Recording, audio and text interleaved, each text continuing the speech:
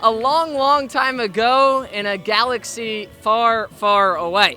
I'm Harry Tidgwell. We welcome you to Planet Cardines for this South Division showdown as the 5-7-1 Newport Gulls look to host the evil umpire from out west in the Danbury Westerners. Newport currently 5-7-1 on the young season, but the Rebel Force looking for their third NECBL championship in 4 years. And well, in case you didn't know already, it's Star Wars night here at the ballpark. We have all your pregame coverage starting right now.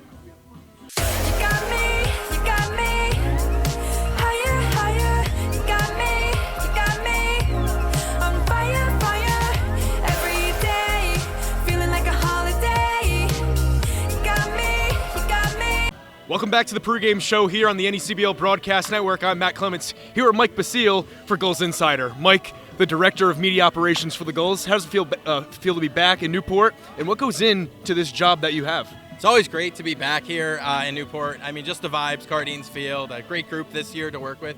It's always fun coming back.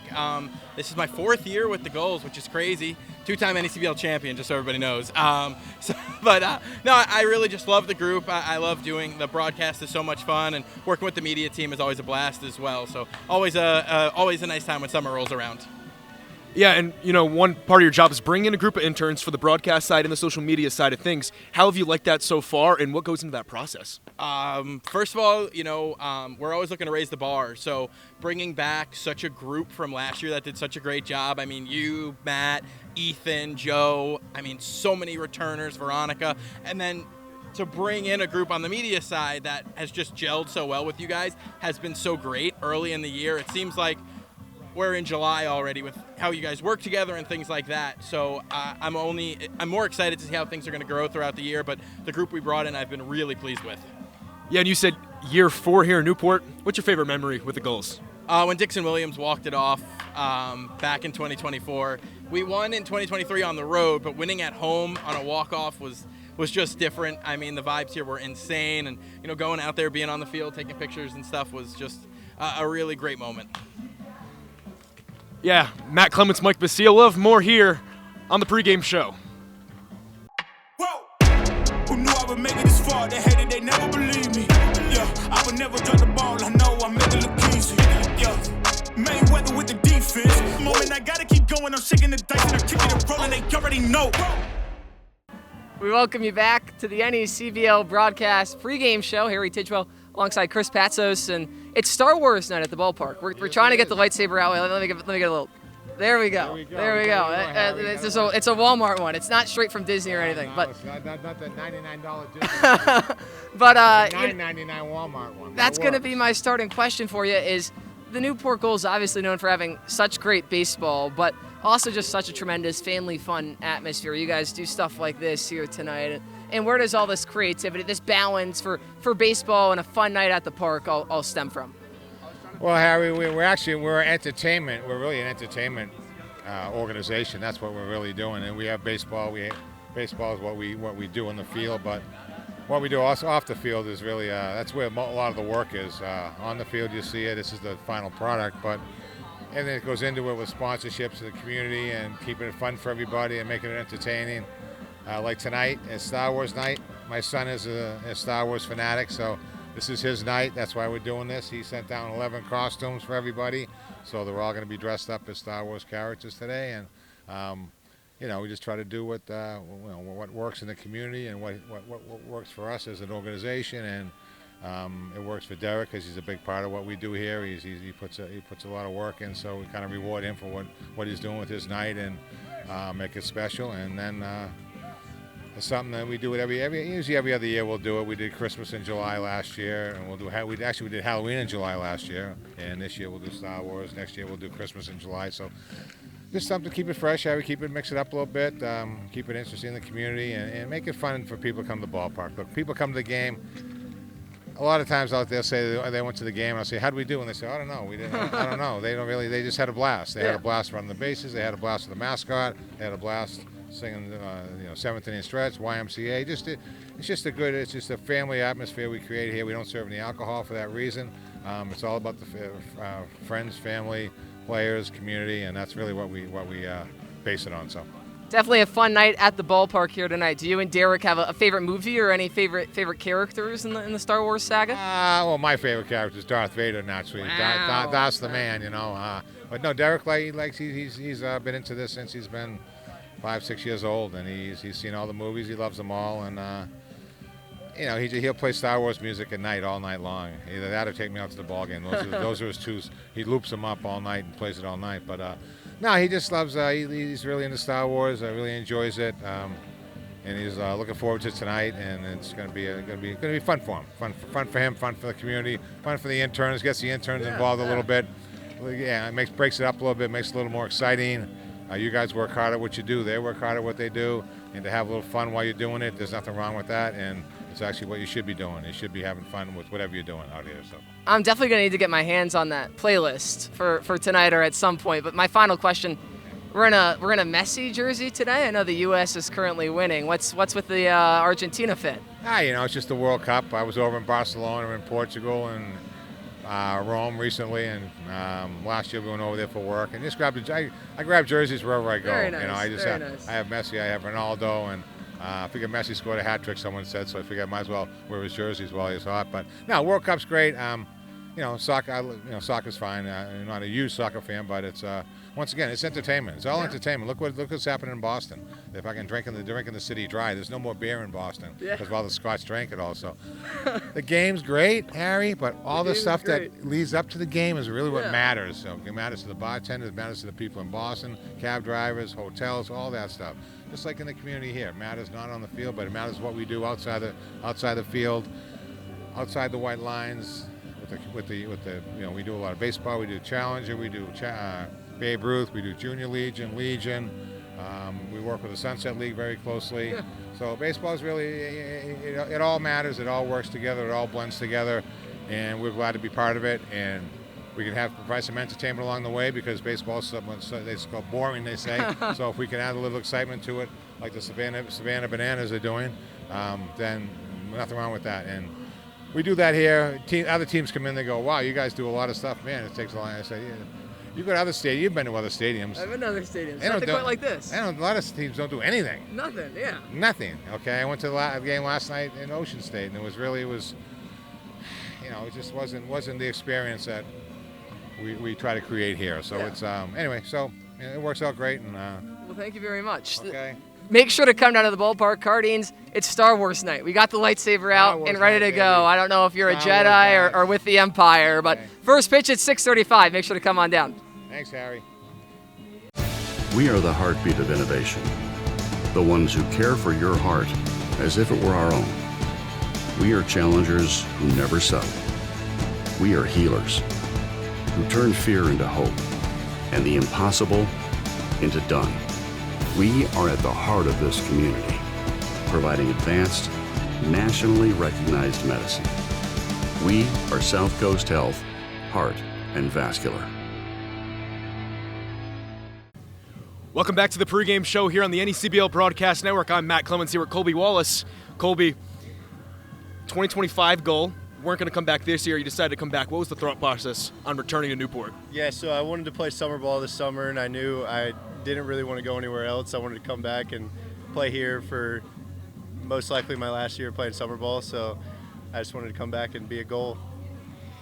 Yeah, this year at college at ECU, you guys won the American Conference Championship. You played in that game. What was that feeling of playing in a conference championship for the first time? Yeah, well, it was awesome. We dealt with a lot of injuries this year, so our pitching staff being able to get us there, it was really fun. Yeah, and of course, last summer's team so close to making the NECBL Championship fell short in the Southern Conference Championship. That team, though, so many memories. What was your favorite memory from last year's squad? Probably playing Moff on the bus rides to the away games. Yep.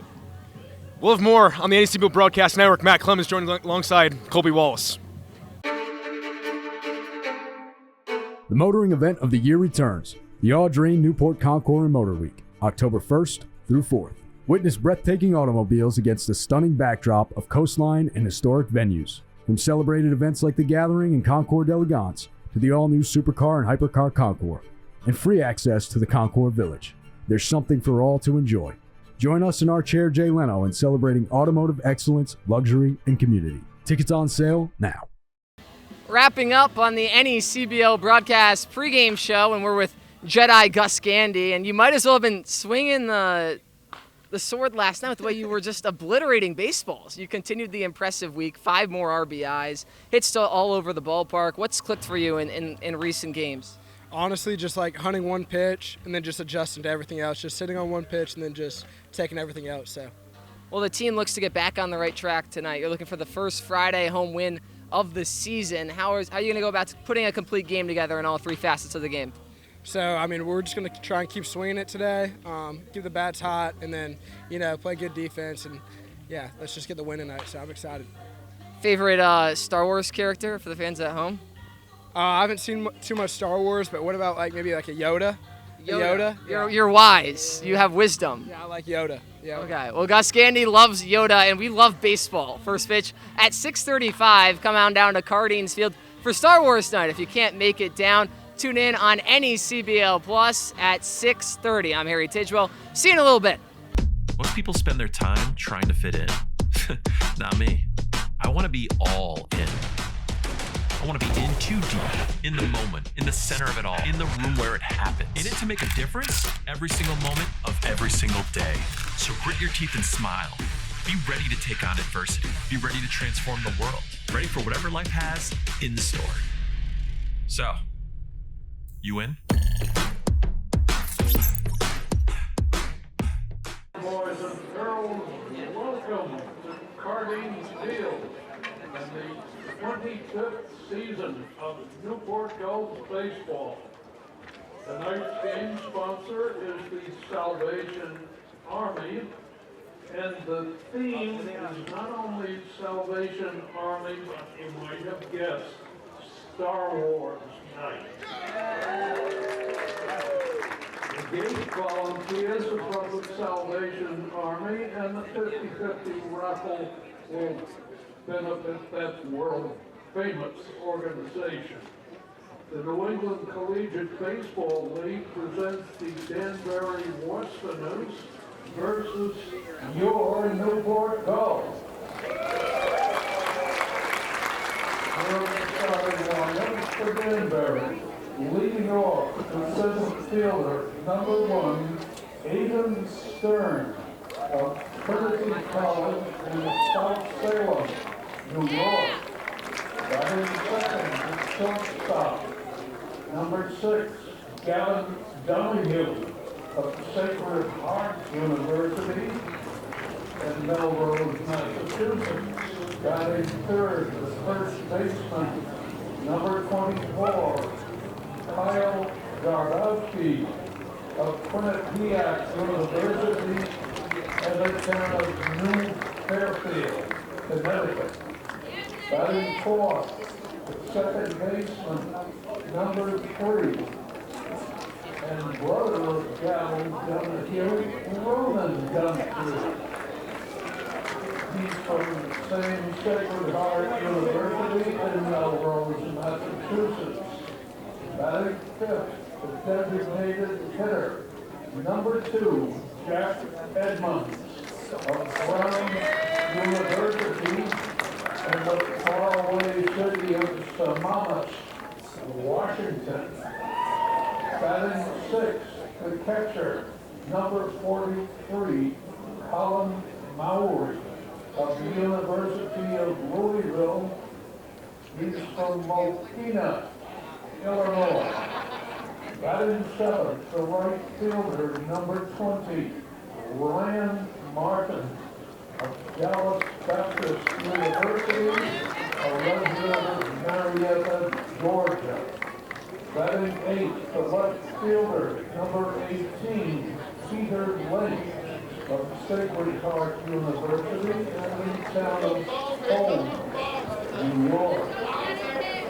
Batting ninth, the third baseman, number 11, Noel Rivera. He's from Marist College and West Hempstead, New York, out on nearby Long Island. On the mound tonight for the Westerners, number 34, Glenn Smith of the University of Richmond, a resident of the capital city of Austin, Texas. The coaching staff. The manager is Connor Farrell. Assistant coach Billy Gerlach. Assistant coach Louis Lopez. And assistant coach Tim Vankowski. And now we introduce the Newport Gulls, and they will be accompanied by the East and West Greenwich Mixed All-Stars. Leading off, the shortstop, number 5. Go 5! Jeff Andy.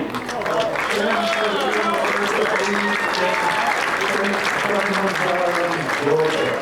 And his baseball buddies, Hunter Robichaud and Henry Guthrie.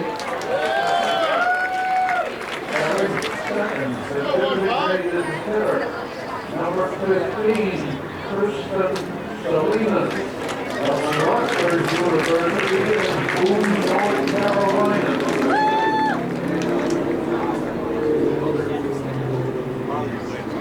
Batting third, the left fielder, number 30, Kate Brown of Georgia Tech in Jefferson, Georgia. And his baseball buddies, Milo and Tate Richardson. Batting fourth, the third baseman, number 25, Braxton Rummel of East Carolina University in North Carolina. And his baseball buddies, Braxton and Colton Van Lovin. Batting fifth, second baseman, number 1, Hayden Cloud of the University of Kentucky and Lieutenant Mesa, Missouri. And his baseball buddies, Max Bruno and Brady Childers. Batting sixth, the first baseman, number 24, Brandon Larson of the University of Southern California. He resides in Rockland, California. And his baseball buddies, Ben and Jackson Brooks.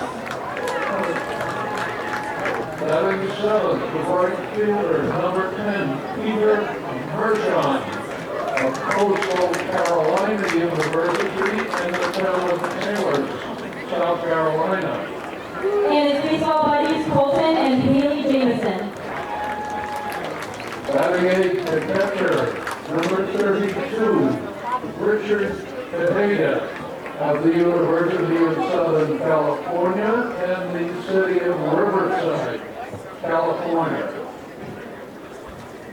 Batting ninth, the center fielder, number 9, Mason Legenda of the University of Pittsburgh, a resident of Brockton, Pennsylvania. And his baseball buddies, Joseph Shaw and Kendall Delzonis. On the mound tonight for the Gulls, number 22, Maddox Miller of Mississippi State University. He resides in Hattiesburg, Mississippi. The coaching staff, the manager, Mike Coon, hitting coach Teddy Reagan, pitching coach Kevin Long, and assistant coaches Dylan Brown and former Gulls player Noah Martinez. The umpires assigned tonight's games, calling balls to the strike, Mr. Frank Andriozzi on the base path, Mr. Richmond Petrowski, and Mr. J.C. Fernandez. We trust these fine gentlemen will be extended every Thursday. Thank you, Don. And good evening, Gulls fans, and welcome to the Salvation Army Star Wars Night at historic Target Field, featuring tonight's matchup between the Danbury Westerners and your Newport Gulls.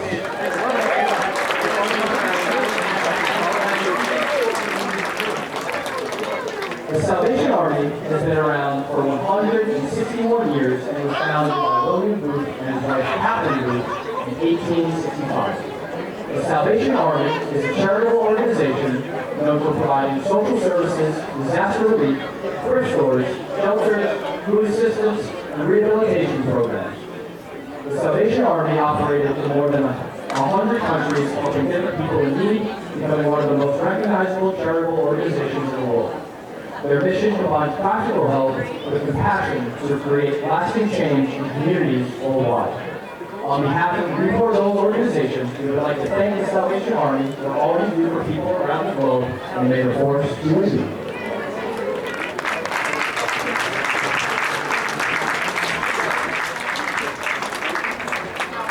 Gulls fans, I would like to welcome up three very special guests tonight for tonight's ceremonial birthdays. First up is Jimmy Winters. Jimmy Winters is the current president of the Newport County branch NAACP. He is also a retired Newport community police officer, grand marshal for the St. Patrick's Day Parade in 2021. He also performed on stage the three-time Grammy winner Ken Lowe at the Newport Gulls Center.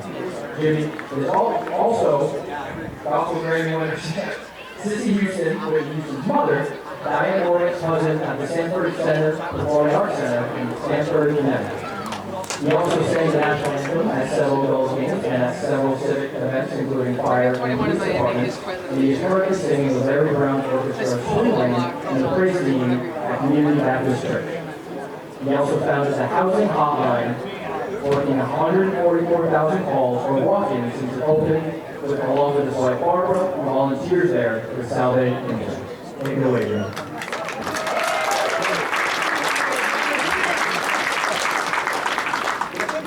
Airball.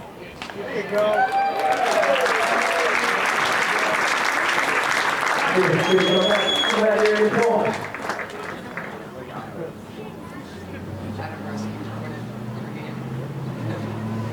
Next up is Chris Willard. Chris is one of the commanding officers of the Salvation Army alongside his wife, Tyler. They have 3 daughters and 2 cats.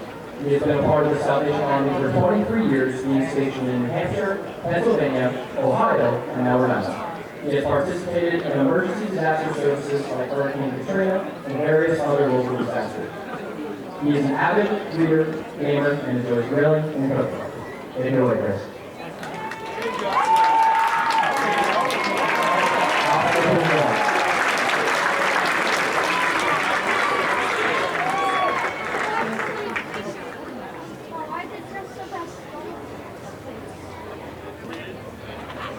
And last, and certainly not least, is Archer Smith.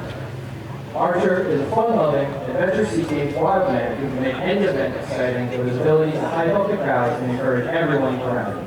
He loves all kinds of sports and is always ready for action. Whether he's acting silly, making people laugh, or trying something new, Archer is always there to light up the mood. Take it away, Archer.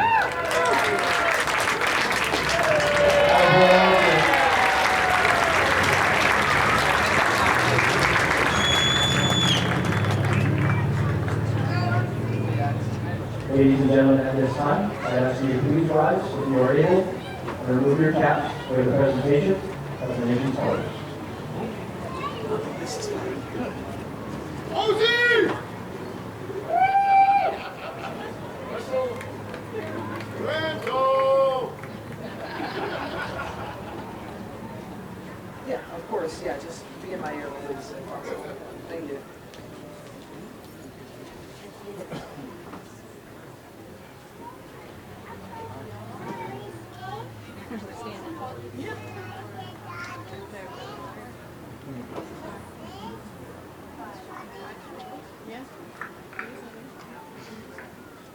Presenting the nation's colors tonight is the Newport Fire Department.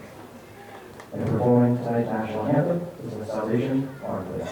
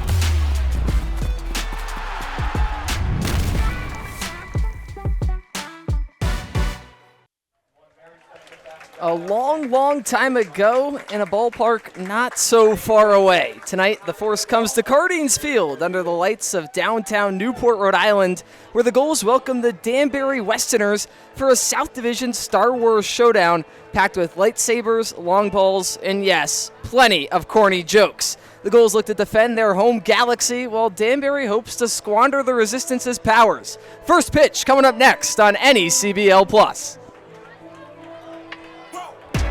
Who knew I would make it this far? They hated, they never believed me. Yeah, I would never drop the ball. I know I make it look easy. Yeah, Mayweather with the defense. Moment I gotta keep going. I'm shaking the dice and I'm kicking it rolling. They already know. We are the heartbeat of innovation. The ones who care for your heart as if it were our own. We are challengers who never settle. We are healers who turn fear into hope and the impossible into done. We are at the heart of this community, providing advanced, nationally recognized medicine. We are South Coast Health, Heart and Vascular.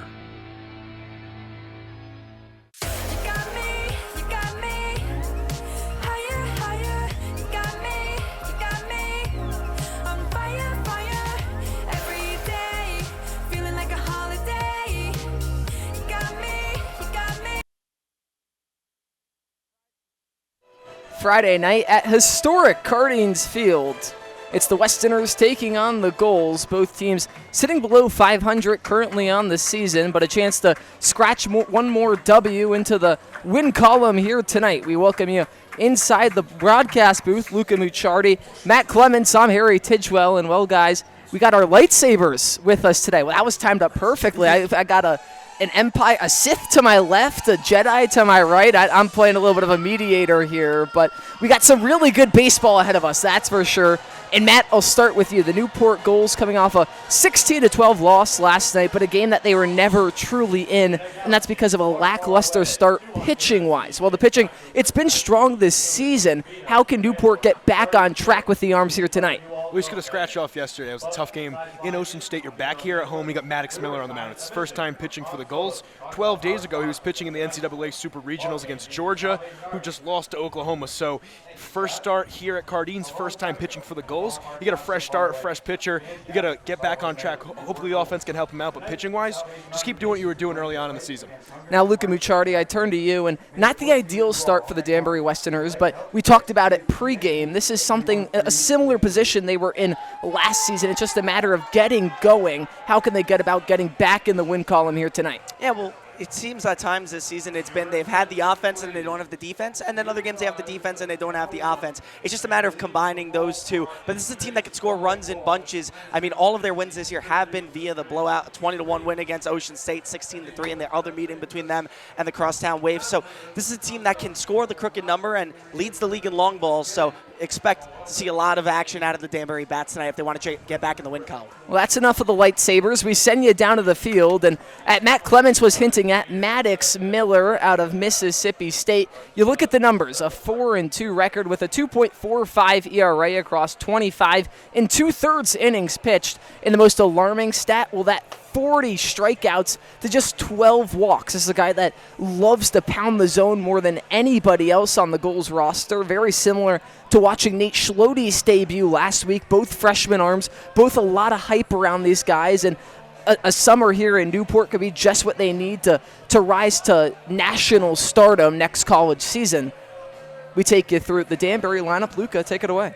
And leading off the center fielder out of Trinity, Aiden Stern. He'll be followed by one half of the Donahue pairing. That's Gavin Donahue at short out of Sacred Heart. Kyle Garbowski out of Quinnipiac bats third. He'll play first base. And then the back half of the Donahue twins, Ronan, will play second and clean up the order. Jack Edmonds is designated hitter tonight out of Brown. He'll bat fifth. Colin Mowry, who will be doing the backstop duties out of the University of Louisville. He'll bat sixth. And then 7, 8, 9, Ryan Martin making his first appearance as a Danbury Westerner in right field. Peter Link returns after a hand injury suffered last week. He'll be out in left field. And Noel Rivera moves down to the 9-hole, rounding out this Danbury order. I guess you could say Gavin Donahue and Ronan Donahue like brothers, sort of like Anakin and Obi-Wan in a sense, you know.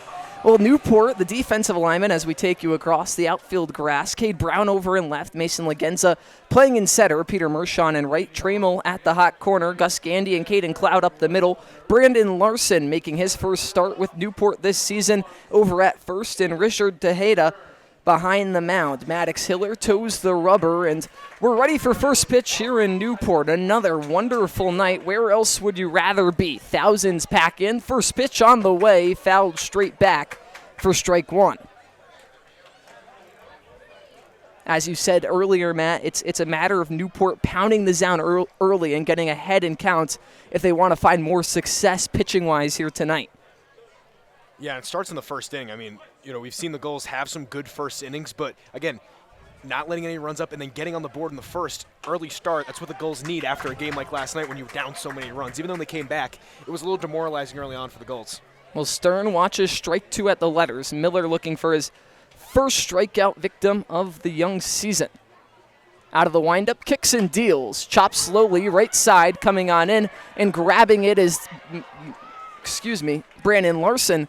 It's going to be an infield single for Aiden Stern. Not a ball that was hit incredibly hard, but into the middle of no man's land. And Danbury with their leadoff man aboard. That's kind of what Aiden Stern gives you from a Westerner's perspective as a leadoff man. Can play the small ball. You see it there, a pretty weak infield hit down the right side, but able to beat it out, and then the head first slide into first.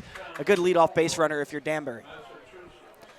Well, Newport is a team that likes to play from ahead. They haven't had a loss when trailing this season, so if you're Danbury, you want to do whatever you can to be the first ones on the board here tonight. In steps Gavin Donahue. Donahue so far this season batting .216.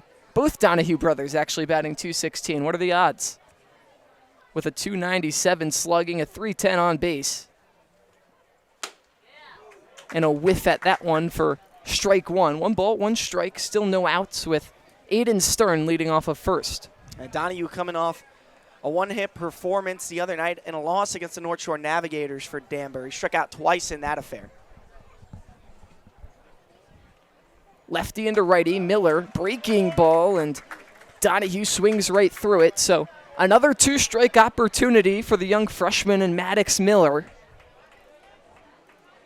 Yeah, Miller's really got him off balance here. He went fastball first pitch into the breaking ball right there. You can tell Donahue a little off balance. See what he goes with here. He has a pitch to waste. Lefty kicks and deals. Up and in. And, you would think a guy like Gavin Donahue better against the left-handed arms, those pitches coming in at him. Actually, similar splits from both sides of the plate for this guy. We'll see what he likes. Likes those pitches up and in. Might get one here. The 2-2 breaking ball misses low and away. Count runs full. Danbury with a chance to put on some early pressure. Stern and Donahue could both work their way aboard. 1 pitch away from doing so. Miller 1 pitch away from his first out of the inning. The 3-2. Caught him at the knees. Strike 3 looking. Maddox Miller with his first strikeout with the Gulls this season. First out of the ball game, and Gavin Donahue goes down looking, brings up Kyle Garbowski, the first baseman here tonight. Garbowski, the 3rd highest batting average on this team, 308 clip coming into tonight. Every single hit of his so far has been a base knock. No extra base hits so far through his first 10 games in the NECBL this summer. Lefty on lefty matchup. Yeah, you mentioned it, a 308 batting average, 308 slugging. Chops one up the middle. Gandy on the hop, flips the cloud for 1. No throw over to first. So just mark it down as a 6-4 fielder's choice for out number 2. Yeah, Gandy, good job right there. It's like a really mean bounce at the end, and Gandy, not the tallest shortstop out there, held his ground, had enough time to get it over to Cloud, and you're only going to get one right there, a slow grounder, but now you get 2, some room to work with, and Miller's looking good out there for his first start. And I think Miller's really loved attacking at the knees early on. That's a spot that home plate umpire, up to this point, Craig Andreozzi has given him, and we'll see if he keeps working down low throughout the rest of this contest. First pitch misses in the dirt, ball 1 into Ronan Donahue. Coming into this game looking at Maddox Miller out of Mississippi State, perfect game had him as one of the top 100 freshmen. In fact, number 25 in the nation coming into this season. Second pitch misses outside. 2 balls, no strikes. Donahue now with a hitter's count.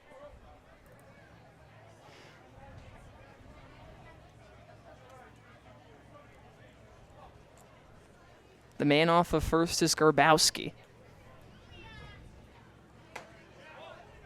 2-0 misses inside. 3 balls, no strikes. Now some good patient hitting with 2 outs if you're Ronan Donahue. We mentioned the same batting average as his brother Gavin coming into today. But trying to provide that veteran presence in the cleanup spot, need it here. Miller pounds one in for the first strike of the at-bat. Jack Edmonds looms on deck, the DH here tonight. Yeah, fastball right there. Get back in. It's 3-1. I might expect another fastball here, try to paint it on the corner, and then 3-2, you have something to work with. Miller's pitch misses up and in, ball 4. So a 5-pitch walk to Ronan Donahue, passes the baton off to Jack Edmonds with 2 outs and 2 men aboard. Edmonds batting .214 on the season, but he does have 3 RBIs and 2 extra base hits, both doubles to his name. Good for a .357 slugging, a .333 on base. Edmonds has been one of those guys who started the season on the bench, actually, listed as a catcher, and kind of went to this coaching staff in Danbury, said, I can play anywhere. Has played left field, is designated hitting tonight, has been the backstop a couple of times, and has really worked his way into this Danbury lineup. Can't really take him out with the way he's been hitting. Well, Miller once again paints the knees for strike 1, trying to escape the early jam. Peeking back at second. Pitch home, a half-offered attempt, but they'll say he went for strike 2. A nasty breaking ball from Maddox Miller.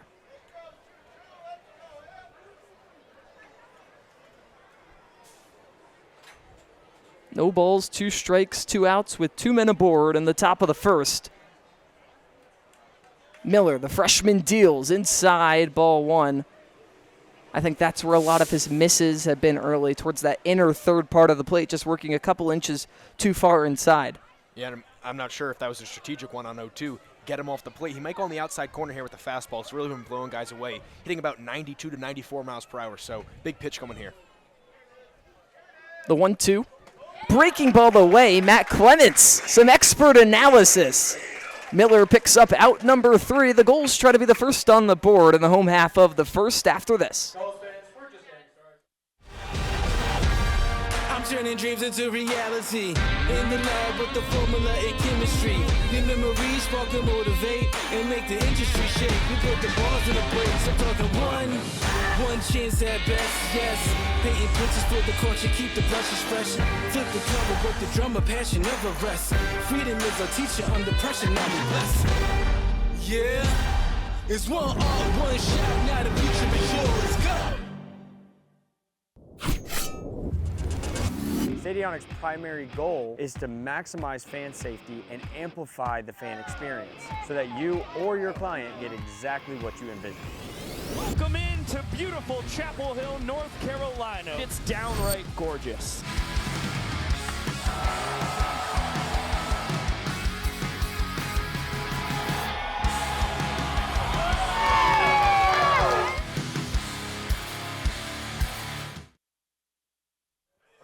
Well, Danbury able to work 2 men aboard in the last inning, but unable to get any runs across. So now they'll have to defend against the rebel attack, if you will, and the man on the mound, Glenn Smith, with more. Luca.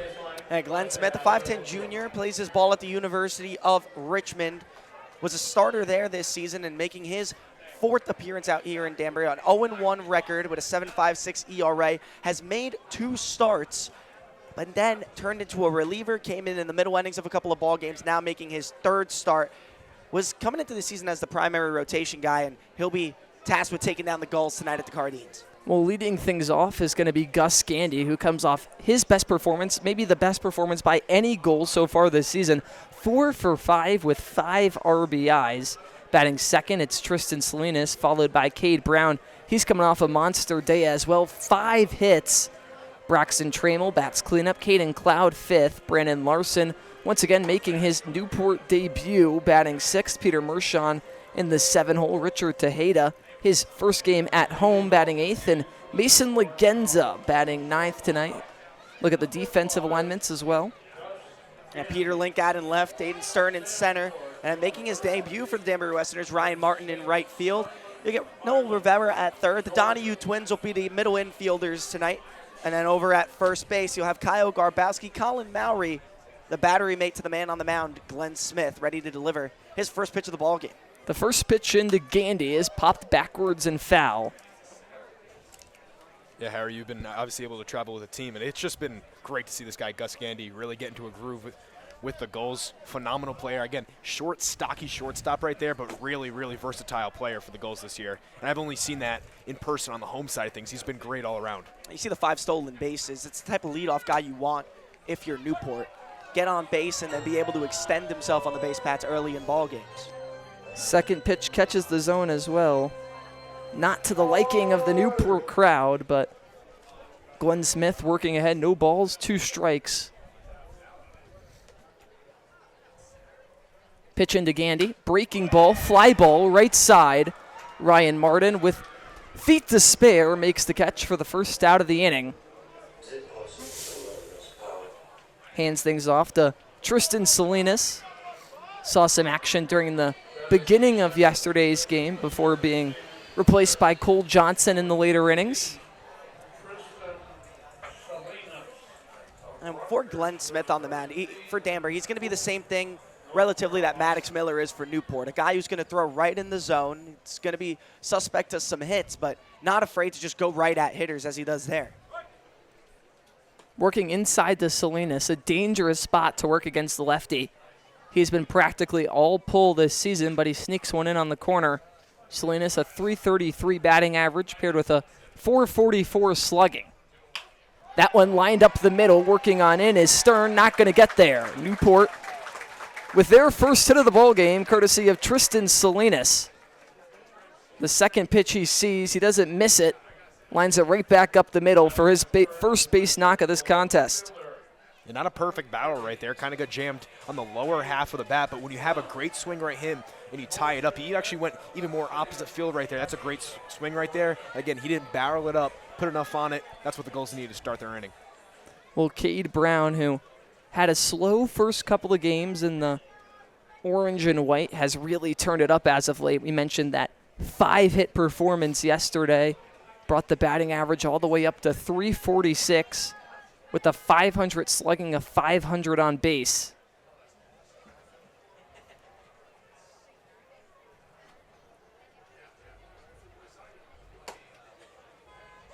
Catches the zone for strike one. Cade Brown, a part of last year's Gulls team. And speaking of last year's Gulls team, Colby Wallace just announced today he came back. He's returning to the squad too, so another returner from last year's great Gulls team to join Cade Brown. Some of these guys trying to finish the job that they were unable to accomplish last year. Newport falling short of the three-peat, losing to the Martha's Vineyard Sharks in the South Division final, but you know, capturing that crown is on the mind of not only everybody on this team, but specifically the returners this season. The 0-2 into Brown, just above the letters, ball one. Another guy, Kyle Branch, who just reached the NCAA Baseball Championship Series. He'll be back whenever that's over, so another returner coming in. Then you get some guys who have some pedigree of playing deep into the playoffs. That's going to round the team better. The 1-2 from Smith. Misses low and away. Can't get the chase. Count draws even at 2s. And that's the trend it seems to be for Newport. The start of the season, one of those teams that really gets their quality players, their best quality players, in later as the summer goes on, and they can really turn it on. That's why they play 500 ball this first couple weeks of the season, and then you just see the Gulls explode into what everyone's been kind of accustomed to now at the Cardines over the last couple of seasons. It's definitely the expectation. That's why I think a lot of people were caught off guard by the somewhat poor start to the season, if you will, but the Gulls trying to turn things around, and Cade Brown went around on that one. The high fastball gets him to go for strike two. Smith challenges him up top, and all that Brown has to offer is turning halfway. And Glenn Smith hasn't been really the strikeout guy for Danbury this season as one of their starters. He's going to let the ball get play in the field. He's going to let up hits. He's going to let up contact and let the defense behind him kind of do the talking. But when he needs to, Glenn's able to figure something out and get a big punch out there. Well, the cleanup man and Braxton Trammell steps into the left-handed batter's box. Newport going righty-lefty to begin things here tonight.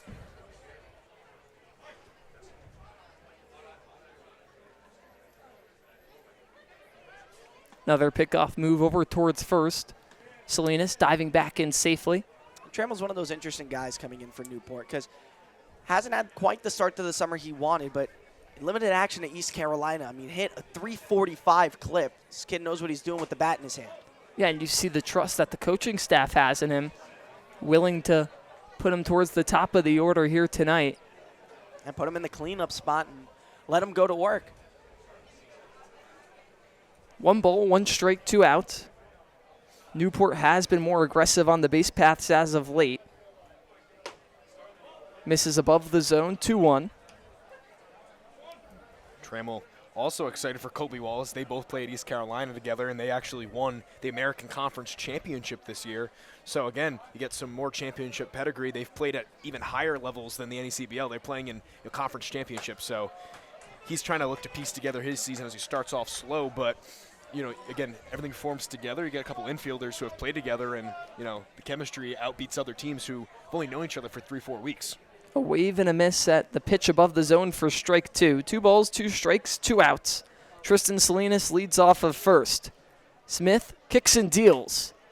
Another half-offered attempt, and they'll say he went for strike number 3.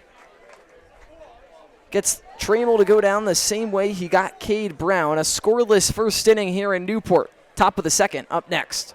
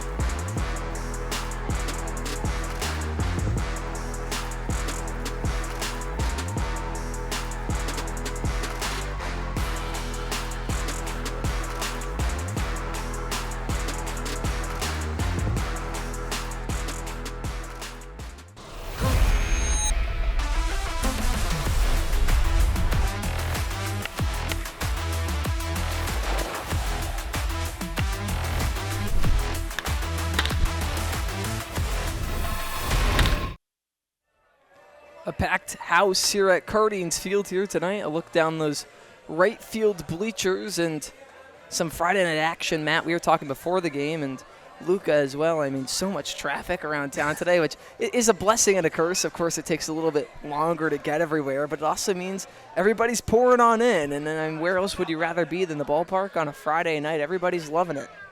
Yeah, and, you know, as a local Rhode Island guy, I understand the draw to Newport.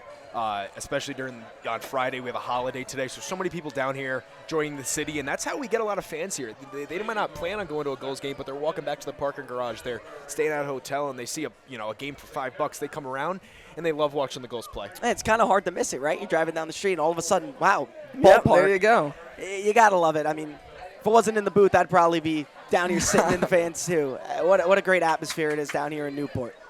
6, 7, 8, Colin Mowry leads things off, followed by Martin and Link.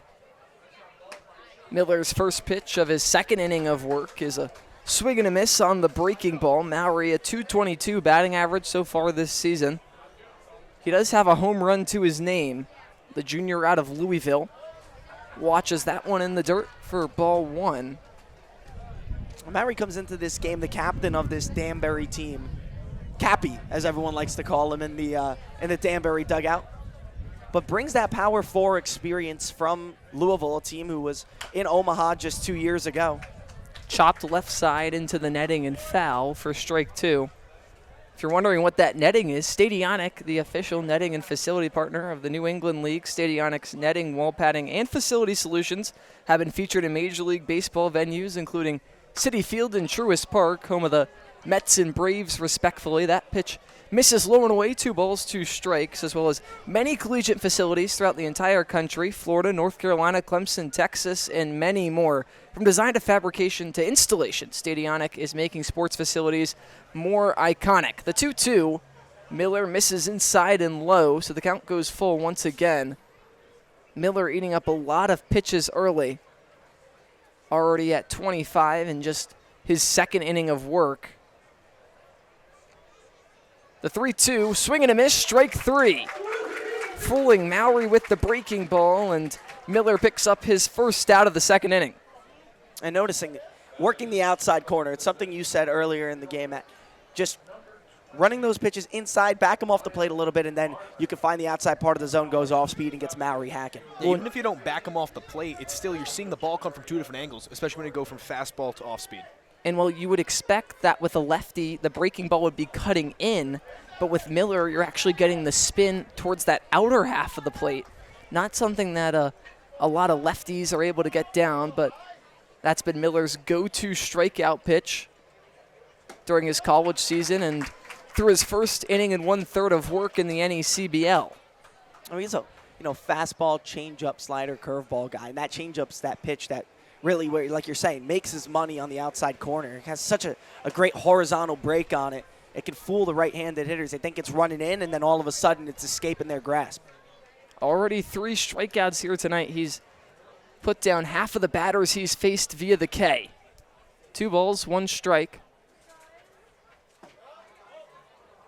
Misses the inside, 3-1. Ryan Martin just joining this Danbury team today. So brand new to the team, just met everybody on the bus ride out to Newport. Connor Farrell and his coaching staff said, hey, we're throwing you right in right field. We need you tonight. Trying to make an instant impact. The 3-1 misses high and in, almost caught him. So Martin works the walk in his first at-bat of the NECBL season. Hands things off to the left fielder, Peter Link. That's a great at-bat if you're Martin.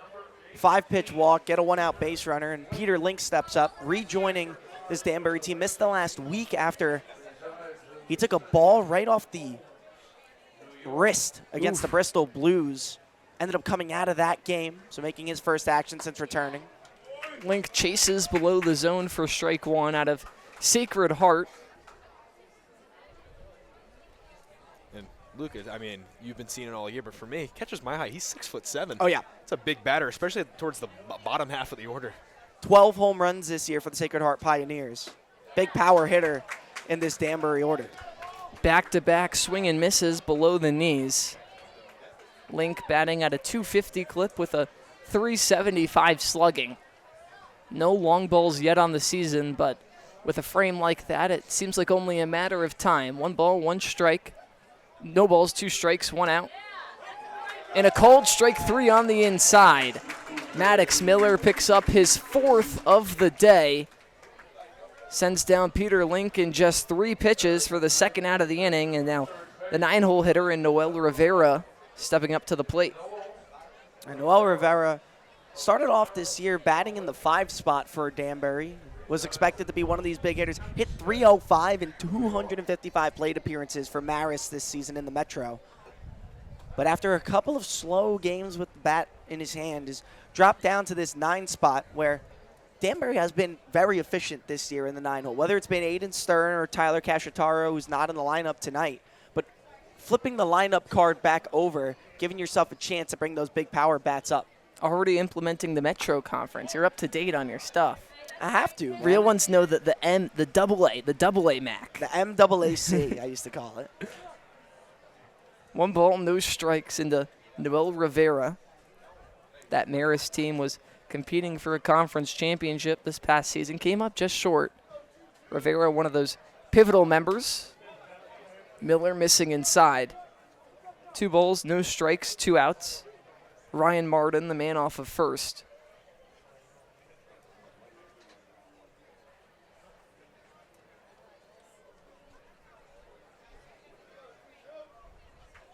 (2-0) on the inner third for strike 1. Yeah, Harry, it's been fun to see Miller throw this inning specifically. I look at the pitches. He had a 3-2 strikeout against Mowry, and then the 3 then the 5-pitch walk, 3-pitch strikeout. He's kind of been all over the place, and I think the umpire's trying to find his zone alongside Miller. Grounded up the middle on a hop to Gandy, who flips the second for the third out of the inning. Ryan Martin's able to work his way aboard, but left aboard by the Danbury Westerners. Gulls try to be the first on the board after this. Who knew I would make it this far? They hated, they never believed me. Yeah, I would never drop the ball. I know I make it look easy.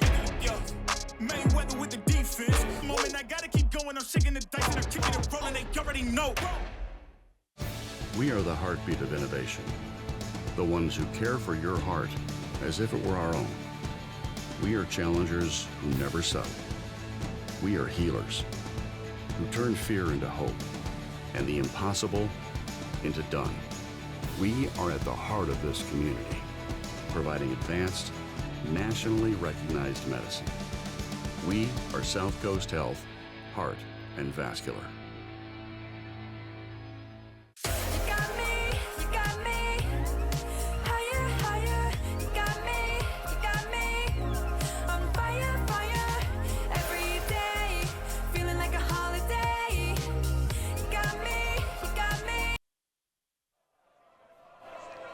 Caden Cloud, Brandon Larson, Peter Mershon due up for the Newport Gulls in the bottom of the second. Remember, fans, if you can't make it to the ballpark, you don't need to miss out on all of the NECBL action. You can keep up with the Westerners or Gulls all season long on NECBL Plus. Head to HomeTeamLive.com. That's HomeTeamLive.com for the full NECBL Plus schedule, or to purchase your single game, weekly, or all season pass. And also, follow the NECBL on social media for your daily NECBL Plus and ESPN Plus broadcast listings. An honor to be on NECBL Plus here tonight. I got to shout out our buddy Joe Dupuis downstairs making graphics, getting everything ready for tonight's game, especially on the NECBL Plus broadcast. We can't thank you enough, Joe. But yeah, a great night, and we're in for a good one, it looks like, early, guys. Yeah, I mean, this has been a battle of the pitchers so far. Looking at Maddox Miller, what a fantastic performance he has. His first time suiting up here at the Cardines, and already with 4 strikeouts through his first 2 innings of work. Glenn Smith was able to get some luck of that, 2 strikeouts in his first inning. So now looking to try to provide more of that kind of stability for this Danbury side. Well, someone that's wowed the home crowd already this season is Caden Cloud, batting at .280 with the .600 slugging. That's first on the Newport Gulls. Already has 2 home runs, had his first home one in the last home game of the week on Wednesday. Put a 3-run shot over the right center field wall. Sent this place into a frenzy, and on a night like tonight, you're just hoping that Newport could get a long ball just to see the fans go crazy. This place can get really loud. The 2-0. Below the knees, 3 balls, no strikes. Yeah, and you want it to happen early on, really get the crowd into it, because despite this being a big crowd, around the 7th and 8th inning, no matter what the score is, kind of seems to, simmer off a little bit. And it slows down, and not the same reaction. So these early innings really mean something. And I remember the playoff atmosphere last year when the Gulls got ahead early. It really helped them out down the line in that game. Smith throws one down Broadway for the first strike of the at-bat. 3 balls, 1 strike, still a hitter's count to Cloud. Out of the windup, Smith kicks and deals. Right back to the fastball at the belt. So the count draws full after 3 straight balls, 2 straight strikes, and a payoff pitch just seconds away. The 3-2 from Smith, breaking ball, chopped left side. Rivera fields it on the run, throw over to first in time to nab the speedy Cloud for the first out of the inning. Smith able to work all the way back. And that's going to be a very positive sign if you're this Danbury coaching staff with Connor Farrell. You see Glenn go down 3-0. He finds 2 pitches in the middle. And then how about the stretch from Kyle Garbowski? Throw a little bit to his left from Rivera, and he's able to nab it down and get that speedy Cloud for the first out. Brandon Larson out of Stanford. And in case you can't tell on your TV screen, we can tell from up here, he's one big guy. 6'6", 240. Had a hit in his lone at-bat of yesterday's contest. This is his first start of the season. And this pitch is crushed. Deep right field. Forget about it. Brandon Larson says hello to the Cardines crowd with a solo shot in the bottom of the second.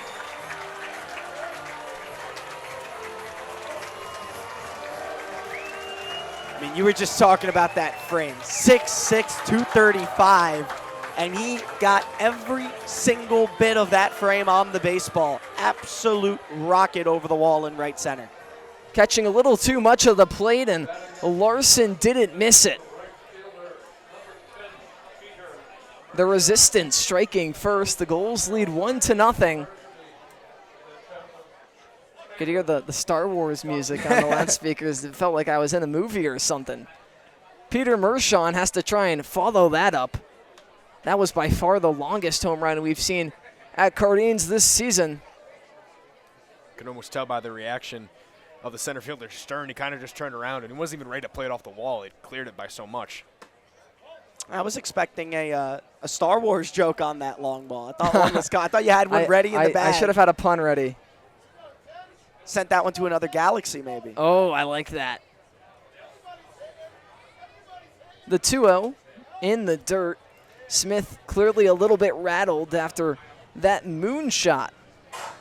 Well, if you're Glenn, you have to say, you know what? That was a solo home run. I gave up one run. Could have been worse. You find yourself back in, and you just limit the damage. It's a Danbury team that can score. Just keep your team within striking distance. Anything can happen in the NECBL. I feel like every long ball hit by the Gulls at home so far this season has been over that right center field wall. I mean, that one would have been gone absolutely anywhere. I feel like some of the ones earlier in the season plopped right over that 321 sign. But if I was a homeowner back there, I'm checking my windows when I get home tonight to make sure there's no broken glass or anything. Mershon works the walk. Some Gulls taking in all the action up top on that light post. Yeah, I mean, back to those dimensions, like it's 321 to the centermost part of right center, and then it just goes back 27 feet into Ivy. And for us, it's so ordinary, and there's also a light pole right there. It's so ordinary because we're used to it, but when you walk into this place, you're probably like, what is going on over there? You got a warehouse, that's the foul line. It's really wacky, but, it adds to the old, feel. Oh, it's fantastic. You're situated between, a busy street, a firehouse, and a neighborhood. It's one of the coolest spots you can find to put in a ballpark, and it's got that own special charm. Every ballpark in the NECBL kind of has to have their thing, right? I think everybody kind of knows Cardines, one for the atmosphere that the fans create here, but for the dimensions. It's one of those famous things, and of course 360 after that big gap in dead center field. But one of the more fun ballparks, I know the Danbury guys were coming in and they saw it for the first time and they said, what's going on here? I gotta ask you guys. I just got the number from our stat track guy. Do you have a guess for how far that ball was hit? 405. I'm gonna go 383. 411 feet. Wow. It's the longest home 100 run miles in the league. per hour off the bat. It's the longest home run in the NECBL this summer. Wow. Aiden Stern on Danbury had what was previously the longest, 394 to dead center at Rogers Park. So there's a new stat for your book. Gonna have to throw that in trivia one of these days. 411 feet in Newport. Wow. I want to know where it hit in terms of those trees out there. I mean, pickoff move over towards first, scampering back in safely is Mershon. I mentioned it to you before we went on air. Your backyard's facing the ballpark. That's a great spot, right? You just sit out back. You get to watch the game. Throw some out. burgers on the grill. It's awesome. But then you also got to think, how many times is your window breaking, or you got to fix the siding on your house? Line drive the other way. Martin working in, makes the catch. Mershon will get back to the bag in time. So Danbury unable to force the rare 9-3 double play, but they're second out of the inning nonetheless. And now the 9-hitter in Mason Legenza stepping up to the dish. Number 9 batting ninth. Legenza out of pit. 5 RBIs on the season already. That's a guy oozes talent. 6th round pick by the Dodgers just a year ago. Decided I'm going to play my college ball and play my summers in Newport. And again, like I was saying for Danbury, if you have a guy in the 9-hole that you can trust to flip the lineup card back over and really start rallies for you, it pays dividends for the Gulls. And, the numbers aren't quite where he wants them to be, but like you said, he just oozes talent. You can tell just by seeing him warm up, seeing him take batting practice, and you know that when he hits his stride this season, he's going to be one of the most dangerous hitters in all of the NECBL. Slashes that one foul left side into the street.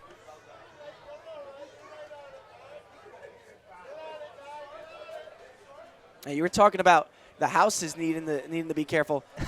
The streets, well, maybe 50 feet to the left. I mean, you're right on the corner of a busy street. So we're right near the water too. If you're a boat, you might want to watch out when you're going on by. Runner takes off, throw down to second on a rope, but Mershon diving in safely avoids the tag, and a 2-out runner in scoring position for the Gulls. And Maury's throw just took him a little bit to the left. Donahue couldn't apply the tag, but a heads-up slide if you're Mershon. Yeah, going for that back part of the bag really made Donahue have to stretch far just to get him. Unable to reach the jersey in time. Mershon cleaning some dirt off of his chest. That was a good pop-up time, though, and really good cannon Maury has behind there. Just a little off target, but if he had a little bit more to the right, I think there would have been a play there. And with how good of a jump Mershon had, I think he still sent the signal, hey, be careful running on me, because those are going to turn into outs sooner rather than later. The 2-1 into Legenza. Misses below the knees. 3 balls, 1 strike. Gus Gandy, the leadoff man on deck. We talked about his monster game yesterday, included 5 RBIs. I'm sure he'd love an opportunity to hit with 2 runners on here tonight. Well, Legenza's got to be loving this guy in scoring position, 2 away, but you got a hitter's count at 3-1. Big chance if you're Newport. Smith stepping back and peeking an eye off at Mershon before the 3-1 delivery. I think Legenza's got to be expecting fastball here. Smith's 3-1 count, runner in scoring position. You get the hottest hitter on deck. You don't want to face him. You got to put something in the zone here. I got to see fastball in the outer half. 3-1. Popped foul, out of play left side. I feel like I have Tony Romo to my right. I was going to agree with you. That's the Glenn Smith. I need a pitch in the zone. He likes that fastball outside to the left-handed hitter, which you can expect out of a big righty. Yeah, I agree with you guys as well. 3 balls, 2 strikes. Mershon not forced, so he'll be staying put at second until this ball is either put in play. Payoff pitch from Smith. Kicks and deals. Tapped off the leg of Legenza, and we'll do it again.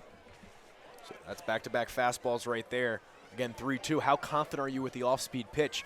If you are, you probably want to put on the lower half of the plate. He might see the arm angle, be fastball, swing at a low curveball. That's your hope right here if you're Smith. If not, try to work, again, up and out fastball. You got to, really try to avoid something middle here. Yeah, you don't want to leave anything hanging in the zone for this guy. A base hit can double Newport's lead just like that. The 3-2. Breaking ball, swing and a miss, strike 3. Smith beats Legenza low in the zone, but not before the Gulls leave their mark on the bottom of the second, courtesy of Brandon Larson. 1-0 Newport. We're back after this. Who knew I would make it this far? They hated, they never believed me. Yeah, I would never drop the ball. I know I make it look easy. Yeah, Mayweather with the defense. Moment I gotta keep going. I'm shaking the dice and I'm kicking and rolling. They already know. We are the heartbeat of innovation. The ones who care for your heart as if it were our own. We are challengers who never settle.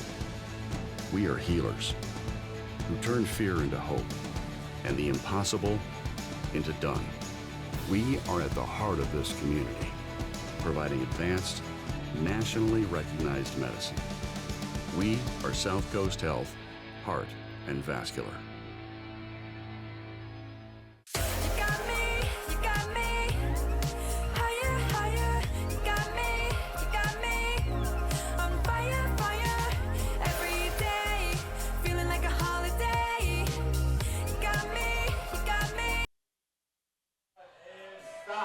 Brandon Larson over the first base bag, and well, he's already made his impact on this one. A solo shot just half an inning ago. Danbury having to play from behind. They'll have the top of the order due up in the top of the third. Aiden Stern, Gavin Donahue, Kyle Garbowski set to lead things off. Stern had that infield single softly hit towards the right side his first time around. And Aiden Stern coming into this game, a .310 average, and I'll take a tick up after the single, but a .524 on-base percentage. That's second best in the NECBL. So like I said, a very, very effective leadoff man for Danbury. Already got on in the first. And now trailing by 1, if you're the Westerners, you're hoping he can do more of the same here in the third. Yeah, and obviously not being the first team on the board doesn't mean anything when it's a one-run game with 7 innings to play. Miller working in and catches the umpire behind the dish.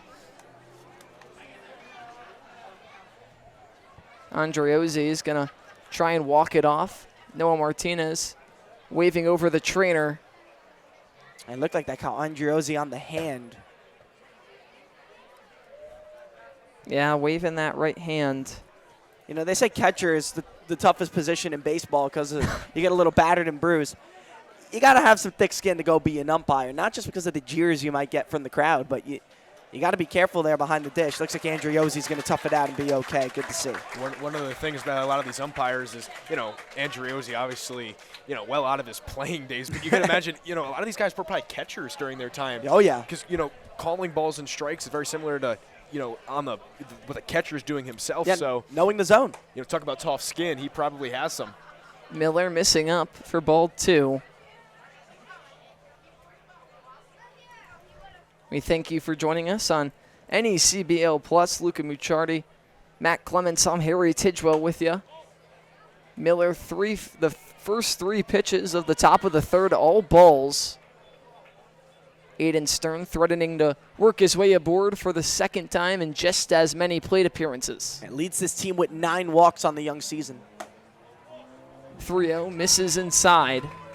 So a 4-pitch walk issued to Stern.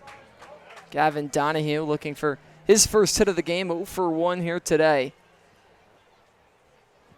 And that's the start you want if you're the Westerners.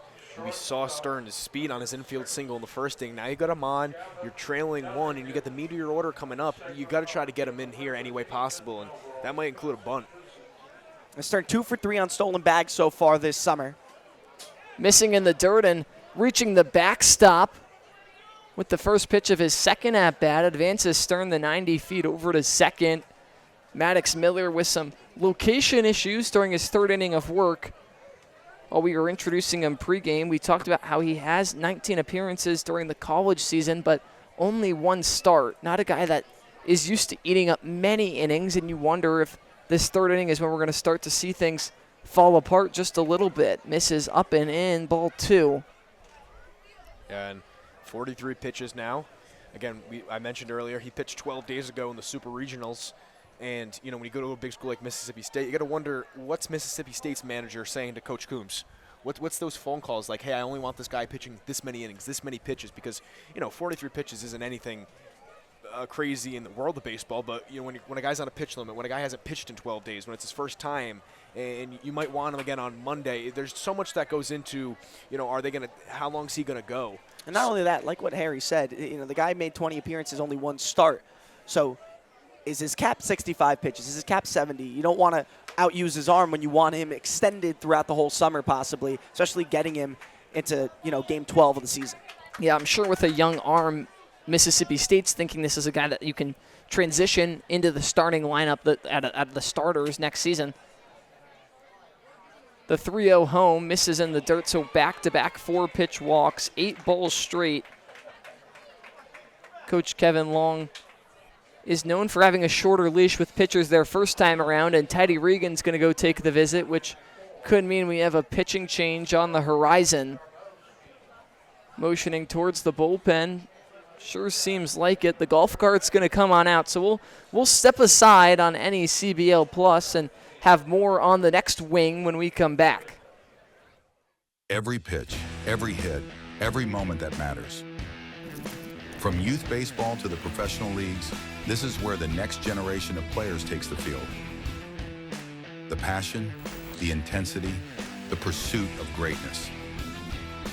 From future stars to unforgettable moments, every game tells a story, live and on demand all season long. Watch the future of the game unfold. Watch on HomeTeamLive.com.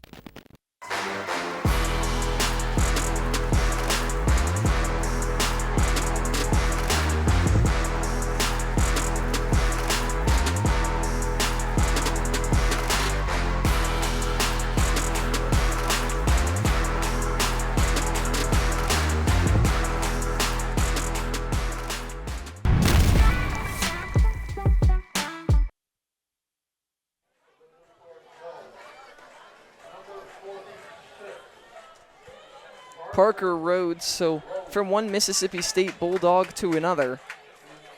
Rhodes from Greenfield pitches at Mississippi State. You look at those college numbers, a 3.18 ERA across 11 1/3 innings pitched, 13 strikeouts to 6 walks. Very similarly, we saw all the Louisville arms throw in there in the, I believe, the second game of the season. And here tonight, it looks like maybe we get some of the Mississippi State boys. Yeah, and it's like that had to have been almost a thought, get these guys going on the same night. So again, when you get Kyle Branch back, when the whole team's here and they all know each other, they get to know each other, you can throw any guy in whenever. That's the goal right now. But you get 2 Mississippi State guys, both making, I believe this is Rhodes' first appearance. So, good opportunity for the Gulls to see what they can do, but also some competitive arms on the mound. Well, especially if you're looking at both of them as potential starters during this season.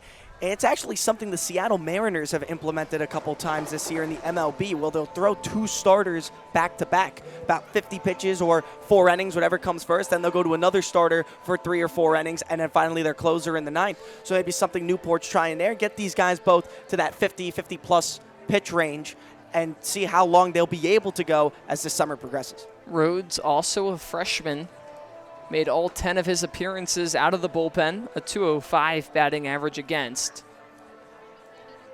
Switching over from the lefty Miller to the righty Rhodes, he inherits 2 runners on with no men out, so definitely not an easy position to come into, to say the least.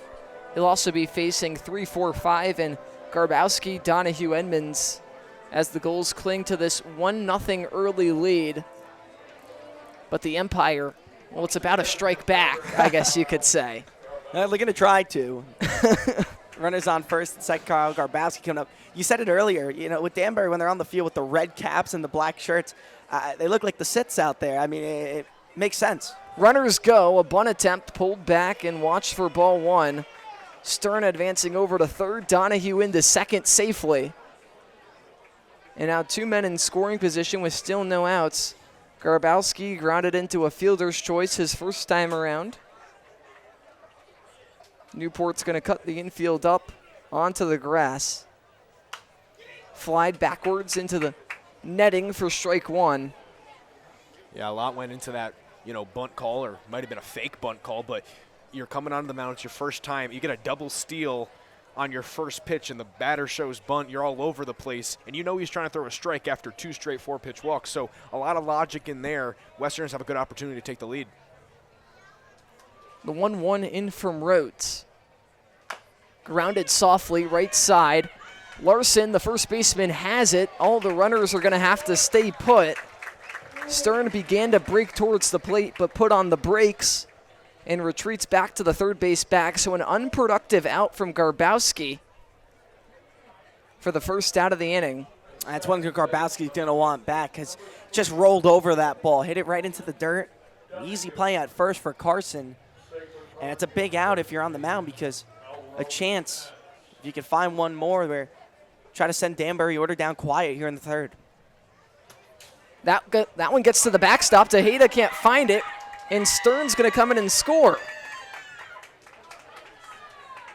The revenge of the Sith. The Westerners steal a run back, tie it up at 1s.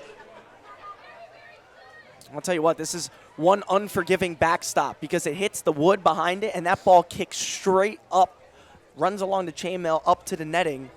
And Aiden Stern really didn't get a great jump over from third, watched that ball run up the netting, and then said, wait, I can go, and was able to nab the bag at home. But Danbury with some heads-up base running and a little bit of good fortune, able to tie this ball game up in the third, and threatening just one away at a runner 90 feet away. Yeah, it looked like Tejeda, the catcher, almost ran into Andrews, the umpire there, so a lot of mismatch and really good decision. He hesitated at first, as you mentioned, but went all the way. You get a tied ball game now. Fly ball deep enough, gives them the lead just like that. Gulls trail after that explosive inning in the home run, so that's just how the game goes. Strong response from Danbury. You really can't ask for much more after Newport punched first.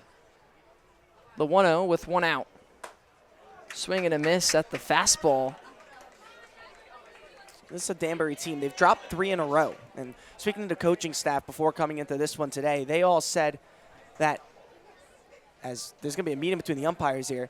They all said that their base running is the most important thing that this team has needed to get going. And when you're on the base paths, get good jumps, get good leads, and find ways to advance. But wondering what the judgment is here between the umpires. A quick conversation. Looks like we'll resume play. They might have been just checking the count, possibly. 1 ball, 1 strike, 1 out. Donahue, Gavin Donahue, the man off of third. His brother and Ronan at the dish trying to bring him home. The Gulls infield still up on the grass. The 1-1, swing and a miss for strike 2. Gets him to chase on the breaking ball. Yeah, fastball coming here. I'd have to agree to you. You just got that slider to run outside. You could throw away a pitch at 1-2, would expect fastball in at the hands. Well, the weatherman says expect fastball. The 1-2, lined right back up the middle, through for a base hit. It's an RBI single for Ronan Donahue as he drives in his brother Gavin. And the Danbury Westerners, with the snappier fingers, jump back in front 2-1.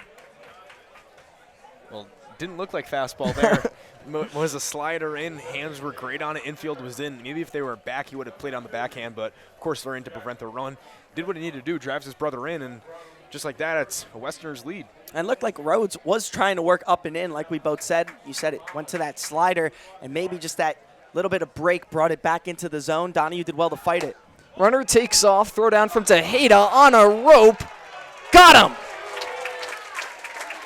Richard Tejeda, his first throwdown of the season is a success. He nabs Ronan Donahue for the second out of the inning.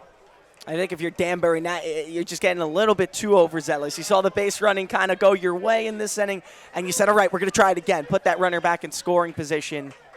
But a great throw from behind the plate by Tejeda. Definitely such a great mix of arms that Newport can work in behind the dish specifically. Adam Broski has one of the best arms in all of college baseball. He's so dangerous to run on with that cannon he has that he can throw down to second base.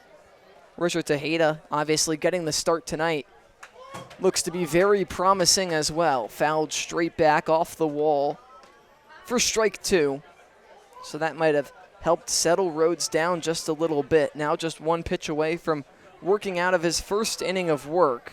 And this seems like the first at-bat Rhodes has been able to actually have his own game going on. He had to take those 2 runners in who got to second and third automatically. He can really work here. The 1-2, swing and a miss, strike 3. Got him with the breaking ball on the low and away corner, but Danbury responds. They lead 2-1. We head to the bottom of the third after this.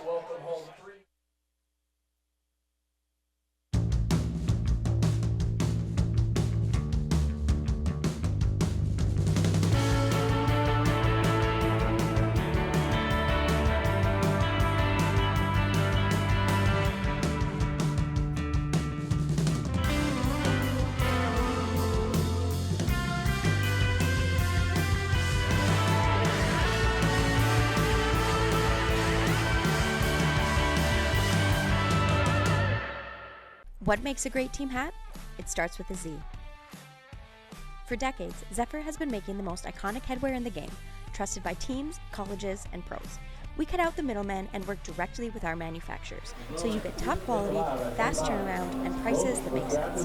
From bold designs to unbeatable fit, Zephyr hats are built to match the quality of your team, right down to the last stitch. Zephyr Team Headwear, born from experience, built for teams that stand out. Welcome back to Cardines Field. I'm Veronica Borelli, and joining us for his second year here at Newport is Colby Wallace. Wallace is coming off of his sophomore season at ECU, where he appeared and started in 62 games. Wallace was able to contribute with 10 home runs and 42 RBIs, and also appeared on the mound 13 times to show his versatility. Back to you guys. Thank you so much, Veronica. We gear up for the home half of the third after scoring 1 in the bottom of the second. Can Newport keep the offense rolling the next time around? Both teams with 2 hits here tonight, but Danbury with the 1-run lead early on, trying to snap the losing streak. Newport trying to prevent it from becoming 2 straight after the loss to Ocean State, a game that they just fell behind from the get-go. After just 2 innings, it was 8-1, and it was all waves from there. The battle for the bridge. We need a name for Danbury versus Newport. Man, I don't know. Sleep on it. Let me know. The next time these two teams meet 6 times this season. It's just the second, so we'll have a name for it. We'll have a name for it. We're gonna trademark it, and we're gonna start selling merch. Next time they're here is 2 Wednesdays from now, July 1st. I'll be on the call as well, so we'll have this crew back. Always a pleasure to have Matt Clements in the booth. Noah Martinez, the first base coach. Teddy Regan coaching third here tonight. Also, the acting manager as well. Coach Mike Coombs serving his 1-game suspension after not being so friendly with the umpires yesterday. He had to face the consequences. Some confusion. It was a couple of confusing plays with the temporary fence out of Ocean State, and feelings boiled over. You know, to make a comparison, it's maybe not the same level, but it's kind of what Dan Hurley does. You know, he has his trouble with the referees, but it's always in favor of his players, and he's always backing them up. And you always see those guys. Yeah. Dan Hurley is just, you know, so hated on, but all his players are the most lovable guys. They play for him. That's what the Gulls teams have done the last few years, especially in those championship years. They played for Coombs. So, you know, it almost builds trust. Even though you're missing a couple games of the year because you're ejected, your guys are playing for you. Yeah, it's not a thing of malice coming from Coombs. It's a thing of love for his guys and saying, I'll fight for you. You guys got to fight for me on the field. Exactly. Newport trying to make the manager proud here tonight. The 3-0 to Gandy misses up. Ball 4. I was going to say Coombs got the standing ovation from his players yesterday on the walk out of the ballpark. You can really see how much they enjoy backing him up. It's, you know, those old school unfiltered coaches kind of for some reason sit really well with the new generation of players, and it's I've had coaches like that. It's a really fun time. So the leadoff man aboard for Newport, Tristan Salinas, now stepping in 1-for-1 today with a line drive single right back up the middle. Pops one up into shallow center field. Stern on the run, and it's down. The throw into second, not going to be in time.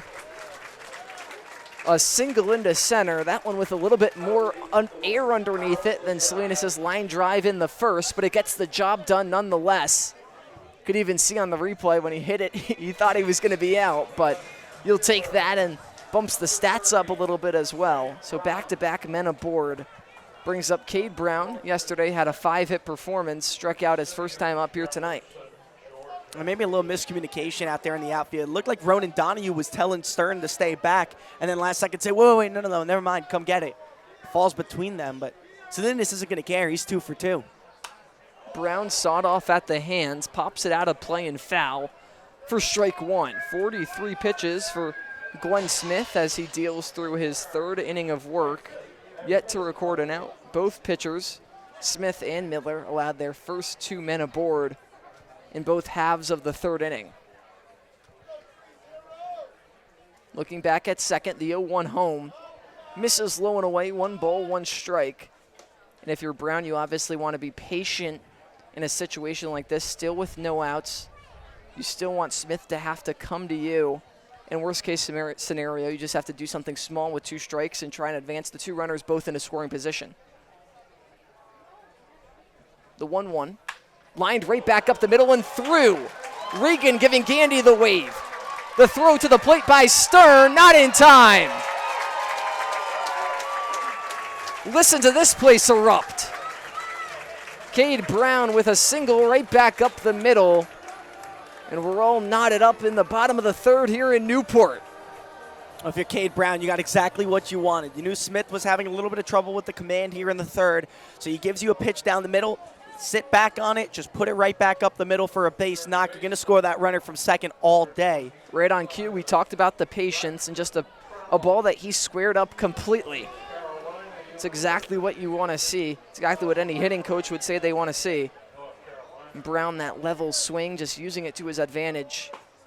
Braxton Trammell, the lefty, digs in and waves at the low and away breaking ball for strike 1. On the question on the defensive side now, if you're Danbury, you saw Newport have the short leash. Does Connor Farrell and the Westerners kind of tell Glenn here, just keep it in the back pocket if we need to switch things up?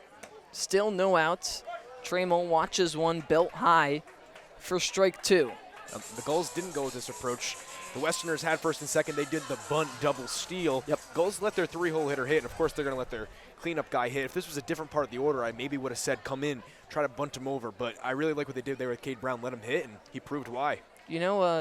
Teddy Regan and Coach Coombs, the entire hitting staff for Newport isn't really big on bunting. Even in the extra innings we've seen so far, they've played 4 extra innings. They've only shown bunt once. So they're in favor of letting the guys hit. They believe in having them swing the bat and have to get it done that way. And I wonder if that's also another, you want these college coaches want their guys to progress. And if you're watching the game and you have your big guy up in the 3-hole and he's bunting, you're probably like, Coach, what are you doing? Let my guy hit. The 0-2 is smoked foul, right side, right over the warehouse. Yeah, it'll be interesting to see if that changes at all as we move closer to playoff time. It did last year. Now that you say it, I remember last year, you let your guys hit. This is almost like the spring training weeks. But once it got late July into August, guys were doing whatever for the team. And you also want to do because you grow with these guys, and it becomes more than just, you're playing to get better. You're playing for your, brothers. Trammell flies one into left. Working on over is Link and wrapping it in leather for the first out of the inning. Salinas and Cade Brown both staying put. Caden Cloud now up to the dish. He had a similar situation to this in Wednesday's night contest. 2 runners on, and that ended with a 3-run blast over the right center field wall. Boy, oh boy, would Newport love if he could replicate that. Well, I know when these two teams met back on June the 8th over in Danbury, Caden Cloud was one of the guys that was his debut, you were very high on, and he had a very solid performance that night over at Rogers Park. Has continued to impress already for Newport out of the University of Kentucky. Can have a big impact now and try to put the Gulls back out in front. Grounded left side. Rivera has it. Throw to second. Takes Ronan Donahue off the bag, but he's able to recover in time to at least secure the 1 out as Cade Brown is out advancing. So runners on the corners with 2 outs in the bottom of the 3rd. Looked like Rivera just rushed that throw. He saw the speed coming from Cloud and tried to force a double play. Ball, zip it in the second. Ronan Donahue, though, how about the heads-up play? Makes the grab, has to dive off the bag, and then snaps it down with the glove to make sure to get that out. So now if you're 2 away, Glenn Smith still a soft ground ball out of getting out of this inning. Well, Glenn Smith must be fighting nightmares out there right now. Brandon Larson, a guy that took him 410 feet his last time around, standing in. Watches ball 1, low and away.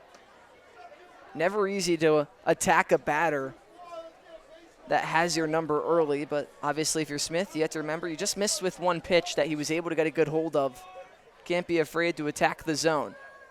2 outs with runners on the corners. The 1-0 misses in the dirt for ball 2. Salinas stands off 3rd. Caden Cloud over at 1st. You wonder if we'll see any action to try and move both runners into scoring position with Cloud trying to nab second base, or do they let Larson keep on hitting? I thought that might have been his opportunity, ball in the dirt. He probably should have took off right there and you have 2nd and 3rd, but again, you could try to maybe work throughout the count, try to get almost Smith worrying about the runner on first, even though he should only be worrying about the batter in this situation. 2-0, tap backwards foul, 2 balls, 1 strike. And like you were saying, if you're Glenn Smith, the guys on the base paths don't matter. You need to get 1 out. You're going to fight a guy who got long ball back in the 2nd. Just find your way around, see if you can find this out at the plate. Watches strike 2 in the outer lower part of the plate.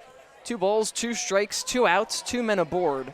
Now, how much do you trust that off-speed pitch that we were talking about earlier? Do you, again, try to run fastball up and away? I mean, that was a good 2-1 pitch right there. I wouldn't mind low off-speed right here. The 2-2, Cloud takes off, breaking ball misses up, back pick over to 3rd into the left field grass. Salinas is going to come in and score. Cloud moving into 3rd safely. Disaster for Danbury. So went with the curveball up, and then Mowry in his 3rd baseman Rivera just not on the same page. I don't know if that was a design back pick to 3rd base, but he wasn't even at the bag. Soared over his glove, a high throw, and that was a disastrous play. That manager Connor Frau can't like that. That's happened a couple times for Danbury this season. Colin Mowry's aggressive with the ball in his hand. He wants to try to get as many runners as possible, try to do it all himself there. The 3-2 misses away ball 4. Back-to-back balls from Glenn Smith. Give Brandon Larson the free pass and hands it off to Peter Mershon. That's a situation now. You, Colin Mowry, you are an experienced backstop. You're a power 4 guy. You're going to want that back. Just a little too overzealous. Wanted to try to get that out himself. It sails into left field. Newport's not going to care. They manufactured themselves another run and take a lead 3-2. I'll say I've heard the word overzealous used 3 times this year on broadcast, all courtesy of you, Luca. And I like that word. I'm a big fan. I like the word, man. Dude, I got to add that to the vocabulary.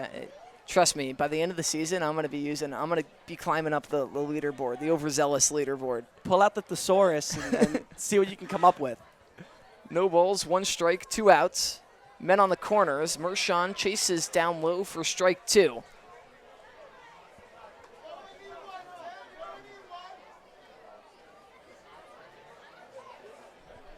A 3-2 ball game in the bottom of the 3rd. Mershon 0 for 0 tonight. Walked his last time up. Smith trying to work out of the inning. The 0-2, breaking ball, misses low and away. 1 ball, 2 strikes. And again, if you're Glenn Smith, now limit the damage. 2 runs in this inning. You're down by 1 again. But those Danbury bats showed that they can fight you back into a ball game. A lot of time left in this one here at Cardinals. The 1-2 home, breaking ball, high and in. Back-to-back pitches that were opposite ends of the plate. 1 in the dirt, low and away. 1 almost catching Mershon on the face mask, up and in. Yeah, I want to see a fastball here on 2-2. You cannot go resort back to the off-speed pitch here. I mean, I got to assume fastball somewhere, maybe on the inner half. The 2-2, breaking ball inside again. Yeah. 3 breaking balls in a row for Smith, all of them unable to find the zone. I get what he's trying to do, but when you've thrown 3 in a row and you haven't really got them, it doesn't make sense. Now you're in a 3-2 hole again, and if you walk them here, you get the bases loaded. So, you know, I would like to see him go with fastball pitch earlier there. Larson, pickoff move over towards first. Back in safely. Brandon Larson will be taking off on the pitch. You know, I'm going to be crazy. I'm going to say you go breaking ball again. If you don't go... Low and out. You know, sometimes it's saying 3rd time's the charm. Sometimes it's 4th time the charm. He's gotten it to work a couple times tonight. Hasn't worked in this at-bat yet, but... Is Smith going to quadruple down on it, or will he go fastball? The payoff pitch, Larson goes, fly ball into right center field. At the wall and looking up is Stern. Out of here! Peter Mershon, a 3-run blast. Newport has broken things open in the bottom of the 3rd. Well, I said he was going to go curveball, right? But he leaves it over the plate, and Peter Mershon's going to send that to another galaxy. And that's such poise right there from Mershon. 3 curveballs in a row. You know what it looks like, but you don't even know what to expect, and he leaves one up. Be able to stay back on that, put it to right center field, another right center field home run here at Cardines, and that's going to end the day for Glenn Smith. The force has awakened in the home half of the 3rd. It's going to be a pitching change for Danbury with 2 outs. More on the new arm when we come back on NECBL Plus.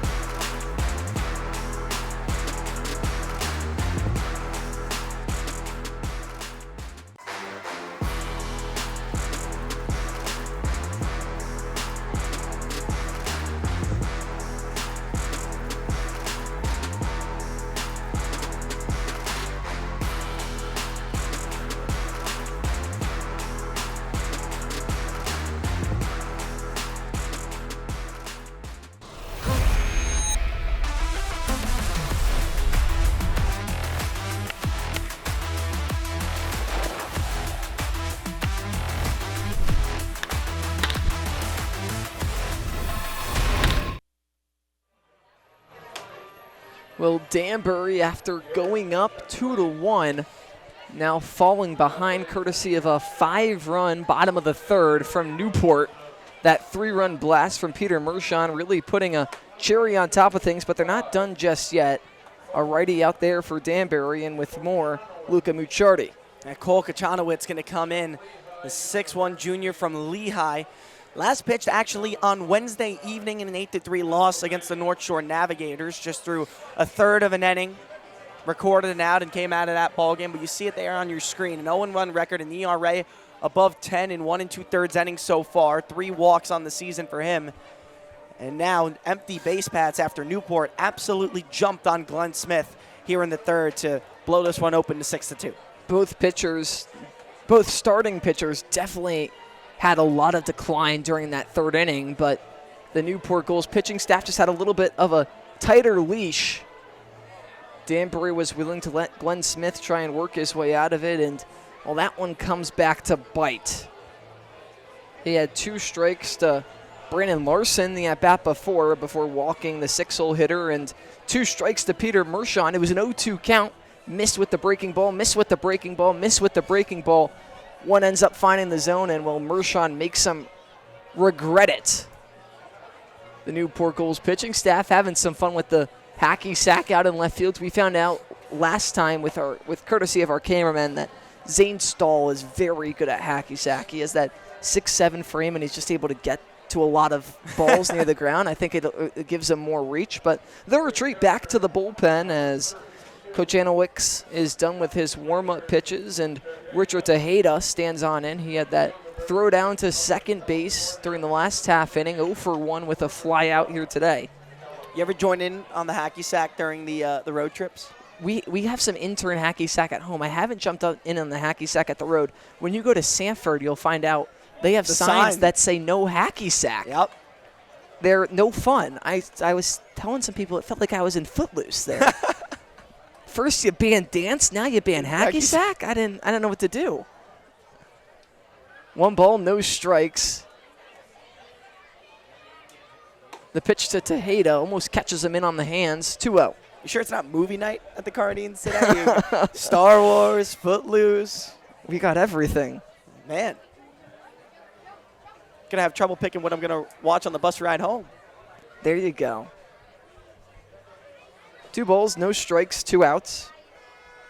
A swing and a miss on the breaking ball. But if you're Kachanowicz going into this situation, you're going in with no pressure. You're saying, all right, 6-2 ball game, I got to find 1 out, no one on. You can attack this hitter however you want in Tejeda. A nice way to sort of ease into your relief appearance. 2-1 at the letters. Tejeda watches it for strike 2. So for the 3rd consecutive batter, it's 2 balls, 2 strikes with 2 outs. The last 2 times haven't worked in Danbury's favor, but as we were saying, 3rd time's the charm. The 2-2 in, kicks and deals. Popped up left side, moving towards the wall is Rivera, but watching it out of play. So we'll do it again.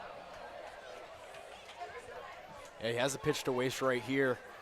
Got to see, maybe try to ring him with the fastball high, or what you said earlier, what we didn't do, curveball outside, maybe low and outside, try to get out of the inning that, has done so much damage already. And you got to make sure you get that out of the zone, though. Low and well away.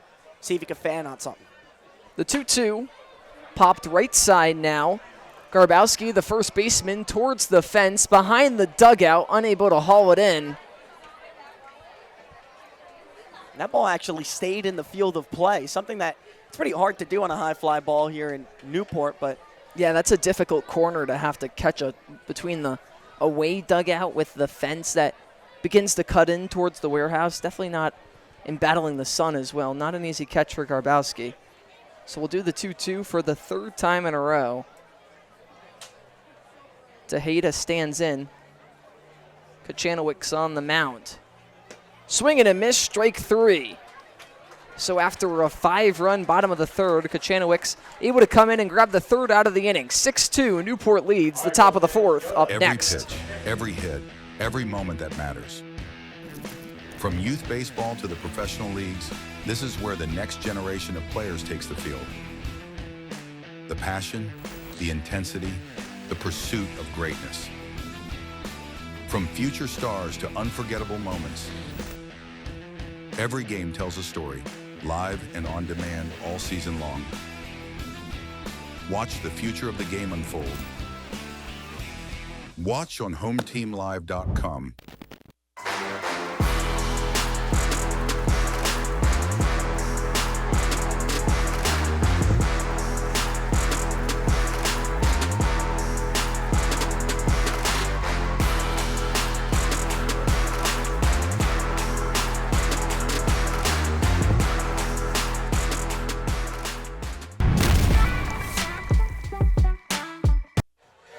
Back from Cardines Field, the Newport Gulls back out to a 6-2 lead. Luca Macciardi on the play-by-play. Now, Harry, I got to say, one of the things you told me coming to Cardines, you said on Fridays the Gulls wear orange, right? Yeah.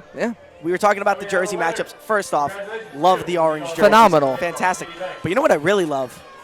Those Zephyr hats that the Gulls have on their head. Don't get me started. It's the official on-field cap of the NECBL, also known as the Z-Hats. Zephyr is the authentic college hat with over 800 colleges. It channels that same energy and creativity into building custom hats of all types for pro sports teams, clothing brands, and companies everywhere. Make sure to pick up your Newport Gulls or your Danbury Westerners official on-field cap today. I remember being a young Padawan and all the other aspiring Jedis all wanted their lightsabers, but me, I just wanted a Zephyr cap, man. And I'm still waiting to get one here in Newport. I got to get my Gulls hat, but Danbury with some nice hats as well. You know, it's simplistic, but they got You told me you had one. I got listen. I told you I bring mine with me to every game. There we go. He's got the black cap. One. They're wearing the red one today, but you always keep it on. You can see the Newport one there, the orange one, the blue brim, the white in the front. I got my Danbury hat with me, but very nice. Fantastic stuff. Zephyr does a great job, and you gotta love the uniform combinations in the NECBL. Oh, definitely, and yeah, Danbury just playing right into the Empire here tonight with the black and the red. Just feel like I'm watching a bunch of Darth Vaders out there. I love it. Well, Newport going to come back out a 6-2 lead now. And Parker Rhodes in for his second inning of action after taking over for the starter in Maddox Miller. Yeah, Rhodes was able to really settle things down. The two men that did work aboard did end up scoring, but after that, kept things at sea. They'll face Maury, Martin, Link, 6, 7, 8 in the Danbury order as they look to respond after a 5 spot in the third from the Gulls. Rhodes will bring home first offering, and Maury fans and misses for strike one. We've seen a lot of mix-up, not only from Miller to start, but Rhodes going fastball, breaking ball, back and forth. I feel like we've seen a lot of breaking balls all together here tonight. It's definitely been a mix, but more off-speed from these pitchers so far, especially on the side of Newport. And the 0-1 home. A laser toward third, eaten up by Trammell. Throw across the diamond, and he'll make the play for the first out. A tremendous job of just sticking with that one. Had to eat it right in the gut, but ends up right in front of him. That's what the coaches tell you. Just take it in, have it at your feet, and delivers the strong strike over to first for the first out of the inning. Yeah, that was a shot by Maury right there. That's a great job. Just, knocking it down is the best thing you can do right there. Playing it with your gloves, almost impossible at the hot corner right there. Stayed with it, like you said. It's a good first out. It's kind of like playing goalie in hockey, right? Just take one off the chest protector, drop down into the butterfly, and cover it up. You can make the throw on over, but Trammell does a good job. Ryan Martin steps in and takes the first pitch upstairs for ball one. Was hit by a pitch in the second. 1-0 runs away, and it's quickly 2 balls and no strikes to the Dallas Baptist senior Ryan Martin. And if you're the Newport pitching staff now with a bigger lead on things, obviously you're going to be more comfortable out there, just a little bit more to work with, not afraid to attack the zone. A fly ball, that'll go foul. No, 6-2 lead. You can really just go at these guys and see what goes your way, what's working, what's not. Is Danbury sitting off speed? Are they able to catch up to the fastball? They've been an off-speed team offensively so far this season. Count 2-1. Kicks and deals. A broken bat, that one will go up the middle. Played down by Gandy, throw across, that's in time.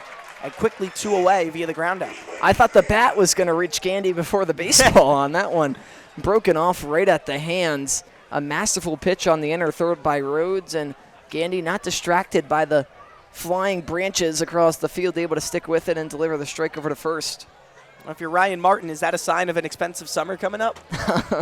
We've seen a lot of broken bats here in Newport. And I know, Matt, you're just obviously at the home games, but when I'm on the road, it doesn't happen as much. Here, it's insane. Link, a half-hearted swing. He's going to have to beat out a tough one. Gandy, pick up, throw, in time.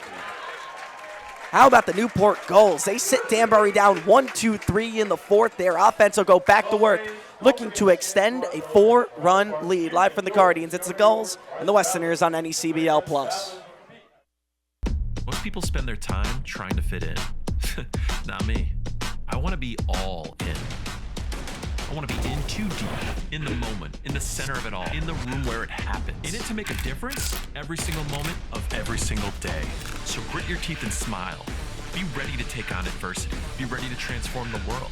Ready for whatever life has in store. So, you in?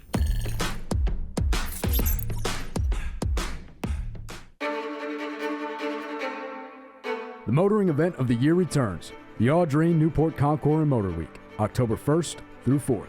Witness breathtaking automobiles against the stunning backdrop of coastline and historic venues. From celebrated events like the Gathering and Concours d'Elegance to the all-new supercar and hypercar Concours, and free access to the Concours Village. There's something for all to enjoy. Join us in our chair Jay Leno in celebrating automotive excellence, luxury, and community. Tickets on sale now. Cole Kochanowicz back on the mound for the Danbury Westerners as the Newport order comes back up 9-1-2. Legenza, Gandy, and Salinas looking to build off a very positive third inning in which the Gulls were able to put home 5 runs on this Danbury side, puts them in this commanding 6-2 lead. Yeah, Legenza the only man not to get to step up to the dish in that dominant 5-run bottom of the third. We'll see if he can keep the offense rolling now. Back-to-back frames where they've been on the board, but obviously a 4-run lead is nice, but you want to try and expand that as much as possible, especially on a night where the bats just seem to be being swung really well. And on a night where it seems like if you weren't here 30 minutes before first pitch, at least you weren't going to find a seat at Cardines Field. An absolutely packed-out crowd taking in some Newport Gulls baseball as we hit golden hour here in Newport. Sun's starting to head down, and you get that beautiful, beautiful sunset. It'll be the 9-hole hitter. Mason Legenza comes in 0 for 1 today, struck out back in the second. The guy we were speaking about out of the University of Pittsburgh, so much talent, and looking for his impact moment so far for the summer. Swings and misses on the first offering for strike 1. Yeah, and he just needs that confidence booster, whatever it may be, an extra base hit, maybe even a long ball that just kind of, it proves to himself, hey, I mean, I know I'm here for a reason, and then you can just expect the offensive numbers to keep on flooding in. 5 hits and 5 ribbies so far for him this season. So 0-1 comes home. Slider that catches in, and Kochanowicz finds himself ahead 0-2. On the other side for Danbury, and a guy, Cole Kochanowicz, just 1 2/3 innings so far on the season. This is his 5th appearance, but has really just been a situation guy. Now coming into a role as a middle reliever tonight where this Westerners team wants him to eat up some innings as he gets the fan and a miss for strike 3. So good morning, good afternoon, and good night to Legenza for the first out of the 4th. Yeah, working low and inside. That's how Legenza went down his first time up. Does it again. Brings up Gus Gandy, walked when he came up in the third, led off that inning, and came around to score. Gandy made a couple fine plays last half inning, especially when that broken bat came at him. Really, really good player. Effective on the offensive and defensive side of the ball so far tonight for Newport. And first pitch is up at the letters for ball 1. Yeah, he really is somewhat of a 5-tool guy. He can hit for contact. He's great in the field, has a tremendous arm. He can make plays ranging to his left, has the speed to get to his right. Of course, has the wheels as well to steal bags, and he has a lot of power, especially for his frame. 2 home runs on the season already. Takes that pitch low and away and moves ahead to a hitter's count, 2 balls, no strikes. Those 2 home runs, or 1 home run, though, 2 home runs. I'm correct. Tied for second on the team, along with Cole Johnson and Caden Cloud. Johnson not in the lineup tonight for Newport. So Kachanowicz brings home a 2-0, and that one hits Gandy on the hip. 1 out base runner for Newport. Any way you can, Gus Gandy, back-to-back times being able to reach the first base bag, and it sets up this dangerous middle part of the order for Newport to have a man on board that they can try and work around and score to keep growing this lead. It's a decent spot to get hit right there, kind of on the lower hip, maybe hit the stomach right there. You know, there might be a bruise later, but, you know, there's definitely worse places to get hit, especially on your arm, like the elbow, forearm, the hand. So I was going to say, that's one that you can kind of just firm, and shake it off, rub some dirt on it, you're all good. So Gandy will take his lead from first. First pitch into Tristan Salinas, runs away for ball 1. Morocco, Scotland just went final, 1-0 Morocco. They scored in the second inning and just parked the bus from there. That was it. The second minute. Second minute, there we go. Inning. Jeez. The USA getting their win earlier today, 2-0. Out in Seattle, so they advance in the World Cup. Here's a ground ball through the goal on the right side. That's a base hit. Rounding second, trying to extend the third is Gandy. There won't be a play. The throw gets over Rivera, but no advancement at first. Tristan Salinas with a base knock, and that'll put men on the corners with just 1 away for Cade Brown. That's a hit and run to perfection. You see Gandy begin to take off. He takes Ronan Donahue to the bag with him, and Salinas just pulls a ground ball hard through into the right field grass. Exactly how you drew it up if you're Teddy Regan and the hitting staff. So now runners at the corners, Gandy on third, Salinas on first, and Cade Brown coming up. 1 for 2 today, an RBI single in the third, struck out in the first.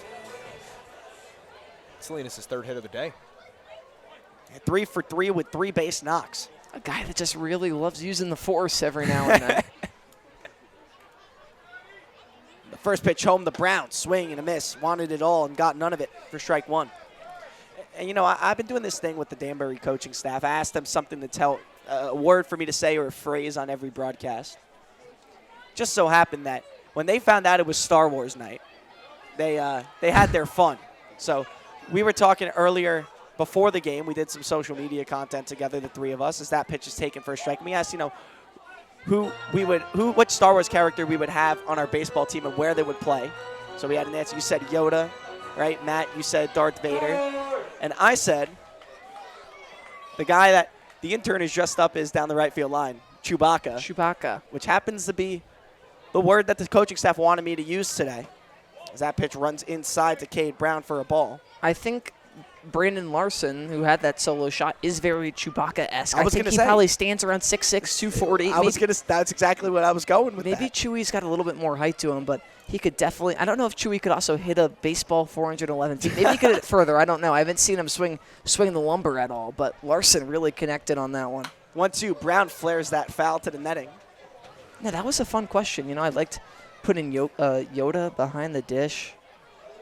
Just feel like that's someone you want to captain your team out there. I thought you were going to say so he can, use the force to pull the ball back into the strike zone. He can, a changeup is it's like a knuckleball with him. It's just his favorite pitch to move around. Who needs a frame job when he can just will it into the zone? Yeah. We'll do it again. 1-2. Kachanowicz dealing home the Brown, but first a pickoff and head first back into the bag of Salinas. Although Yoda would give all of his pitching signs backwards, which would be really confusing if you're on the mound, I would think, right? Well, there's pitch com now, right? You can give Yoda a pitch com. Fastball Yoda says. Yeah, does it do it in the Yoda voice? 1 ball, 2 strikes, 2 away, men on the corners. Kachanowicz kicks and deals. Well outside on the heater. Our producer, Sorka, says she wants Han Solo on the mound because you need a gunslinger out there. That's a good one. That's a good one. That one has me chuckling up here. You got 8 innings out of Darth Vader, and then you go to the bullpen, Han Solo comes out. Han Solo is straight shortstop vibes, though. He's the cool kid on the block. Everybody loves him. He's going to bat leadoff. 2-2. This one out toward the gap in right center. Giving chase, and that one's high off the fence. 1 run will score from third. Salinas stretching from first to third, rounding the dish, coming home. Bang, bang, play. He's in safely and pulling into third with an extended double is Cade Brown. Newport jumps out 8-2. Everybody getting in on the action here tonight. Cade Brown, they've loved that right side, and he puts this one to the deepest part of the ballpark off that right center field wall, just left of the ivy. 2 runs coming in to score. Aggressive send by Teddy Regan with Tristan Salinas, but he beats it by just a step. The Newport lead just continuing to grow now. 3 straight innings where they're on the board. 2 RBI double for Cade Brown. And this is an 8-2 Gulls lead as the first pitch into Braxton Tremmel is taken for ball 1. And then how about the heads-up base running to advance from second to third on the throw home. And now Newport, another run just 90 feet away. Only 1 away here in the 4th. Love that decision from Ted Regan to send him all the way. You already have the lead. You can't lose it. Kind of caught the second baseman, Donahue, off.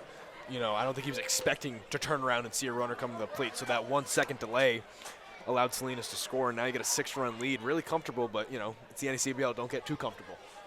Anything can happen. So a long way to go here, bottom of the 4th. But it's been a fantastic last inning and change for the Newport Gulls. Put up 7 runs since the start of the 3rd. That pitch misses low, and it's quickly 3-0 to Tremmel. I think if you're Danbury, you're looking for somewhat of a new hope. Are you keeping a tally at this point? I had to look. I didn't remember all the names, so I had to look them up. I feel like we've mentioned all. I don't know how to fit Phantom Menace into something, but you need like a crazy play or something. Like that's. I feel like that's the way that happens. Like the wind takes a ball from fair to foul, and it's like a phantom pushed it. I like that. 3-0. Well outside a 4-pitch walk for Braxton Tremmel. And we'll see if Danbury decides to have a chat with Cade Kachanowicz here. Looks like they will. Well, you mentioned A New Hope now. You said Force Awakens, right? Yes, the Force has awakened. You said yes. The Empire Strikes Back. We used that. We need Attack of the Clones. We said Revenge of the Sith. Revenge of the Sith happened. Well, you know what? You're going to get a little bit of a break here because the pitching we'll change think coming about it. from We'll Danbury. get the gears turning. Get the gears turning, and we'll figure out a way to get more Star Wars references in the broadcast if you folks at home aren't tired already. New arm for Danbury on the other side of this break. Gulls lead 8-2 here from Cardines Field.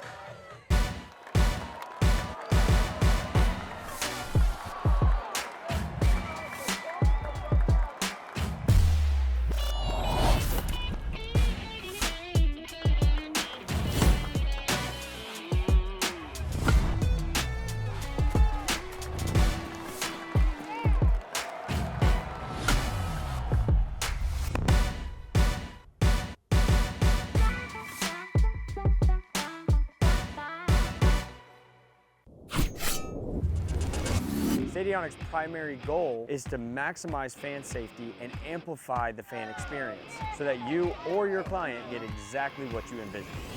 Welcome into beautiful Chapel Hill, North Carolina. It's downright gorgeous.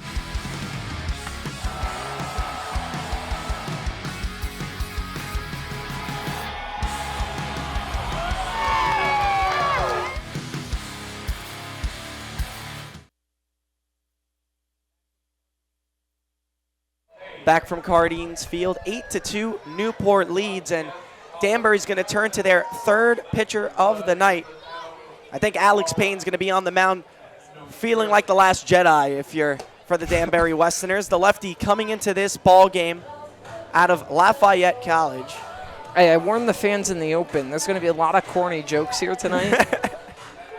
You gave me the opportunity, and now I'm just going to run with it. Yeah. So we'll keep it going. But Alex Payne, his 5th appearance of the summer, 4 innings of work, 5 strikeouts in that time so far, 4 walks at a 0 ERA. Has been a fantastic arm out of the Danbury bullpen, and we'll look for more of that after it seems like the Newport Gulls can do whatever they want over the last inning or so. 7 runs coming home in the last inning and a 3rd. And obviously the bats for Newport have been tremendous, but if you're Alex Payne out of the bullpen, you have no choice but to pound the zone. The last thing you want to be is like a stormtrooper, and all you're going to do is miss. And then, free passes from there. There's no defense for that. Well, Caden Cloud's going to come up 0 for 2 today, and he'll be looking to send one to Cloud City. Yes, that's another Star Wars one. Love Get it. that one in. First pitch home is taken for a strike from Payne, and it's 0-1. Braxton Tremel on first after a 4-pitch walk. Cade Brown on third after his 2 RBI hit. That extended this Newport lead to where it is now, 8-2. Payne pickoff back to first, nothing doing. Yeah, for the Gulls here, I want to see Tremel on the run. You already have a lead, prevent the double play ball, but if you're Payne, try to get a double play ball. Get yourself out of this inning where you've let up another run, put something on the ground, and that's their goal. 0-1. In the dirt, did he go? No, he did not, says the first place umpire J.C. Fernandez, and it's 1-1. One thing Danbury has been able to utilize on their side base running, but also where they've been hurt, is runners on the corners, one away. If you send that runner Trammell on first and get the throw down, you might get a chance for Cade Brown to try to score from third. Another pickoff move, and you can say that Alex Payne is weary of that, trying to keep that runner over tagged on the bag in Braxton Trammell. Yeah, you still want to, as Matt said, keep that double play ball in order. Still only 1 pitch away from getting out of the inning. 1-1 comes home. Taken on the upper corner. 1 ball and 2 strikes in the Caden Cloud. A man out of the University of Kentucky. Looking to try to add on to this Newport lead. A runner just 90 feet away. Payne's job to limit the damage. 1-2. In the dirt, did he go? Yes, he did. Mowry will not throw down, so that'll allow Trammell to move from first to second. And there's 2 away. Cloud, not a fan of that one, but we'll take a look at the replay. I think he might have got away with his first check swing, so it evens out a little bit. Close one. He tried to hold the hands. Looks like he went right there as we slow it down, so Caden Cloud down swinging. So Caden Cloud goes down via the K, and Brendan Larson, on what's already been an effective day, comes back up 1 for 1 rather. A walk in the third and that 413-foot moonshot in the second. And I got the scoring started for Newport. First pitch curveball. He has to turn away from it for ball 1. That first home run of his, we've heard that it landed on Tatooine. Got all the way out there. We're rolling now. We're rolling. 1 ball, no strikes into the power swinging Larson. A half-hearted go. Yes, he did go around, and it's 1-1. Alex Payne really confusing the timing of some of these Newport Gulls batters. We've seen 3 half-offered attempts already from Caden Cloud and Brandon Larson alone. Payne shakes off the first call from Mowry and now gets his sign. Fires in from the stretch. Low and away. 2-1. The count moves to Brandon Larson with Cade Brown on third, Braxton Trammell on second, and a 6-run cushion. 8 runs on 7 hits in this ball game for the Newport Gulls. Looking for their 6th win on the young season. Pitch home. Misses inside, middle in. Peter Mershon, another home run man, looms on deck. Not someone you want to see with the bases loaded, obviously, if you're Danbury. 3-run homer of his own in the third. Payne comes home, 3-1 hitters count. Ripped into left field. Link makes a diving effort, and he has the grab to retire the side. Peter Link makes a great play out in left field, but Newport adds on 2 more. 8-2 goals through 4 here on NECBL+. Every pitch, every hit, every moment that matters. From youth baseball to the professional leagues, this is where the next generation of players takes the field. The passion, the intensity, the pursuit of greatness. From future stars to unforgettable moments, every game tells a story, live and on demand all season long. Watch the future of the game unfold. Watch on HomeTeamLive.com.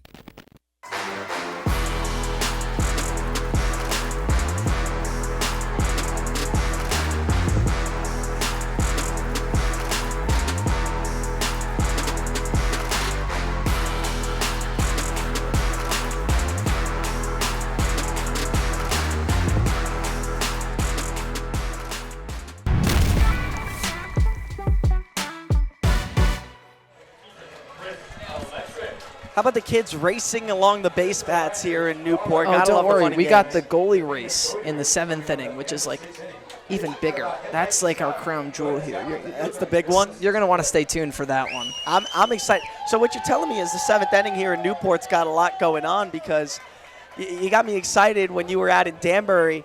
I'm expecting a trivia question. Oh, we have a trivia question. I got the text last night that said, study up on your ball knowledge. Get ready. Today is worth double points because we were unable to get it done in Ocean State yesterday due to some technical difficulties. We're sorry for anyone trying to tune into yesterday's broadcast.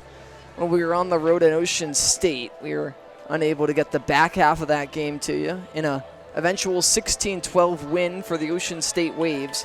But Newport responding really nicely here tonight. 8 runs, 7 hits through the first 4 innings of this ball game. We've entered the middle part of this one, and Danbury has a long way to go.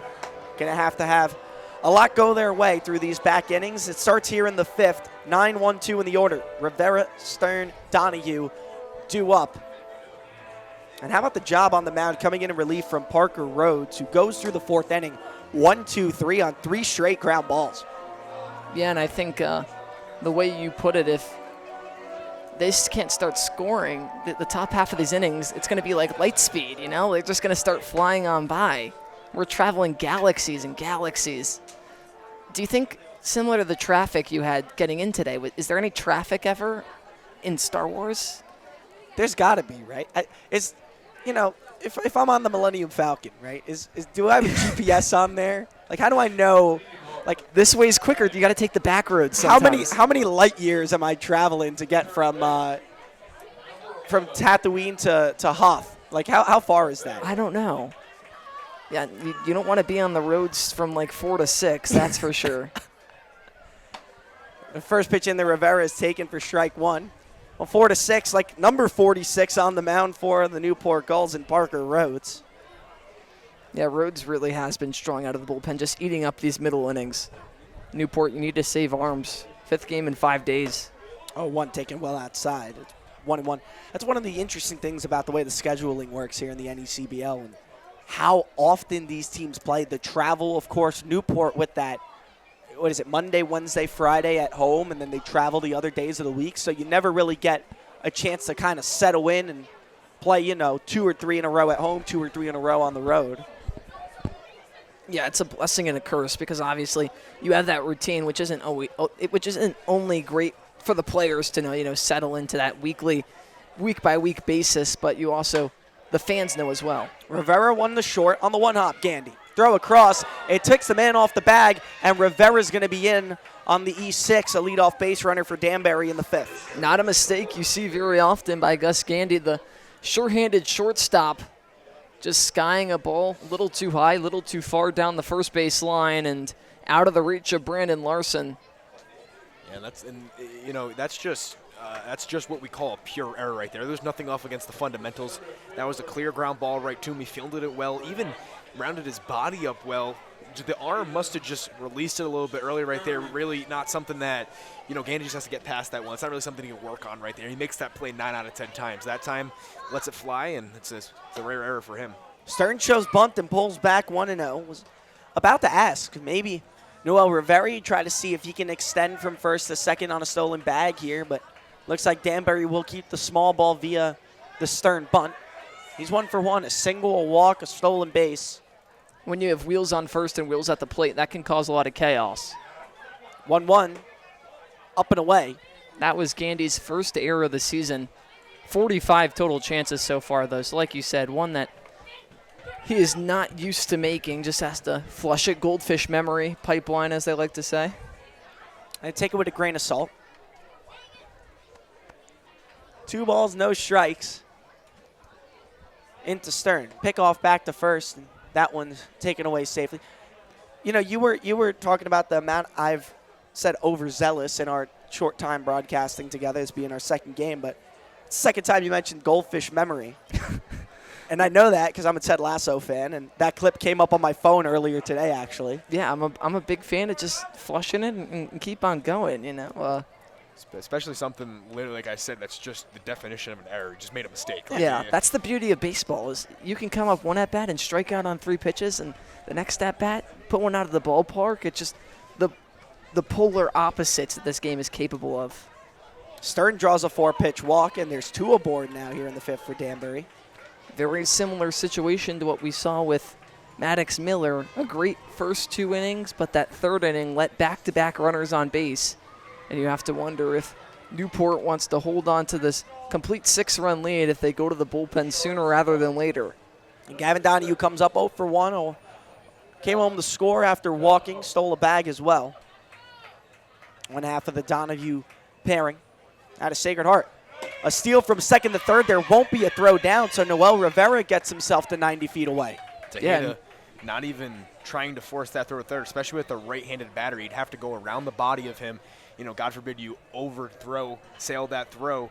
You're up 6 runs. Let him get there. A double play up the middle might score one, but you can still get 2 outs on a ground ball. Well, no, Donahue swinging for the fences and comes up empty. And it looked like Stern wanted to double steal there, didn't get the jump he wanted, so it said, I'm going to stay on the bag. And it was a really strong jump by Rivera. You could tell he was definitely picking up earlier on how often Rhodes looks back at that second base bag. He was already halfway down the line. Stern goes this time as Donahue hits one into center field. That'll find grass for a base hit, and it's mishandled by Legenza. Rivera will score. Stern advances to third on the hit and run, an RBI single for Gavin Donahue, and it's an 8-3 ball game. Just a good, simple piece of hitting. Gavin Donahue right back up the middle. A few feet in front of Legenza, gets the job done, scores 1. Advances Stern over to third, and Danbury back in business. We saw how dangerous this offense can be in the top of the third, scoring 2. And they want to inch back right here, chip away at that lead a little bit, still threatening with no outs and 2 men on. And it looks like you're going to get a meeting on the mound. This might do it for Parker Rhodes' day. With Long going out there, we're not sure. Pitching coach Long typically just a visit. It's usually, it would be Coombs today, Regan if it was a pitching change. But we'll see. It could always be a substitution. Yeah, I'd love a conversation here too, because you know Donahue, he might be thinking to take off. So you're going to talk to Tejeda about how the defense is going to work through this first and third situation. But you know, Rhodes really hasn't made too many mistakes. He had that walk, then that single, but the first runner that got on was due to an error. So he's still doing his thing. He's still locating his pitches. You got to talk to him here. Still trying to get the first out of the inning. This needs to be a very strategical conversation with the infield, and you got to calm Rhodes down on the mound when you're talking to him. So, you know, short conversation as we've seen. He's already leaving the huddle right here, and now, you know, hoping. The best hope is a strikeout here. Just get your 1 out, and then you can, you know, hope for the double play ball. But, you know, get back into it for Rhodes. He's had a good day so far. You don't want to ruin it, you know, especially when it started with an error. Gavin Donahue already has a stolen base today, back in the third. Walked, stole second, and then came around to score. But also a situation, if you're Danbury, you're looking at 1 run at a time. Squeeze opportunity with a speedy Garbowski over at the plate. 0 for 2 today. Pair of fielder's choices. Runner goes to second. There won't be a throw. Tejeda tries a back pick, and Stern avoids the tag. A heads-up slide to get in safely. Donahue advances to second. There's 2 men in scoring position for the Westerners. Especially with a lefty in the box, Tejeda knew he had that unobstructed throw down to the third base bag, and Stern bit a little bit on the fake attempt. Not a bad play at all, but a good dive attempt as well. And that was probably what the conversation was about. I said they're going to talk to Tejeda about a situation right there. Unexpected with the back pick to third. It was a really good attempt at it. I don't hate it. Yeah, put it right in there. First pitch, Garbowski chops it foul, and that one almost took out a cameraman, tried to make a nice grab. Matt Benestad trying to get after it, out of his reach. Get a little scary up there, but we have our very trusty L screens in our way. There he is. There he is. Gets the throw in the back pocket, keep a souvenir. 1-1 home. Garbowski flares one into center field. Legenza trying to get there. A diving effort, and what a grab by Caden Cloud. Coming in to score is Aiden Stern. But how about the diving effort from the Kentucky Wildcat to keep that one from finding the grass? And that's the biggest thing we have circled about Caden Cloud is his pure athleticism. Look at this sprawl backwards into right center field.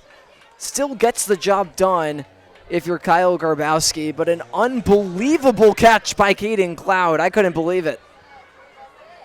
1 run will come in, but the highlight reel play there from Caden Cloud gets the first out of this inning as Ronan Donahue comes up with his twin brother Gavin over at second. And if that ball dropped, you could just envision things going from bad to worse. Donahue going second to third. Tejada tries to throw down, and it's in there in time. Tejada gets around the right-handed batter and delivers a strike to get Gavin Donahue out at second. Newport just grabbing back the momentum. Still a 2-run inning from the Danbury Westerners, so a success, of course, but an inning that they could have scored more if it weren't for a few stellar plays from the Newport Gulls. Fantastic throw down by Tejada. You just felt it was a matter of time before he was able to catch one of these Westerners sleeping. As that pitch is upstairs, and it's 2-0 quickly to Ronan Donahue. Not a huge fan of a single steal of third, especially trailing with a guy in scoring position and your cleanup guy up. But it's work for them today. It's not like they did it randomly. They've been stealing third well. They've been getting Tejada in different ways to, be all bobbly behind the plate. So, there was some reason behind that steal attempt right there if it went well. And then, Donahue puts a ball high and far enough, you get another run. So definitely, a good play on both ends. It was the right call to steal him, but good throw from Tejada. And they were already successful stealing with a righty in the box with Noel Rivera just a few moments ago. As Ronan swings on one in the opposite batter's box, and now all of a sudden from 2-0 to 2s across the board. 2 balls, 2 strikes, 2 away here in the top of the 5th. A 2-run inning so far for the Danbury Westerners, and Ronan Donahue trying to continue it. Parker Rhodes kicks, fires in home. Outside, and the count will run full. Tried to generate the chase, just a little too far off the plate. A good hold up from Donahue to not bite at it.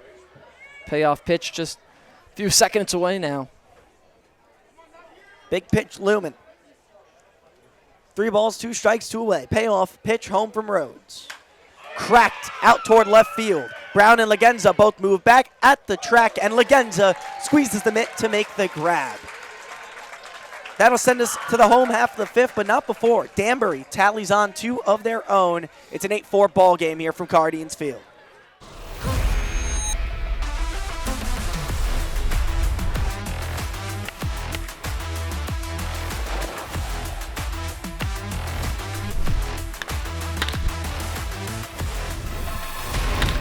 Looking to show off your Newport Gulls pride? Swing by the Goalie Shop, your official home for Gulls gear. From t-shirts and hoodies to hats and limited edition merch, we've got everything you need to rep Newport in style.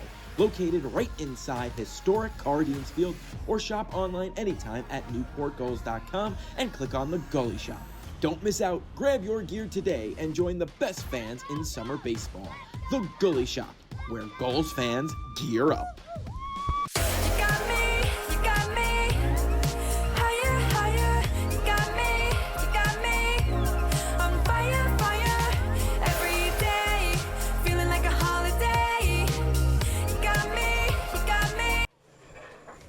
Well, the force out in full effect. I mean, we even got the Star Wars characters taking care of the field as the grounds crew here tonight.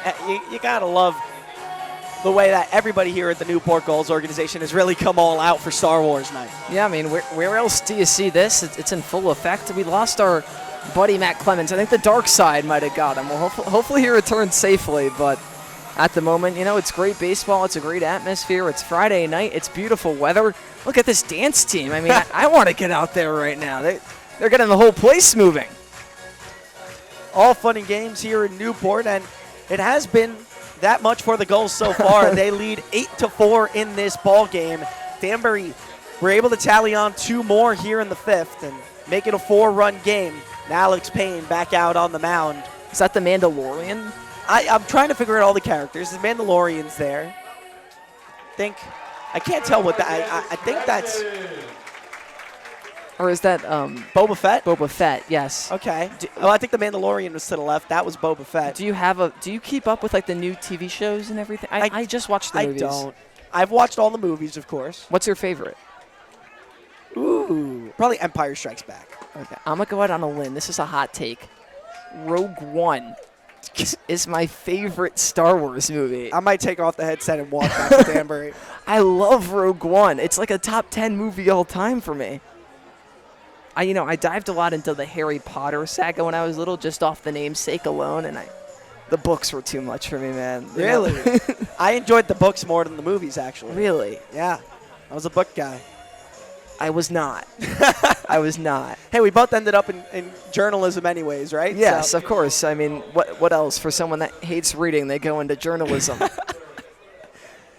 Peter Mershon, the lead off. Mershon, Tejada, Legenza here in the bottom half of the 5th inning. Alex Payne back out on the mound. Fires home.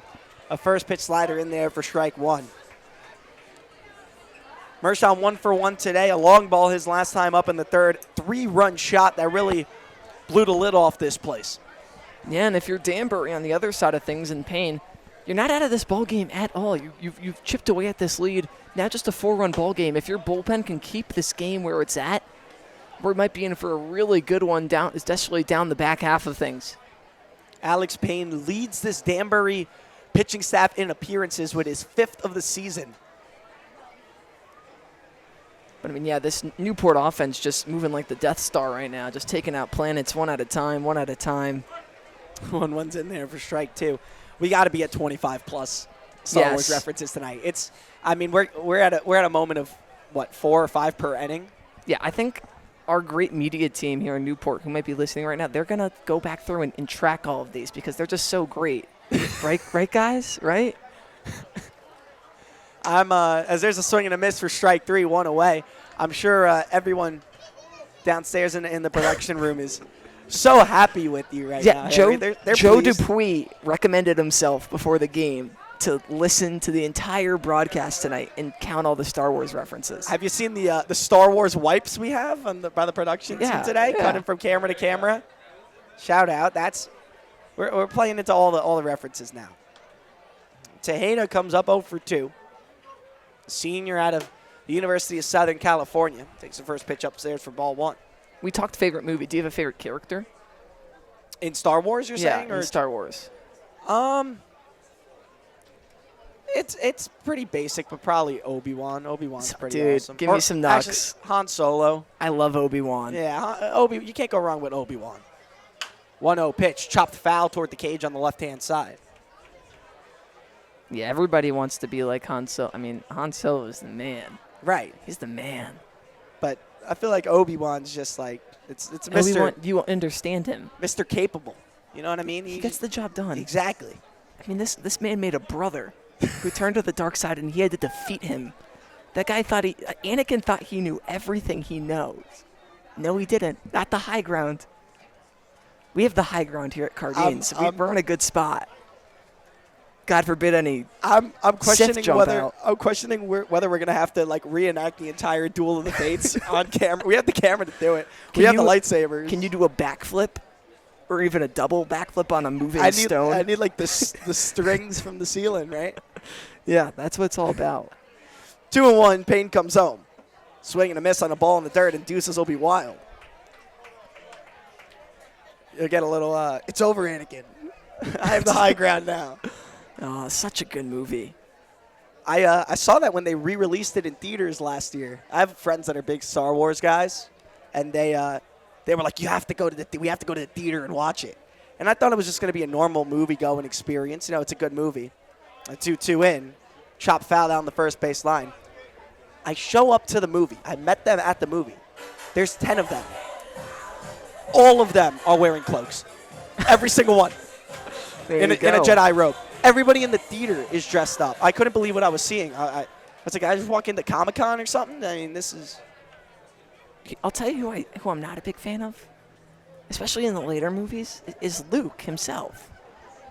I just don't get it. He just falls off. It's a good take. He just wants to be all shy all of a sudden. It's like, dude, you were king of the universe at one point, and you were the man. Now you're just crept off to the middle of nowhere. I mean, the new movies all together with Rey and Kylo Ren, don't get me started on that, but Luke Skywalker specifically is just... You say that, and then you said Rogue One's your favorite movie. That's one of the newer But ones. Rogue One's going back to the beginning. You got to understand.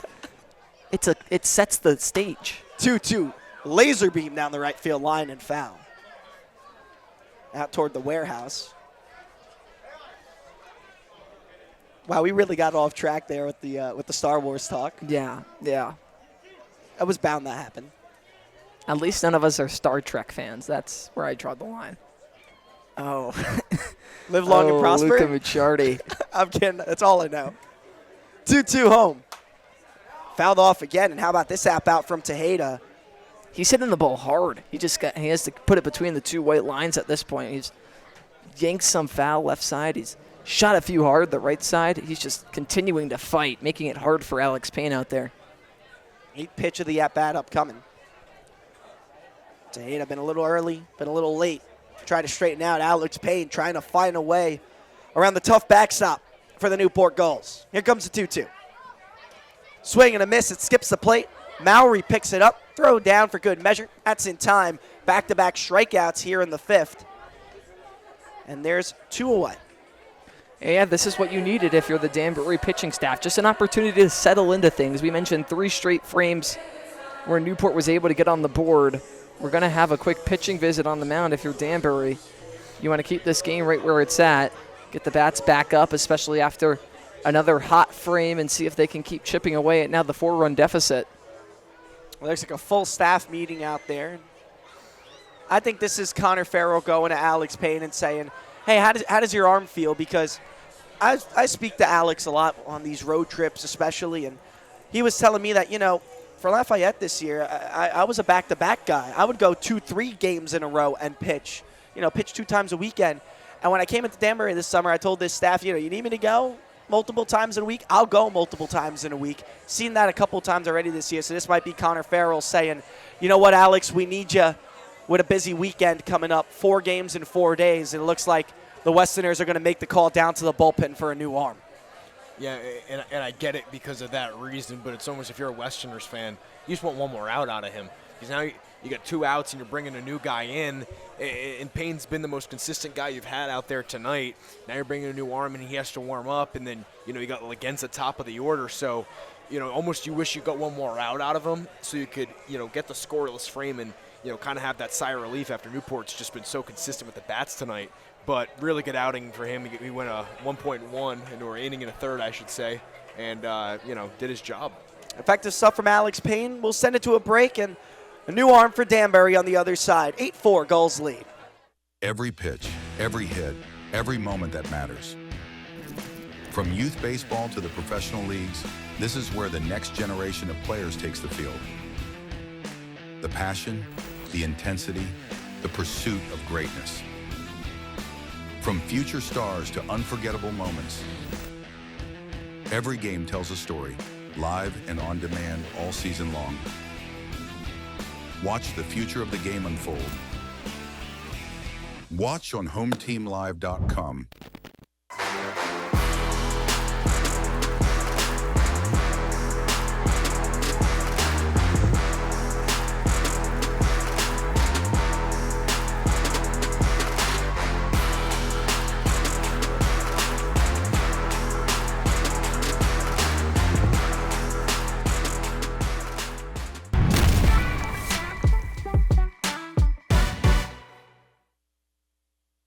With 2 away in the home half of the 5th, Danbury turns to their 4th arm of the ball game, Noah Gouch-Quirk. Out of Lehigh, a 2.25 ERA in 4 innings of work so far this summer, 3 strikeouts and 3 walks to his name. And he'll be out there trying to retire the bottom half of this Newport order in Mason Legenza. I got to say, my friend just he's been listening in, and he was saying Darth Maul, batting switch hitter with the legs. The dual, it just seems like the dual-wielded saber. He would just stand on the plate and just that's not a bad move. It's pretty awesome. I want to add in, what great friends tuning into Newport I know. Friday night. I know. I mean, what else do college students have to do on a Friday night than watch NECBL baseball? It's not even an ESPN Plus game, which means your friend is such a good friend that he went on NECBL Plus. He hopped on Home Team Network and purchased the game so that he can listen to you. Now that's some impressive stuff. Mason Legenza digs back in, 0 for 2 with a pair of strikeouts tonight. The 9-hole hitter in this Newport order to face the new man on the mound in Gouch-Quirk. First pitch, fastball down Broadway for strike 1.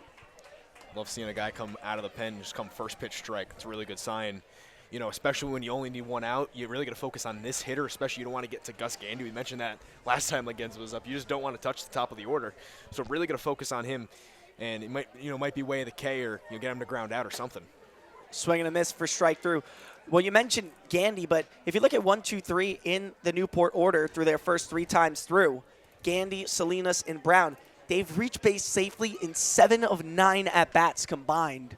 5 total hits as well. Salinas with 3 of those. Gouchkirk looking to avoid that here 0-2 and gives a 1 away on a fastball. Yeah, Legenza, obviously the guy you want to attack if you're Gouchkirk. Just can't afford to let the top of the order get their hacks in. Want to save that one for another time. In the 6th, 1 ball, 2 strikes, 2 away, 4-run ball game. Gouchkirk comes home, and that's well inside below the ankles. Newport, team that has put up 8 runs on 7 hits. Danbury was able to chalk a couple off of their own. Speaking of chalk, you can see the chalk starting to fade on the batter's boxes. 8-4 ball game. Gouchkirk comes home well inside, and that'll take some chalk with it as well when it hits the plate. 3 pitches that have just really missed the strike zone. He just needs to take a deep breath and make a competitive throw towards the plate right here. I really want to see Legenza swinging right here. He's got a 3-2, 3 straight balls. I'm going to assume we're going to see a fastball here.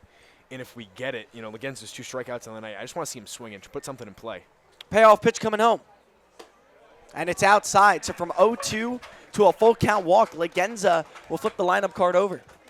Yeah, now you have to face that dangerous top of the order in only the bottom of the 5th. Obviously, you wanted to wait till the bases were clear, but now you have a man on first in Legenza, and if Gandy can work his way aboard, well, you got that dangerous 2 and 3 pairing with Salinas and Brown. But with the way Gandy was swinging it yesterday, not someone you really want to pitch to either. Gandy has reached twice today. Walk and a hit by pitch came around the score both times. Takes the first pitch for ball 1. Top half of this Newport order going to get a chance to start a 2-out rally and build up some more insurance on what's already an 8-4 ball game. Yeah, it was an impressive start on the rubber. Those first 2 pitches were in there, but since then, he's just lost the control. And 6 balls outside of the zone in a row for Gouchkirk as he tries to recalibrate and recenter himself. But the ever-dangerous Gus Gandy at the dish. Righty on righty. Legenza takes his lead from first. The pack pick attempt not successful. And you got to say, it's a Friday night. Headed into just past 2 hours of this ball game. This crowd has stuck around. They have, yeah. Staying with it. I mean, I think school's out for summer now in the Northeast. And, I think so. You got the bedtime pushed back a little bit. You get to stay out a little bit later. It's Friday. I mean, the families are out. The stands are still packed, especially early in the year. And I was talking to one of our cameramen tonight, Ethan Poole, the other night.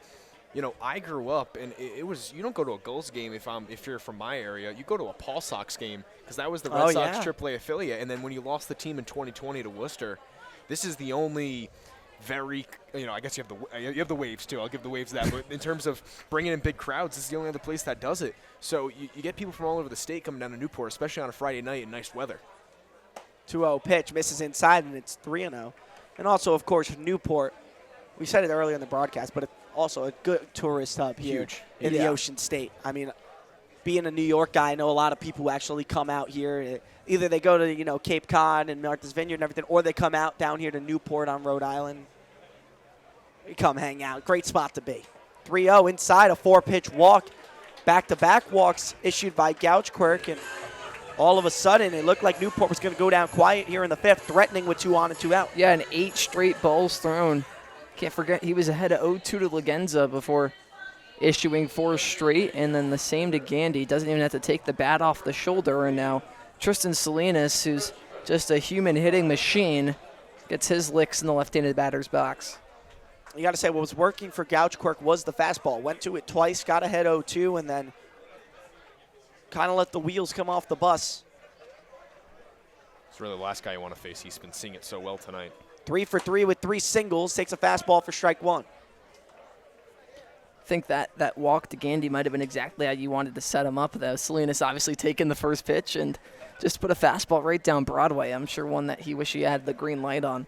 Yeah, you're going to take all the way after 8 straight balls. Gouchkirk finds the zone for 0-1. Looks for it again. Down and in, and Salinas will even it up at 1 apiece.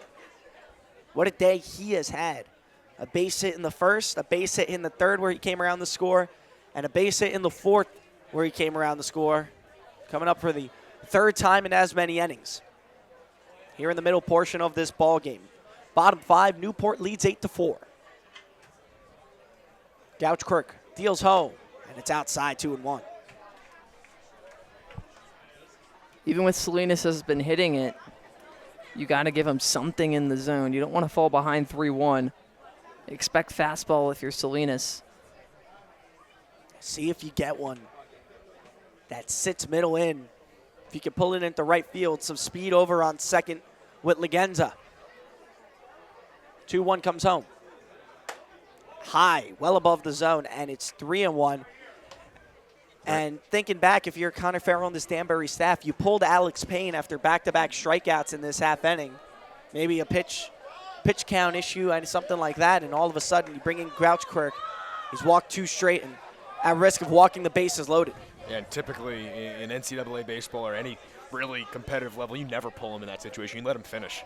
3-1, that's in the dirt.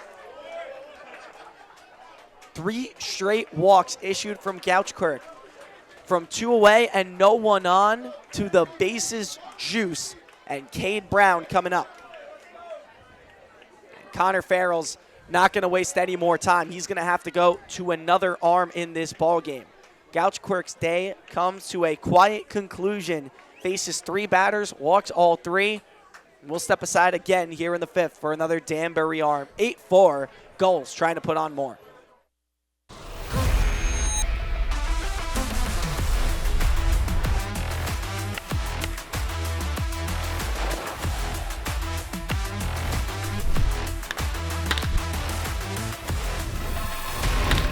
Looking to show off your Newport Gulls pride? Swing by the Goalie Shop, your official home for Gulls gear. From t-shirts and hoodies to hats and limited edition merch, we've got everything you need to rep Newport in style. Located right inside historic Cardines Field, or shop online anytime at newportgulls.com and click on the Goalie Shop. Don't miss out, grab your gear today and join the best fans in summer baseball. The Goalie Shop, where Gulls fans gear up.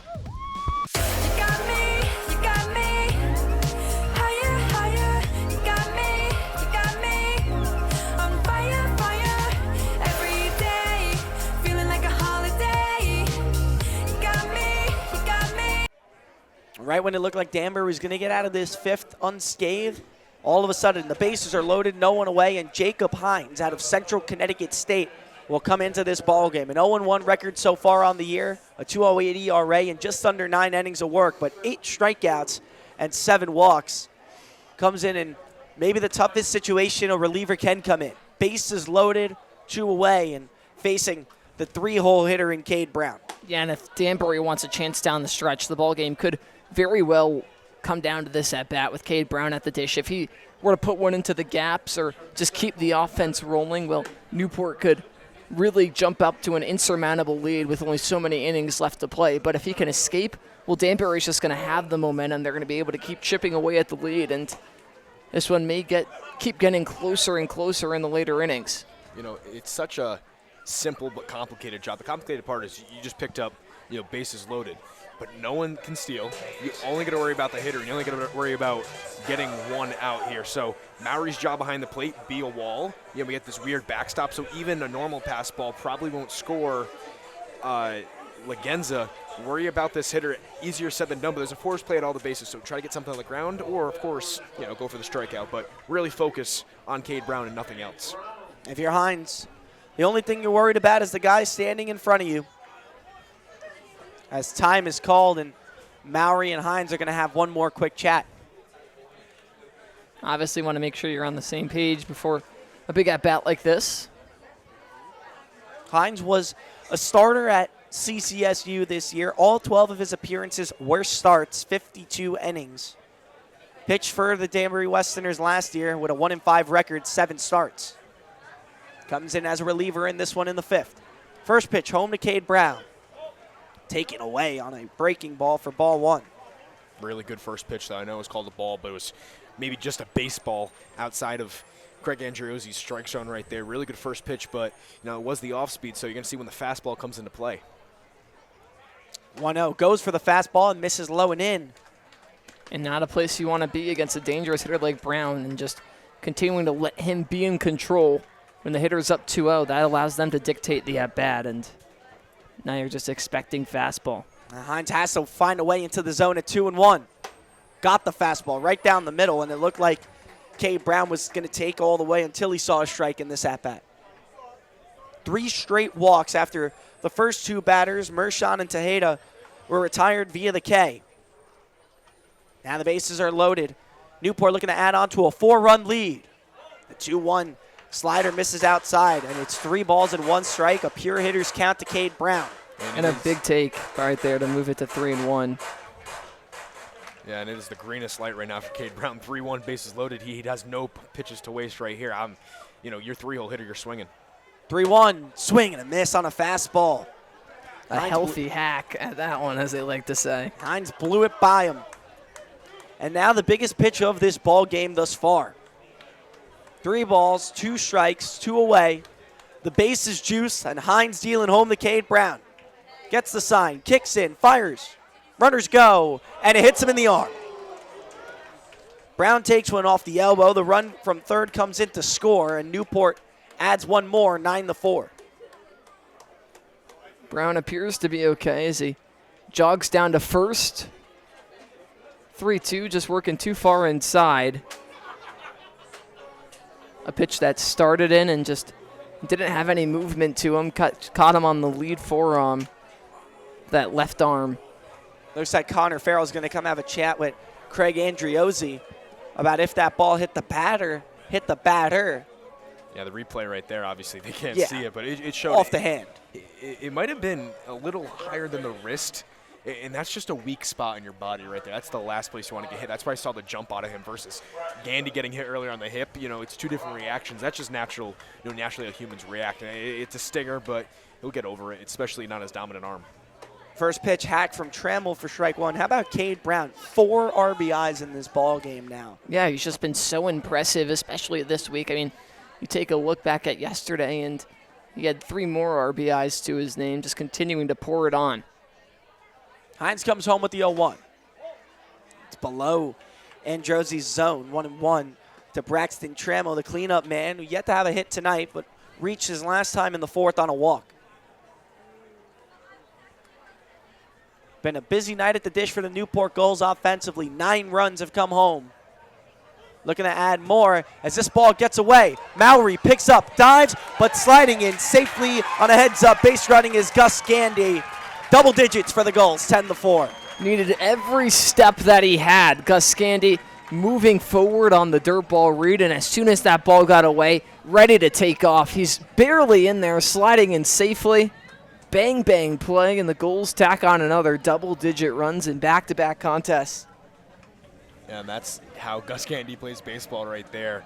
In a closer game, that's way more of a aggressive play right there, but he saw it, he reacted. Even if he's out, Coach Ted Regan can't really hate the move right there because there's no hesitation. It was a pass ball. He's your leadoff fast guy. Gandy does it right there. Really good slide, too. Just got the foot, and it's the right call. He was safe. So Gandy gets home on some heads-up base running.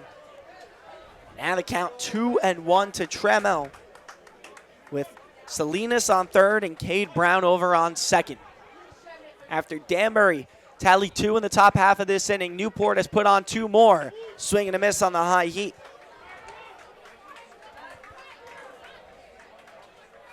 Been back and forth in this ball game since the 3rd inning. 14 runs scored combined by these 2 teams, 13 of them since the start of the 3rd. 2-2. Chop foul. We'll do it again. First base is open, but you want to try and get Trammell out if you can. You talked about Cloud's serious pop, his home run power standing on deck. He could have a chance with the bases loaded. And for Danbury, an inning that we were 5 minutes ago saying, oh, they're breezing right through it. They're getting through it quickly. It's once again turned into another disaster. Hines fires home a 2-2. High fly ball out toward right field. Martin will camp under it and make the grab to retire the side. But Newport with a 2-out rally, a 2-spot in the 5th, and we'll head to the 6th. 10-4, double digits for the Newport Gulls here on NECBL Plus.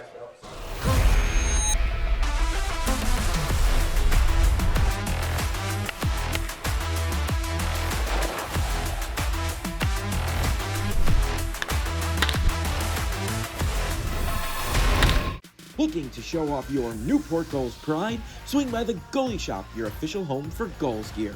From t-shirts and hoodies to hats and limited edition merch, we've got everything you need to rep Newport in style. Located right inside historic Cardines Field, or shop online anytime at newportgulls.com and click on the Goalie Shop. Don't miss out, grab your gear today and join the best fans in summer baseball. The Goalie Shop, where Gulls fans gear up.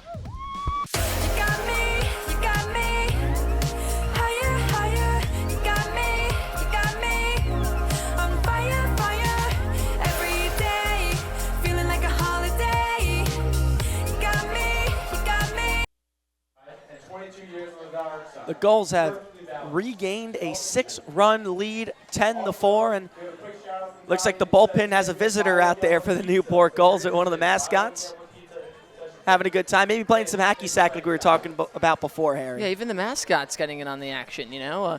Number 20, Britton Booth's also going to be out there, the 3rd Mississippi State arm to see action here today. Just wrapped up his sophomore season, stands at 6'2", 205 out of Madison, Alabama. Just pitched 2 2/3 innings this past season with a 10.13 ERA, 1 K to 2 walks, but as they say, the NECBL, a great opportunity to come and prove yourself during the summer. Well, he has that chance here tonight. Yeah, and I wonder what the conversation was between, you know, Gulls recruitment and the Mississippi State manager or pitching coach, because there's got to be some pipeline connection there. What makes you send 3 guys up, and what's the conversation about when they want to pitch, which guy you want pitching more? There's all logic behind it, and, you know, really getting guys progress, especially based off what, you know, grade they're in. What do they do their freshman year? What do they do their sophomore year? There's so much that goes into it, and I think they're really in a good spot, not only in Newport but in the NECBL, to really get a mix of innings, because we have a lot of games like this, 10-4 after 5, so there's opportunities for relievers to come in, or even starters who might be starters on their college team to just get innings. And you also see in the NECBL, there aren't some of these NECBL franchises that have good connections with schools. If you look at Danbury's roster, kind of from that microscope, a lot of Sacred Heart guys and Marist guys on this team. Newport, of course, mentioning the Mississippi State connections that they have. So you find out that, you know, there's some connections between schools.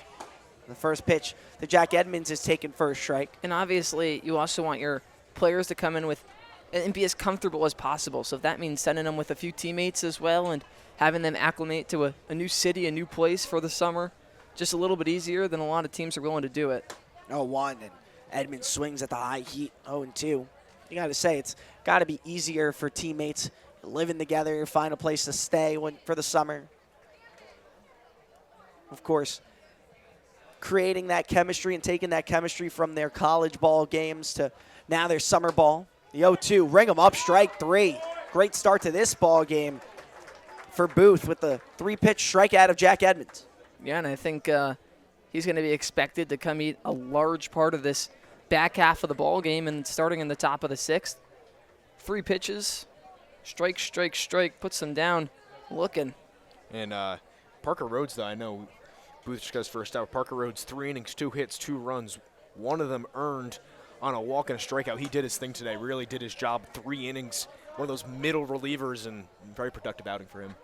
Yeah, came in, and once Newport gave him that insurance, never really let it go. Gave up the 2 runs, but never got himself into too much trouble.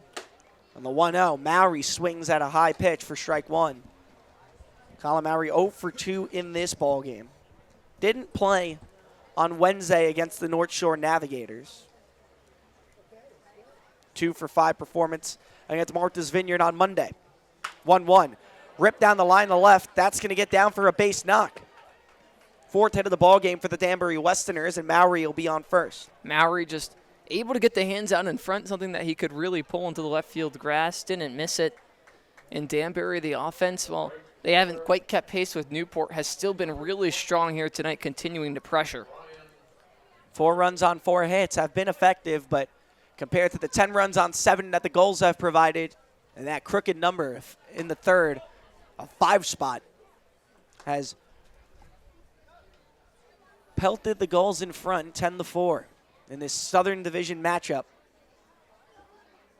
Newport 5.5 games back of the 10-1 Martha's Vineyard Sharks. Danbury 6.5 games back, sitting at the bottom of the South Division right now.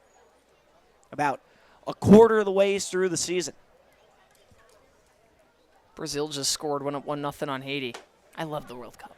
So much fun. It's so much fun. I get the goal updates and they just fire me up. It's fantastic. It's I fantastic didn't realize stuff. it works out because you'll be here, but then on the bus ride back, you get to enjoy the Paraguay game. Yeah. Well, it was kind of perfect. I got to watch the USA, almost the entire USA game on the way in. 2-1 swing and a miss. We're here. Miss Scotland, Morocco, which we already said 1-0 game. All right. You know what? Who cares? I'm okay with that. Brazil, Haiti. I'm okay with that. Yeah. But I get to see the 2 countries I have competing in the World Cup play on the same night. Can't complain. 2-2 pitch coming home. Just misses outside, and that counts full. Couldn't have been more by maybe a seam of a baseball. Yeah, that's a great frame job, too, right here. I mean, we don't get ABS here, so frames still matter. He did a really good job right there, put it right there. And, I mean, everyone was just waiting for the call right there. But it was a 50-50 pitch, and you got to come back with a good payoff. Payoff comes home. Upstairs, that's taken. And we believe that was ball 4. It is now 3-2. Mistake on the scoreboard. Well, you know, Braden Booth can wait a couple of months because next year he'll have the ABS in the SEC. Oh. So he'll be able to tap the head. 3-2 pitch, fouled off, and we'll see it again. But that rule getting approved. They had it in the SEC tournament this year, actually. Yeah, definitely an element. I mean, you talk about the MLB players sometimes not being mature is the word I'll use, have enough experience to know when to use it, when not to. I think giving it to a bunch of college players is definitely going to fare well. It's going to be a crazy addition. Now, Luca, is that only in SEC play, conference play? So I believe so. So if, Rhode Island, URI, goes down to LSU. I don't believe that will be in effect. I think it's just in SEC play. As that ball gets away from the first baseman, Larson, and Mowry's going to get to second on the error. Just in and out of the glove. Looked like he might have moved it a little too quick to try and apply the tag, and Mowry advances into scoring position, still only 1 out. Likely an E3 to go against Larson as he couldn't corral the catch. And Mowry advances to second, so a runner in scoring position with 1 away, but the count full to Ryan Martin at the plate.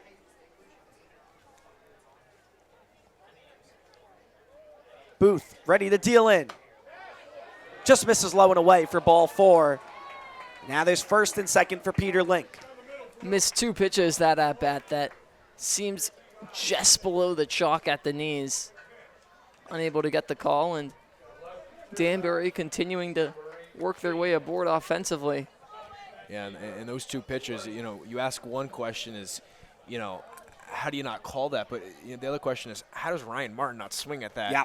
Especially, it might be a myth now at this level, but it's always been 2 strikes. You got to protect. The zone gets a little bigger right there, and that was as close as he can get. So really poised at bat there for him. It's going to help out his offense, who's down a few runs. Booth so a ground out away from getting out of this inning. First pitch to Link, just misses outside for ball 1. Booth, he's throwing really competitive pitches. Putting everything as close to the zone as you can get without finding it. But how big or how much would Danbury appreciate a trademark Peter Link long ball right here? Cut back into this ball game. 1-0, right down Broadway. That one could have been the pitch. The Link stays home. It's 1-1. Booth has loved to sit in that bottom half of the zone. And you're right, if you're Link and you can go down, go fishing, and just scoop one up, smaller park here at Cardines and just put it over the fence, this be a brand new ball game. 1-1. Link takes, and that catches the bottom half of the plate. Exactly what Harry drew up, and it's 1-2. Yeah, Booth was due to get one of those calls. Just pounding at the knees, finally gets that one. A lot of outer half stuff here, a lot of fastballs. See if we'll maybe try to jam them up on the inner half of the plate here. Booth taking his time, leans in, finds his sign. Look over at second at Mowry, but fires home. Just outside, Link with a great take. Called a lemonade stand the way he's squeezing him. I like that one. That's you're a New York guy. That's a Walt Clyde Frazier type of pull right there. I'm gonna give you a lot of credit for that. I thought Booth got that one, especially with 2 strikes. I think he deserved it. 2 on, 2 balls, 2 strikes. Booth comes home. Rip toward third, could be 2. To second for 1, on to first, not in time. Link able to beat it out, so the runner in Martin is retired at second. Mowry moves second to third, and there's 2 on and men at the corners for Noel Rivera. Just completely ate him in at the hands. A little too slow for Trammell to be able to turn 2 with Cloud, but they pick up the second out of the inning nonetheless. And now just 1 pitch away from getting out of it if you're Braden Booth and holding this 6-run lead intact. If you're Danbury, you did such a good job in the 5th to find a couple of runs and get that 2 spot, make it what was an 8-4 game. Newport then responded, made it 10-4. So can you find 1 here and just, again, chip away? First pitch home to Rivera. The upper portion of the zone for strike 1.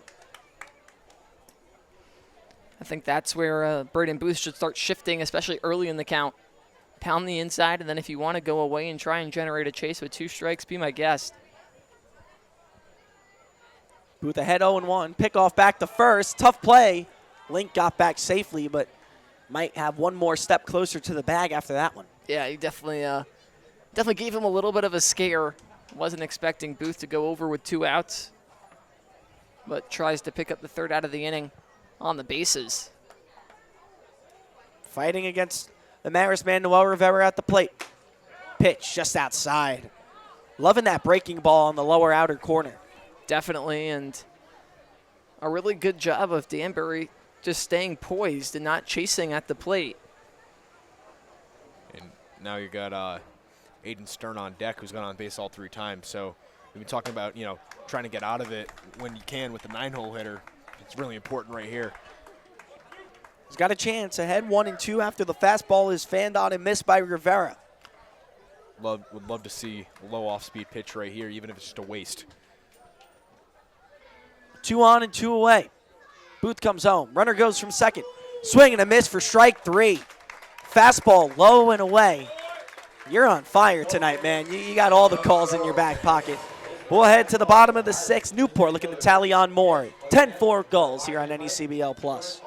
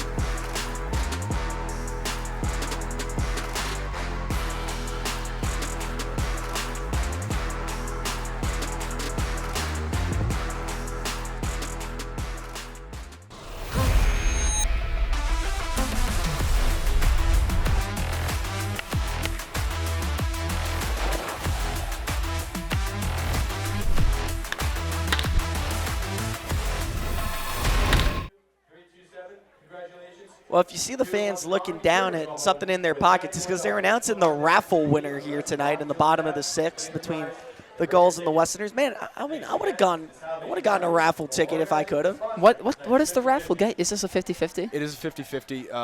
50% obviously goes. Got your winner right there, it looks like. 50-50. 50% goes to that fan right there. The other 50% goes to the organization of the night. It was the Salvation Army tonight, so that's a great organization. But we also have a lot of local places come in here that are Newport bound, like the Newport Mansions, which is pretty much restoring the beautiful mansions of the Gilded Age, and a lot of that money goes to just making those places stay beautiful. It's a big tourism spot. Or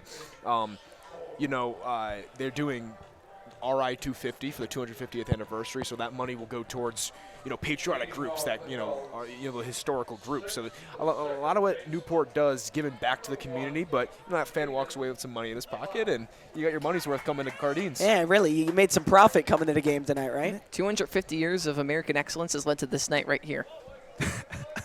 The Gulls and Westerners, it's all led to this. That's what the founding fathers. Are you guys playing on the 4th this year? Do you know? We are. We are at home on the 4th. We're off on the 3rd and then home on the 4th. We're home on the 3rd and Mystic on the 4th, I believe.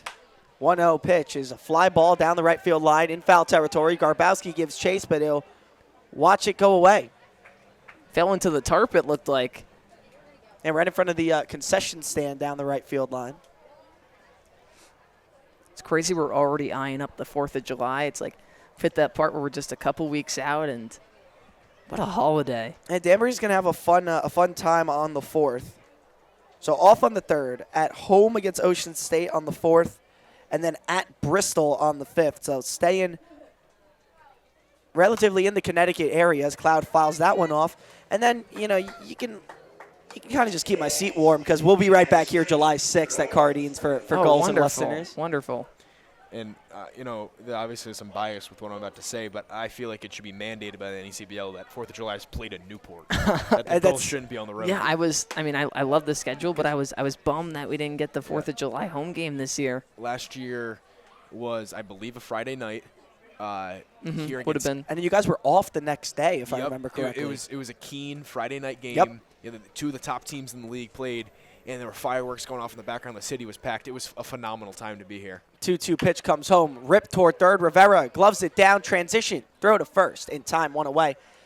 And I got told about that ball game. It had to be brought up at some point, but my former broadcast partner at the University of Miami, who was the Newport Gulls broadcaster last year, Gavin Bisho, said that was one of his favorite games that he was able to call here in Newport because of the fireworks going off, the great game on the field, the fanfare, and being able to be in this city afterwards after that game. Yeah. As they say around these parts, if we're half as good as Gavin, we're in a good spot. I've been saying that for 3 years at Miami. So I just remember I was sitting next to Gavin that game, and right there were fireworks for Adams in Newport. Incredible. Historic for it was phenomenal. As that pitch runs away, Gavin Bisho, beloved here in Newport, of course, down in Coral Gables in Miami. Was our sports director there for 2 years at our radio station. Got to broadcast more than a couple of games with him. A couple, maybe one more significant than the others. National championship this National championship game this year between Miami and Indiana. As that gets fouled off, and it's quickly 1-2 to Larson. And I'm sure that was a sour taste for a while, but what a game you got Bittersweet. It was I'll show you the clip later. The clip on the interception at the end of the game. First off, Gavin's call is fantastic because of course it is, and it got like 20,000 views. But 1-2 hits the dirt.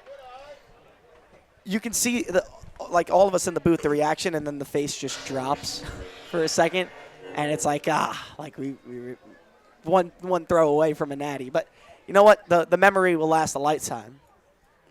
So 2-2 comes home.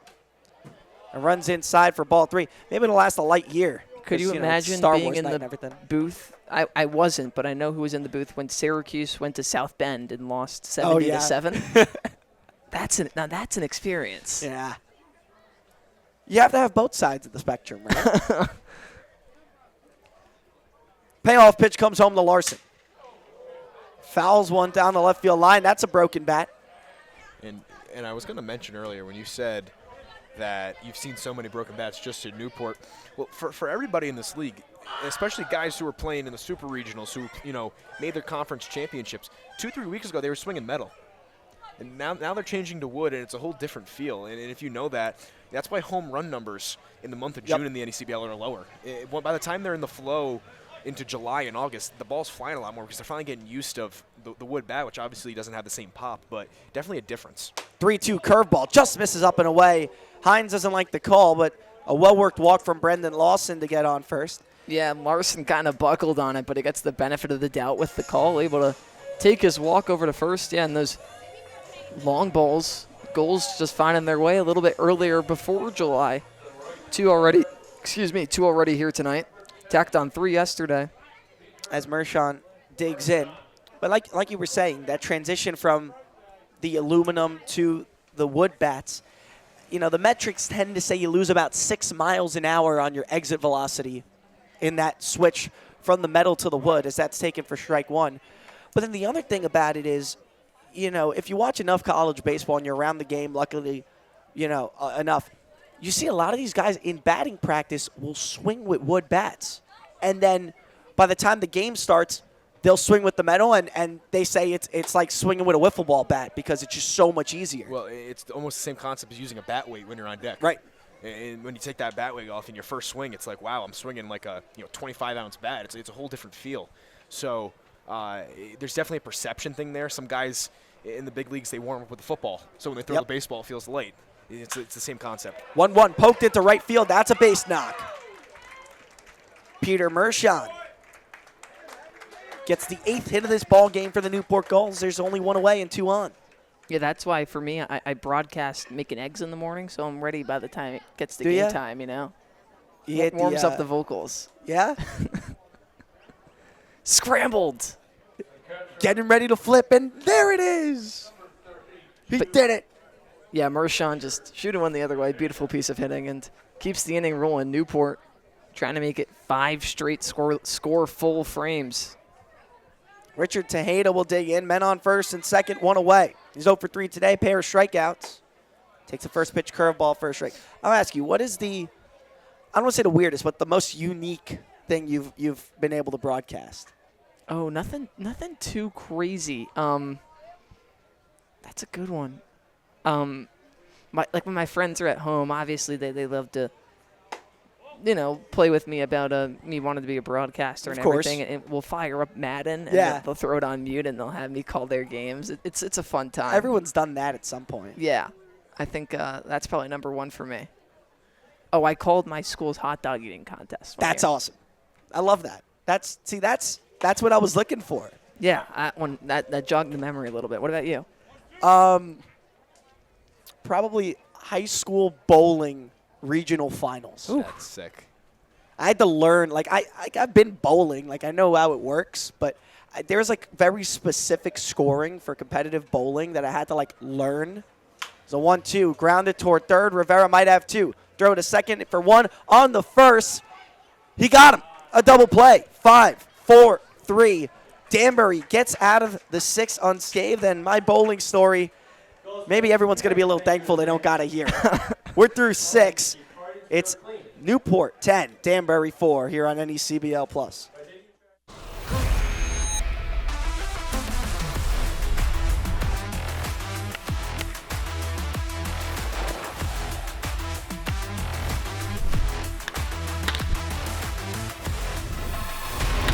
What makes a great team hat? It starts with a Z. For decades, Zephyr has been making the most iconic headwear in the game, trusted by teams, colleges, and pros. We cut out the middleman and work directly with our manufacturers, so you get top quality, fast turnaround, and prices that make sense. From bold designs to unbeatable fit, Zephyr hats are built to match the quality of your team, right down to the last stitch. Zephyr Team Headwear, born from experience, built for teams that stand out.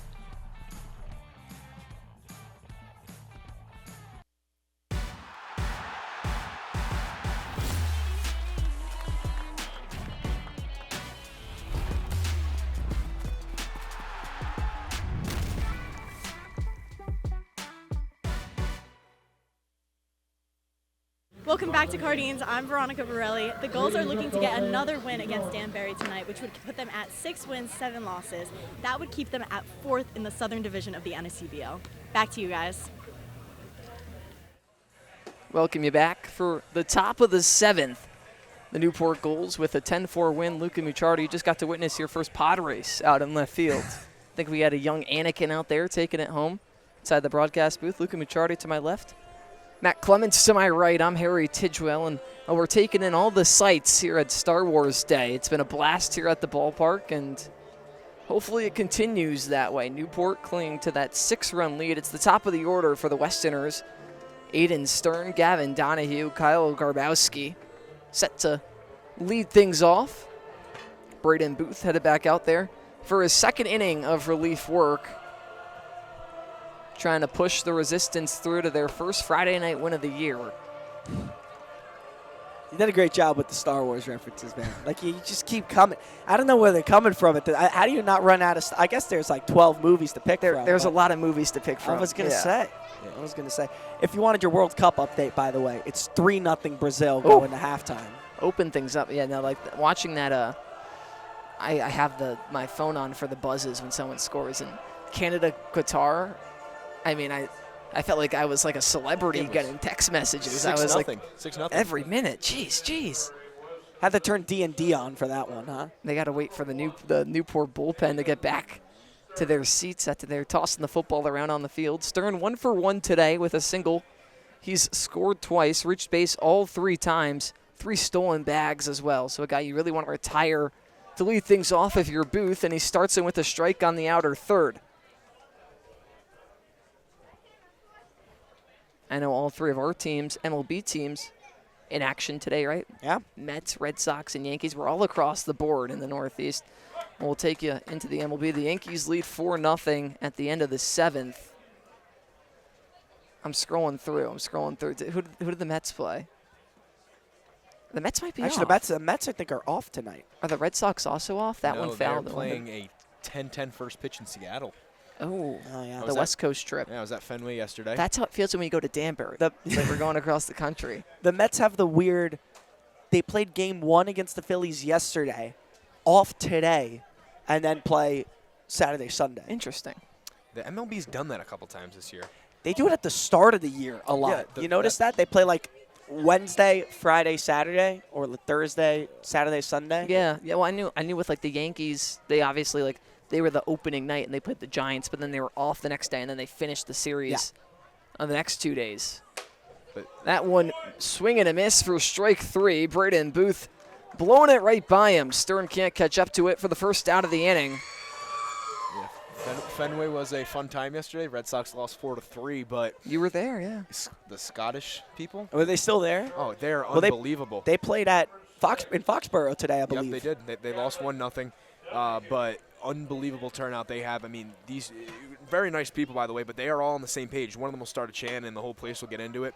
People are saying it's the most fun Fenway's been awesome. since the 2021 team, which was years ago. So. Really, cool seeing the different cultures come and bring their culture. I know some of my friends, some fellow WVUM guys down at the University of Miami who are actually from the 305 are going to the Marlins game next week because on the 24th, the Scots are taking over Marlins Park for I think it's a 1 o'clock game on a Wednesday. Fouled back right towards us into the fence. Well, yesterday was a 1 o'clock game on a Thursday. Oh, yeah.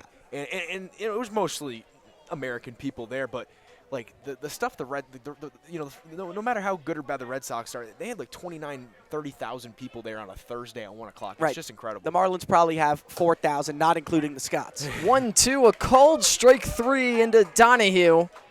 He doesn't like it, but back-to-back Ks for Booth to begin the away half of the 7th.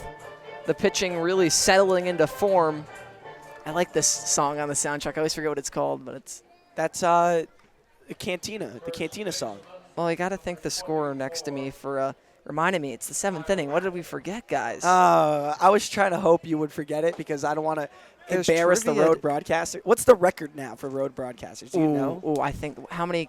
So we're 5-7-1, but we didn't get trivia done. So we've done 12 games. I want to say we're 5-7. But if you count Joe's answers each game, our graphics guy, lazy fly ball into shallow left field, working on Inez Brown on a slide, can't get it. I guess he wanted us to get that trivia. Yeah, he really wanted to get the trivia question. Maybe you should get it in before we. Okay, there's two answers today, and if you just give me one of them, you get 1,000 points. If you give me both of them, you get 10,000 points, guys. This is a big one. There have been 2 pitchers in the last 50 years to win 300 games during their career with fewer than 200 losses. So not only did they rack up an absurd 300 wins, They didn't lose more than 200 games throughout their career. 2 pitchers in the last 50 years, and they're both the same era. Their entire careers almost overlap. That's my guess. That's my hint for you guys. We'll get back to that in the home half of the inning, so you have a little bit of time to think about it. Okay. I already got one answer. Well, not one certain answer, but one guy who is Matt just, Clements is feeling confident. No, I don't. No, I don't, because he pitched. That's a tough one, Yeah, dude. it is. That's a tough one. Because then how many, what if it was like a back-end reliever who just racked up wins? It's... Luca, I gave you my best. Man. I gave you my best. You think too highly of me, man. 1 ball, 1 strike, 2 outs. Fly ball, right field, drifting towards the line is Mershon with room to make the catch for out number 3. We'll have more baseball and some trivia on the other side. Having fun here in the broadcast booth on NECBL Plus. Every pitch, every hit, every moment that matters. From youth baseball to the professional leagues, this is where the next generation of players takes the field. The passion, the intensity, the pursuit of greatness. From future stars to unforgettable moments, every game tells a story, live and on demand all season long. Watch the future of the game unfold. Watch on HomeTeamLive.com.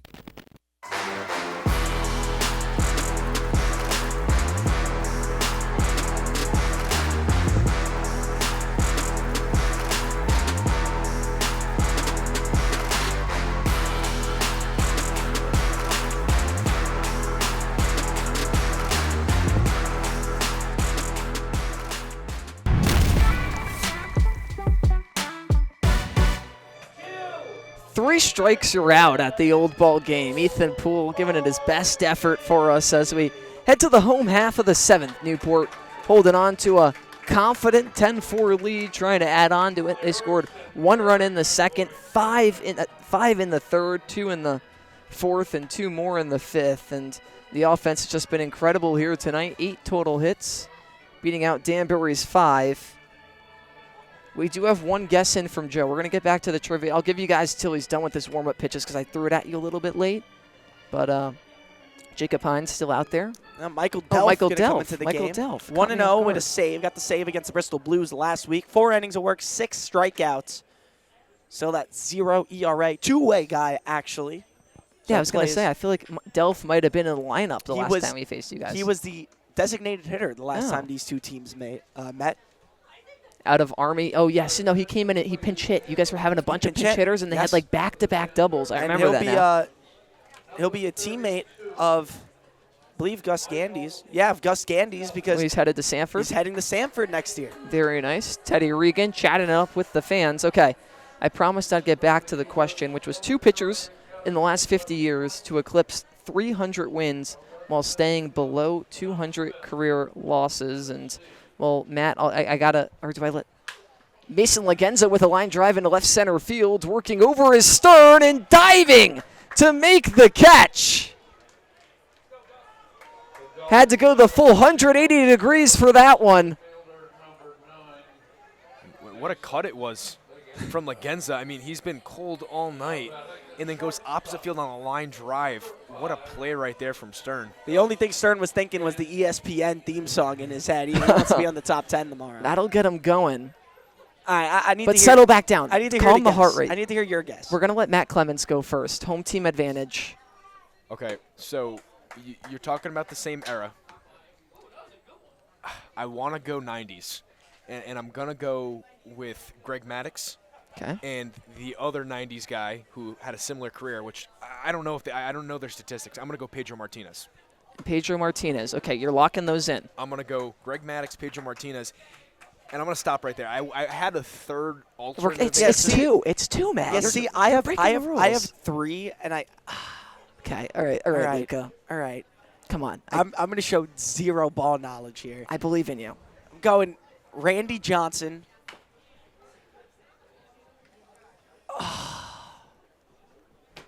I'm gonna trust Nolan Ryan. Nolan Ryan. Did you want to reveal your other guess as well? My other guess is Roy Halladay. Okay, and we got a guess to the left of me, which is Randy Johnson. Anthony saying Randy and Johnson. Clemens. And let me see what Joe's Did Joe give me 2, or Joe might have just gave me 1? Joe, send up your second guess sooner rather than later. You have until the end of the batter. Gus Gandy up 2-1. Luca losing his pen. No, Is we it saved down it. there? We He saved saved it. it. We He saved saved it. Maybe I am good at hacky sack. Kind of balanced that one on the foot. 2 balls, 1 strike into Gandy. Chop slowly back up the middle. Donahue on the run. Throw to first in time for the second out of the inning. Think they're calling catcher's interference on that one, possibly. Umpire's calling time, and yeah, they're going to grant Gandy first base via the catcher's interference, excuse me. Okay, well, Joe's going to ride our scorer Anthony. He's also going to with Randy Johnson and Roger Clemens. And, well, today, guys, while we were incorrect in the booth, both of those guys, 2 for 2. I mean, you get the 1 point for Randy Johnson, but Randy Johnson and Roger Clemens, today's trivia answers. I thought you'd get it with the Boston guy, Matt. Well, I went another Boston guy, And Pedro Martinez. who was just so good. Yes. And I feel like, I mean, we kind of just said I think we just said the 5 best pitchers in the 90s. Yeah, which, we really went all over we pounded the top of all those guys. You know what? I'll take. You said it's 1,000 points for getting one of them. Yes, you got the 1,000 points under your belt. I'll take that home with me back to Queens with a happy heart. Clemens from 1984 to 2007, 354 wins to 184 losses. That means 170 more wins than losses. That's insane. Randy Johnson, 303 to 166. Salinas pops one backwards and out of play. So that was 137. So Roger Clemens actually has the first highest win differential in the modern era. I mean, Christy Mathewson, who you just know was a flamethrower for 16 years, had 373 wins and 188 losses, which is nearly double his loss total to get to his wins. That's insane. Wow. But Clemens and Johnson, the 2 answers. There you go. And I want to go back to the game. We just saw a catcher's interference while we were answering the questions. Very rare playing baseball right there. But I was looking at the replay of the Gandy swing, and my first thought when I saw it live was kind of got jammed, near the hands of the bat, and that's why it was a slow roller. But he hit the catcher's glove. Well, you even heard him. He kind of gave a what? Yeah. Like you could tell right away that there was something there, and he looked back and pointed at Mowry. No balls, 2 strikes. Gandy takes off, or never mind. He'll retreat back to the bag. He had a big secondary lead. Not sure if that was just trying to throw off Delph or if he just didn't like the jump enough to try and steal second. But a ball in the dirt for ball 1. 1 ball, 2 strikes, 1 out. Gandy leads off first. Tristan Salinas in the box. So it's been a day for him. 3 hits already. Fouls that one backwards. We'll do it again.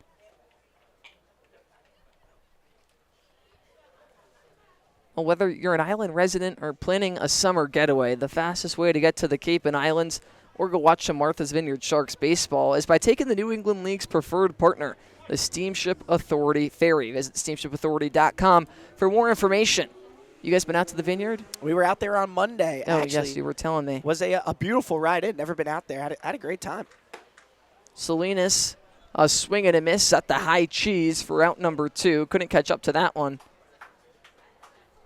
That one finally might have humbled him. He's reached 4 times. That was his first at bat. And you could accept it after the night he's had. But good job right there from Delph getting 2 outs. And now with only a runner on, you got 2 bases to work with. And throw you get a tough hitter and Kane Brown up. Sometimes it feels like you just can't get out. And Tristan Salinas having to face with the fact that you can't bat 1,000. Cade Brown standing in. Watches strike 1 at the letters. I mean, mathematically you can. Just never going to happen. Maybe It's through the possible. maybe through the first couple games of a season. Here's some crazy stories, though, at some of these, pros. A back pick towards first. Gandy diving in safely. Back to what I was saying. Some of these pros, your top guys in the MLB, you hear like their college and high school stats, and the one I always think about is Joe Mauer. I was going to say Joe Mauer, yeah. Struck out one time his whole high school career. I think it was his senior year in the That's championship ridiculous. game. So for three and a half years, he didn't strike out once. Rumor has it Matt Clemens here in the booth batted 1,000 during his senior season. I was going to say the opposite. I was going to say I struck out a lot when I played, and then I had to stop playing. I struck out so much. Nah, I'm kidding. If you want to break in your catcher's mitt, just have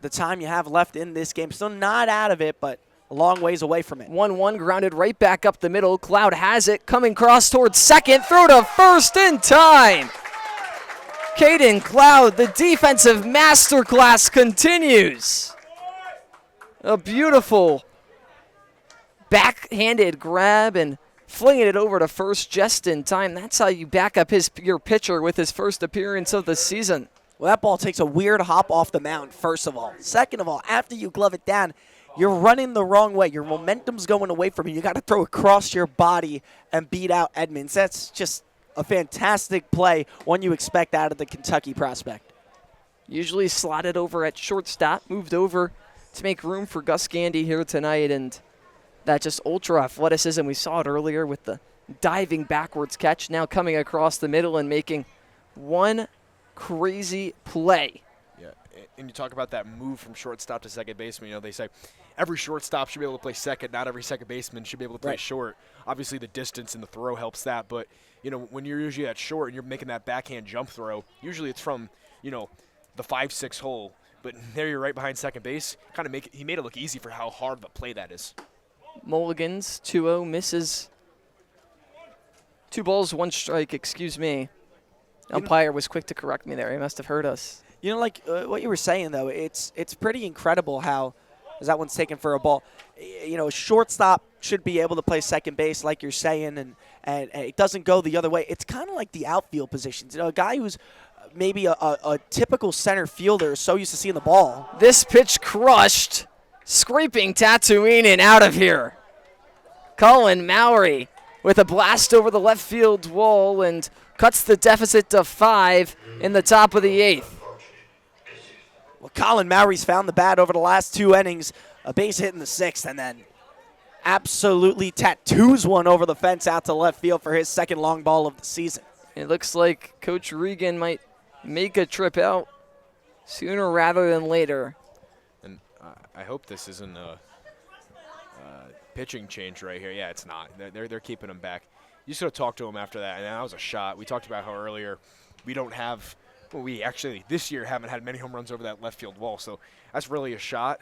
But, again, talk to Mulligan, slow him down. You already have 1 out to work with, still a 5-run lead, and nobody on. Just try to get this next batter out, get back into the flow of things. You know, especially the first time on the mound this year, D3 kid in Salve Regina, he gets taken deep. You know, it might affect him in his mentality, but just get back in a Tech Martin. And you know, you give up the run, but Mulligan kind of gets a mulligan because you're up by 6. Now the bases are still empty with 1 out, and you get to go into the same situation, kind of just throw it to the back of the mind and say, all right, don't make a mistake like that again. I can go in with a clean slate. That's right. You know, it's just 1 run. He had the lead to work with for a reason. The best part of that is Mowry's going to go listen back to that home run on the bus ride back, and he's going to see that we shouted out Tatooine, and he's going to feel really special. That ball was blasted. That one misses. 2 balls, no strikes. Mulligan back-to-back competitive pitches, but Ryan Martin unwilling to bite. 2 balls, no strikes. Mulligan working quickly out of the windup. Catches the zone for strike 1. You know, we did the little bit with the lightsabers today, and I noticed right away, of course, you gave me the red one. Yes, that was purposeful. That was purposeful. No, of course it is, because that's swung on and missed. But if you had to choose the color of a lightsaber that you want, what color would you want? I don't know. I do think a red one has some aura to it. I'm loving the red, personally. Matt, do you like the green? The 2-2, swing and a miss, strike 3. Sean Mulligan with his first strikeout of the NECBL season puts down Martin swinging.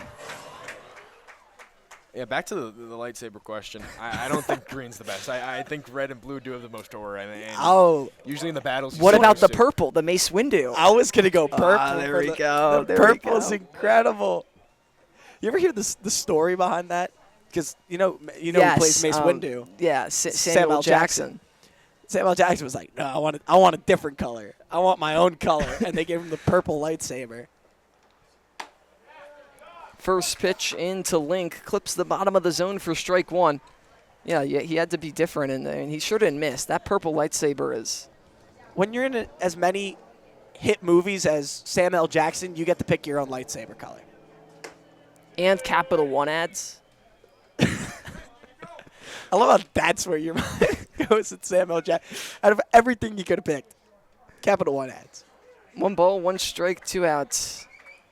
Yeah, I mean, Marvel movies are something, but the real question is, what's in your wallet?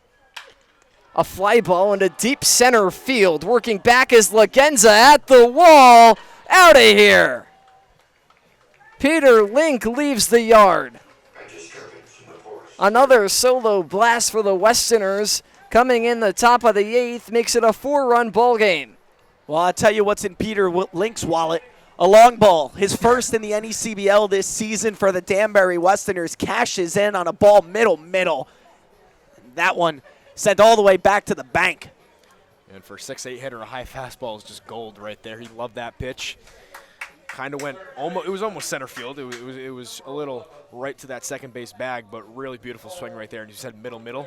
It was just. It was exactly where it was his middle. Okay. Exactly where He's he 6'7". It's what's at my head is at his chest. It's a ball for anyone else. Yeah. First pitch into Rivera misses outside. The Westerners making some move on this lead. Cut it from 6 to 4. Fastball above the letters for ball 2. It's been a while since Danbury has been able to hit the long ball, though. They led the NECBL in home runs last season, had 7 at one point this season, but now they're first in the last 4 games. Haven't hit one since Aiden Stern had a pinch hit homer against the Valley Blue Sox back on the 13th. Mulligan just missing. Rivera ahead 3-0. The top of the order looming. Misses the outside corner. So a 4-pitch walk turns the order over to Aiden Stern. And you got to think that leash is definitely tightening up for Sean Mulligan. 2 outs, 1 man on. A 10-6 ball game in favor of the Newport Gulls in the top of the 8th. If you're Danbury, you're climbing back into this one. You're still in it, but you just need a little bit more if you can continue this 2-out rally. Mulligan clips the inside for strike 1 into Stern. Stern's done a masterful job of working his way on base here today. The home plate umpire motioning over towards, I think, what was the away dugout after that call. And I think he's right, because I really think that, especially that outside pitch, has just been going both ways the whole day. And it's been a really, really tight zone, and I don't think there's been favoritism in one side or the other. But of course, when you're down and things aren't going your way, I get it. And yeah, I think hard for us to talk, what happened yesterday, but each umpire has their own zone. But it's a matter of just having that overall consistency on both sides. And I think our man behind the dish and Mr. Andreozzi has done a wonderful job of that tonight. He's given that lower part of the zone, like you said. He's liked the corners, especially at the bottom part. And that's my one, my one personal con to the ABS implication, because 95% of the time I like it, but you got to think players and catchers and veterans started to know the umpire zones. You started to learn it, and runner takes off, found left side, as you were saying, Matt. And I think that was a beautiful part of baseball. As much as a lot of you have one crowd over here saying it's about the players, let the players play. The umpires are umpires. But I think umpires are part of the game. And if you deny that, I just think you're neglecting, a whole aspect of baseball. Well, you're starting to see in a lot of sports. I mean, soccer with the offsides. You can be offside by a millimeter now, and all of a sudden they call it. 0-2 once again slashed left and foul. Even on a personal note, as a tennis fan, a tennis player my whole life, the Hawkeye, which it doesn't matter if one piece of fuzz off the tennis ball hits the line, that ball is in, and they're able to tell. It's ridiculous. And I think football is one of the sports everyone can kind of agree on the instant replay. Runner goes, breaking ball, a called ball. Mulligan started walking off the mound, thought he had it. And the fans a little disgruntled. Take another look at that. It definitely dropped in there. The question was, when it crossed the plate, was it above the letters of Stern? Well, I think the issue is Tejeda was popping up. Was also moving up with the glove, yeah. He was moving up with the glove for the throwdown, so I think if he had an opportunity to frame it, you might have got a different outcome there, but still, 1-2 payoff. Pitch home, some more movement from Noel Rivera, just trying to run rampant. I don't know if you guys picked that up, but Rivera was off second, and the pitcher was looking back, Mulligan, and Rivera starts going with his finger. Look that way. Look that way. Look at the guy you're dealing with. A little bit of teasing. Yeah. Especially up 4. 1 ball, 2 strikes. Mulligan back towards second. Pitch home. Swing and a miss, strike 3. Sean Mulligan works an inning in relief, picks up 2 strikeouts, but the Westerners, well, they tack on 2 more courtesy of Mowry and Lynx long balls. The bottom of the 8th coming up next on NECBL Plus.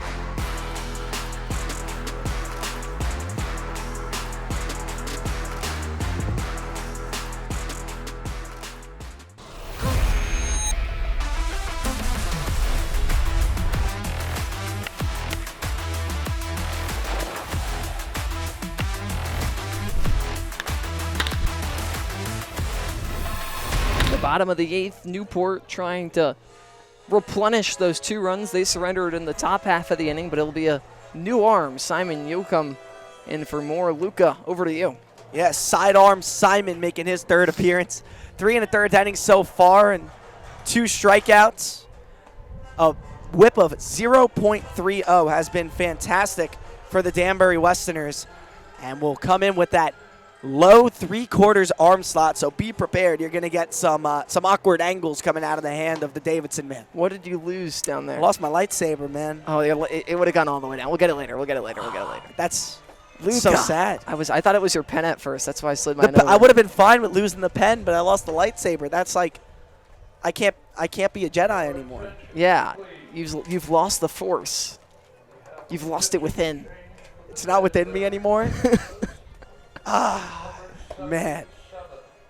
Warm-up pitches complete. Number 25 and Braxton Trammell set to lead things off, followed by Caden Cloud and Brandon Larson. Newport holding on to a 4-run lead. You got to feel pretty confident, but if they could tack on a few more runs here, it would just really take all the energy out of Danbury. Any possible late rally they could have. Look down at the bullpen side of things. I'll tell you what, I've been told about the wind picks up here at night in Newport. Of course, you're right by the water. It took a little bit of a dip tonight. You're glad you had the jacket on. Came Fitted prepared. up. Came prepared. The sidearm release is in for a ball to Braxton Trammell. Well, you know, I was warned previously about the tradition, I guess you would call it now here in Newport, of the broadcasters wearing the jacket and everything. I said, I'm gonna uphold that. Catches at the knees for strike 1. Are you team C-3PO or R2-D2? Matt doesn't even know what we're talking about. If you could tell, every time we talk about Star Wars tonight, I haven't said a word. It's Team R2-D2, and it's without a doubt. I like C-3PO. C-3PO is always he knows what he's doing with those funny jokes. Like, everybody thinks he's serious. I'm just basing it off the Lego games. I'm going to be honest with you. Ooh, the Lego. I love the Legos. C-3PO elite. 1 ball, 2 strikes. Simon Yoakum looking for his first out of the inning. Fastball misses inside, 2-2.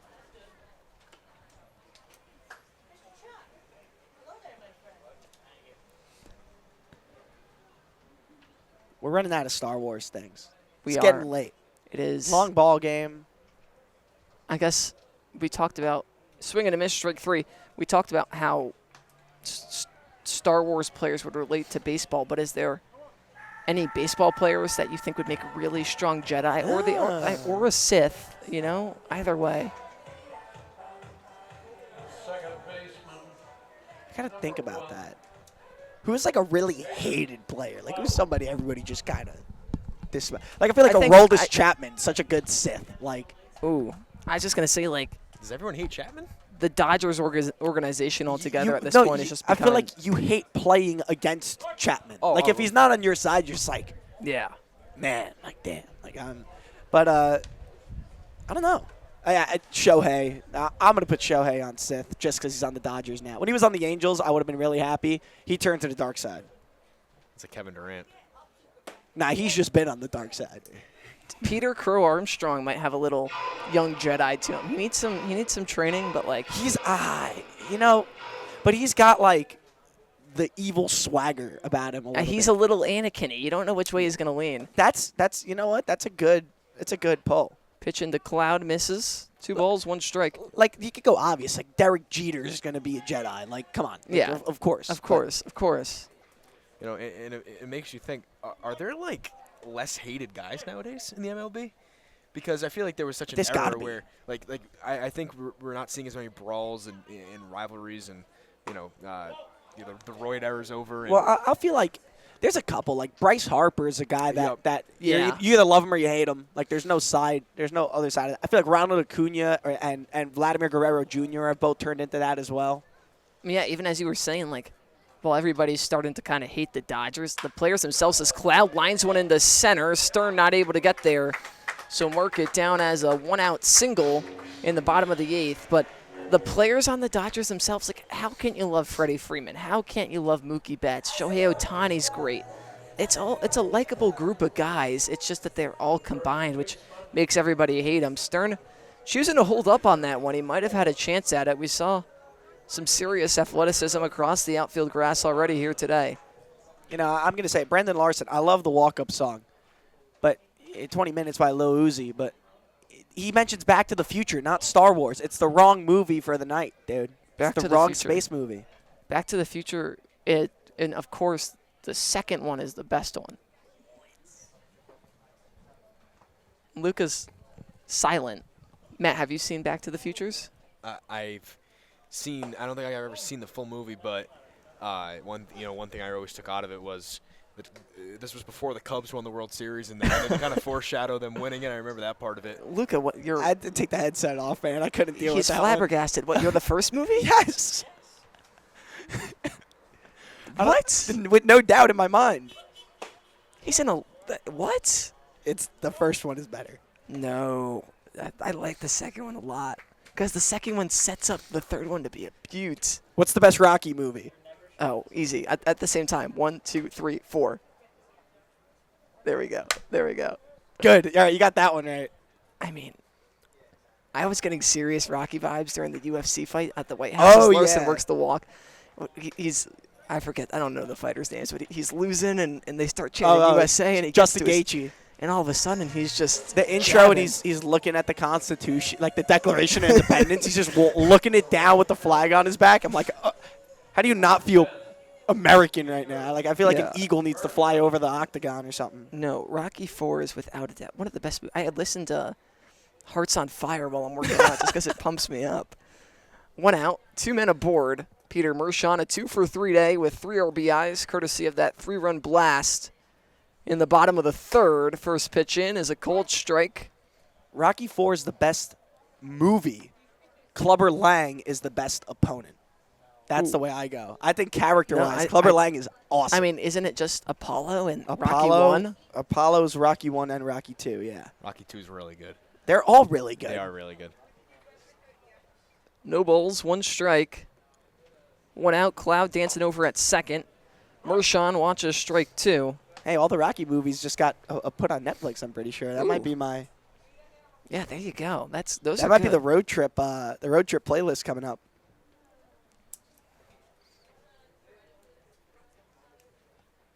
Definitely some good stuff. Peter Mershon trying to hit Danbury with the "you can't win." Pitch home, the cold ball. Cloud trying to steal 3rd, and he's out. So Caden Cloud a little too aggressive on the base paths, and it comes back to bite him for the 2nd out of the inning. Count moves to 1 ball, 2 strikes. It's so hard to read if it's a strike coming into the zone out of the sidearm guy because you don't know where it's breaking across the plate. It must be such so much harder for the umpires behind the dish. It definitely throws them a Yeah. loop every once in a while. But you umpire a lot, you see it more often. Do you know what his arsenal is in terms of pitches? Yeah, it's actually one of the weirder ones. Mershon with a fly ball shot the other way, foul. It's so tough to pick up on here because I'm trying to figure out. Yeah, so it's fastball, curveball, slider, changeup. At least that's what I have. I don't even understand how you can even throw a proper changeup when. Oh, it doesn't even feel. It doesn't look like a changeup. Yeah, That's why it's so hard to It tell. almost might just be the speed difference. Might not even might be the movement. And he rarely throws the curveball. It's like this sweeping curveball. Yeah. Rarely ever comes out of the hand. Mershon grounded softly left side. With time, the throw to second in time from Rivera to Donahue. So the last chance for the Danbury Westerners coming up next in the top of the ninth. Can Newport close it out? Find out next on NECBL Plus. Most people spend their time trying to fit in. Not me. I want to be all in. I want to be in too deep, in the moment, in the center of it all, in the room where it happens. In it to make a difference every single moment of every single day. So grit your teeth and smile. Be ready to take on adversity. Be ready to transform the world. Ready for whatever life has in store. So, you in?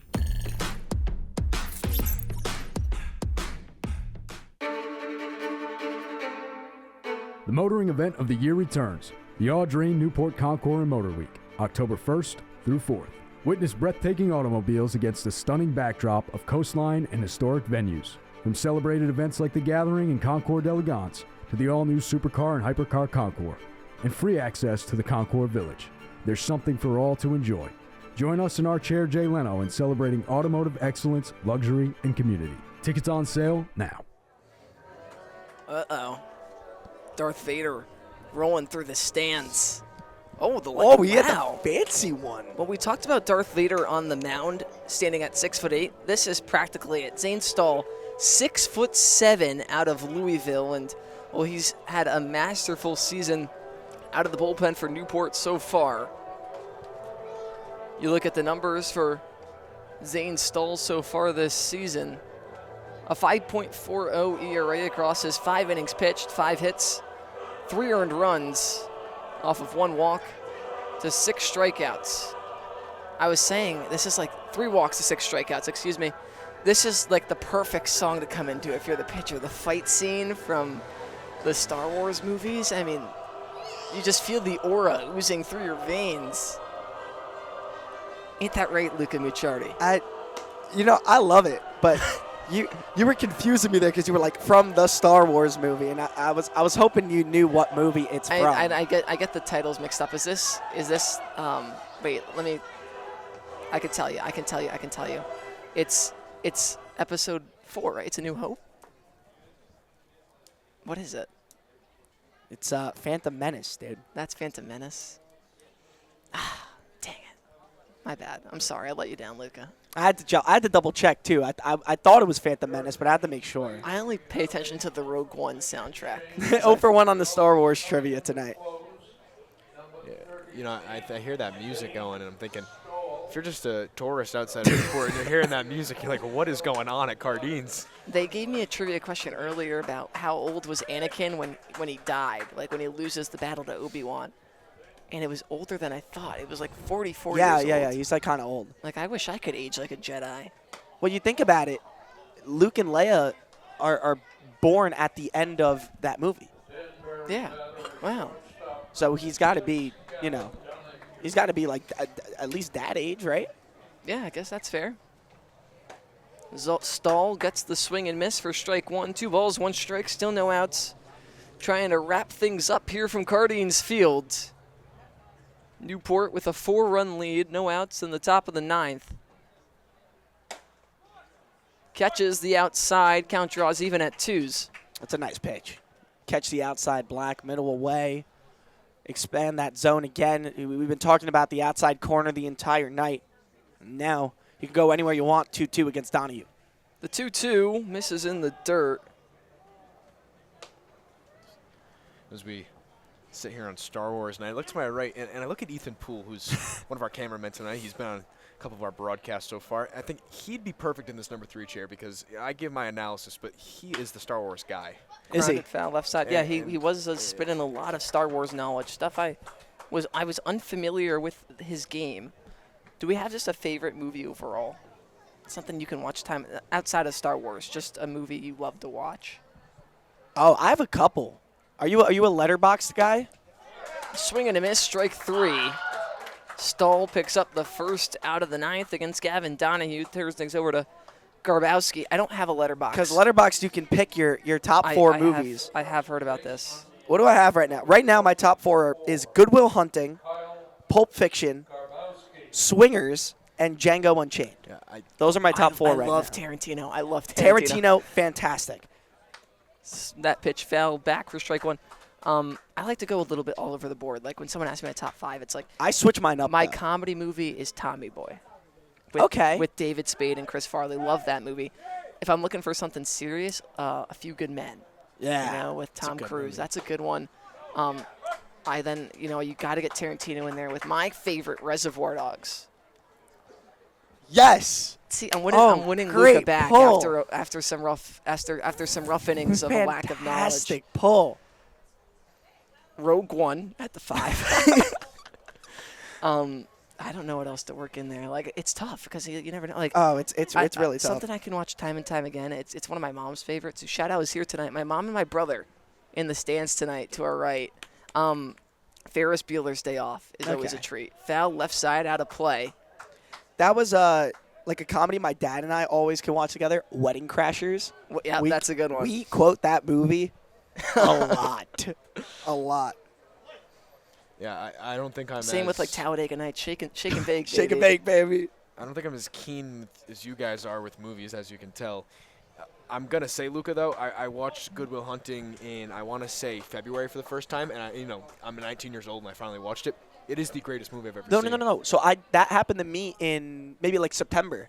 And I was like, I'd always seen the clips, and I was like, I really just got to sit down and watch it. Incredible. I had 2 friends at school get me into it, and I was like, this is just phenomenal. In terms of comedy, I'm going to put a sports comedy in there. I think probably the movie I've seen the most is The Waterboy. Okay, not bad. And it's like it's just a classic, but it's not the greatest movie. And then again, I'm a big sports guy. Remember the Titans? Phenomenal sports movie. Other really good movie I liked. Watched this 2 years ago. I mentioned to you earlier, Italian Kid from the Bronx Tale. Bronx Tale. Bronx Tale. That's always a good one. That one's deep down in my heart. That's a great movie. The 3-2 from Stahl. Misses low in the dirt. Going back to Good Will Hunting. Well, how do you like them apples? Kyle Garbowski works the walk with 1 out. In the top of the 9th, Zane Stahl trying to send the fans home happy. Good Will Hunting, that's a New England movie. Yeah. That's a New must England for Matt Collegiate Clemens. Baseball League. Yeah, right? The story behind that movie is what makes it incredible to me. Because that was, I don't know if you've heard about this, but that's Matt Damon and Ben Affleck's senior thesis at Harvard. Yes. Like, the two of them sat together and wrote that for a class, and it's one of the most well-written movies. I think one of the most well-written movies ever. One Damon Boston movie with Wahlberg I really like is The Departed. Departed's also That's a great movie. So many good movies. Like my one big pet peeve I have is people that watch the same movies over and over again. I like to find new ones. There's so much out there. Like I will say, and there's obviously the movies. If you like a Christmas movie, you watch Elf every year. We watch Hop at Easter. Yeah, yeah, that's fair. There's some stuff that comes up every year, but yeah, like you got to explore it. In sports movies, as that one gets to the backstop, Tejeda having to go back and retrieve it. Well, what one of my friends got me into, actually, he's a big movie guy, and I don't know if you have AMC theaters by you, but AMC does the stubs thing where it's like $20 a month and you get 4 movies a week. Oh. And, like, you don't have to go to 4, but what happens is one movie ticket's already, like, they get expensive. $15, $16. So pay $20 a month. There's a movie theater down the block from us in Miami. We go to like 2-3 movies a month every time something good comes out. Lasered into center field. Legenza moves over and makes the catch for the second out of the inning. Newport just 1 out away from their first Friday night win of the season. And I don't think they want us talking about movies anymore. They're saying that focus on the final out of this ball game. Yeah, we're gonna close things out right now. But reflecting on the game, we saw some good baseball tonight. I mean, Very good. Yeah. I know 10-6, 16 combined runs, especially in this league. Some of these games can get out of hand with limited arms and all that. But I don't think the Danbury offense was phenomenal, but they really did a good job on the base pass to set up runs and had some efficiency on the offensive end. The Gulls had those explosive innings, a couple big homers. But I think on both ends it wasn't, lousy baseball. I think it was aggressive for Danbury. I think it was power hitting and, timely hitting for the Gulls. And, unless we see a miracle here from Danbury, it was, one of Newport's better wins of the year. Yeah, and I think it's a matter. You see the big numbers on the scoreboard. Swing and a miss, strike 2. Now just one pitch away. You don't think bad pitching. You think just really good hitting here tonight on both sides. I mean, Danbury put up a very respectable 6 runs and battled throughout the contest. But those middle innings, especially that 5-run third for Newport, just too much to handle as Zane Stahl just 1 strike away. Newport looking for their first Friday night win of the season. Misses in the dirt, ball 1. 1 ball, 2 strikes. Kyle Garbowski stands over at second. Jack Edmonds at the dish.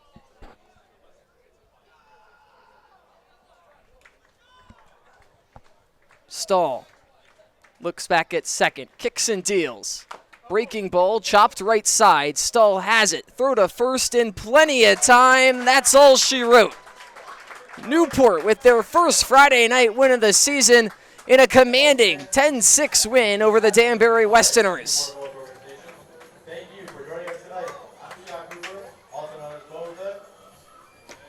And that explosive offensive performance here tonight. 2 long balls, 10 total runs, double digits in the run column for Newport in back-to-back outings. And while the pitching was good enough, they allowed only 6 and kept things down towards the back half to carry the Gulls to a 10-6 victory, improving Newport to 6-7-1 on the young season. Drops Danbury down to 3-8.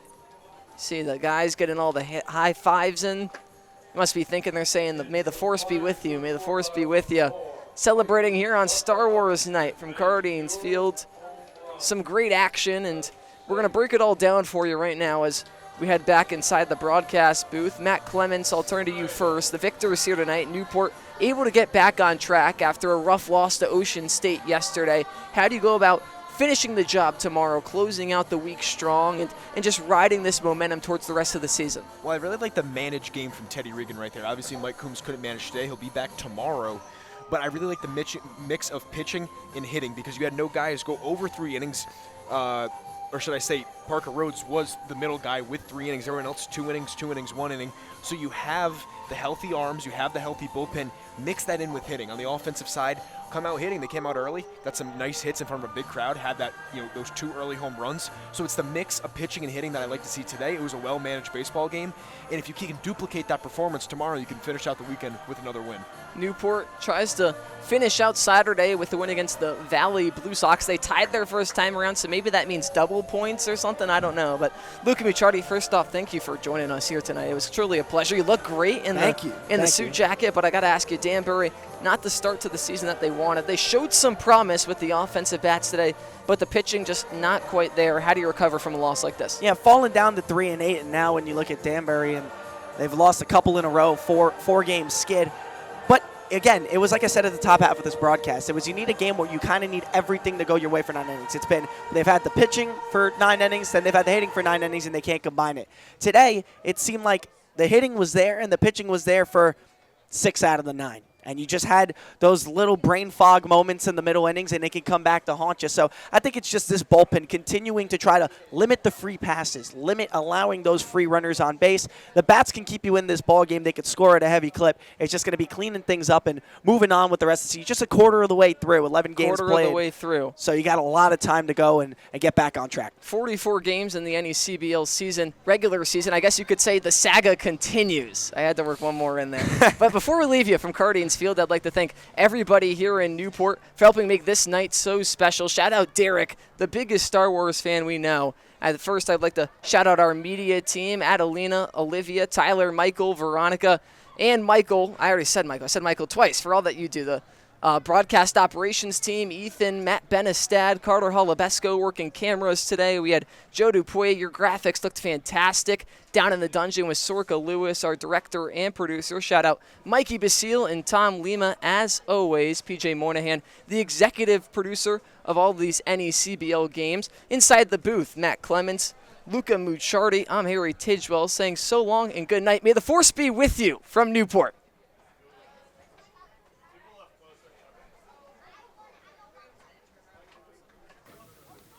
We welcome in post-game, a 10-6 win for the Newport Gulls over the Danbury Westerners. And, well, yesterday Cade Brown had 5 hits and backs it up with another multi-hit performance here tonight, part of that high-flying offense for the Gulls. And, Cade, how did you guys find so much success here tonight?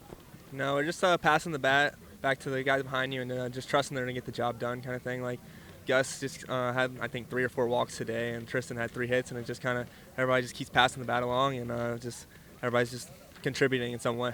Able to get the first win under the Friday night lights. What's it mean to be able to get that one off your back in front of a packed house at Cardines? Yeah, it's good to get it get off her back. When you're wearing orange in Newport, you're supposed to win. So just get the first one on our belt and win many more of these. One more game tomorrow before the off day on Saturday. The Valley Blue Sox, a team you guys tied the first time around. How are you feeling? Feeling good. I think the offense is starting to pick it up. We're all kind of getting to know each other and how everybody plays, and the pitching's doing their thing too. So I think we're feeling pretty good going in tomorrow. Well, that'll do it from Newport, Rhode Island. Cade Brown, your player of the game. I'm Harry Tidgewell saying so long and good night, Newport.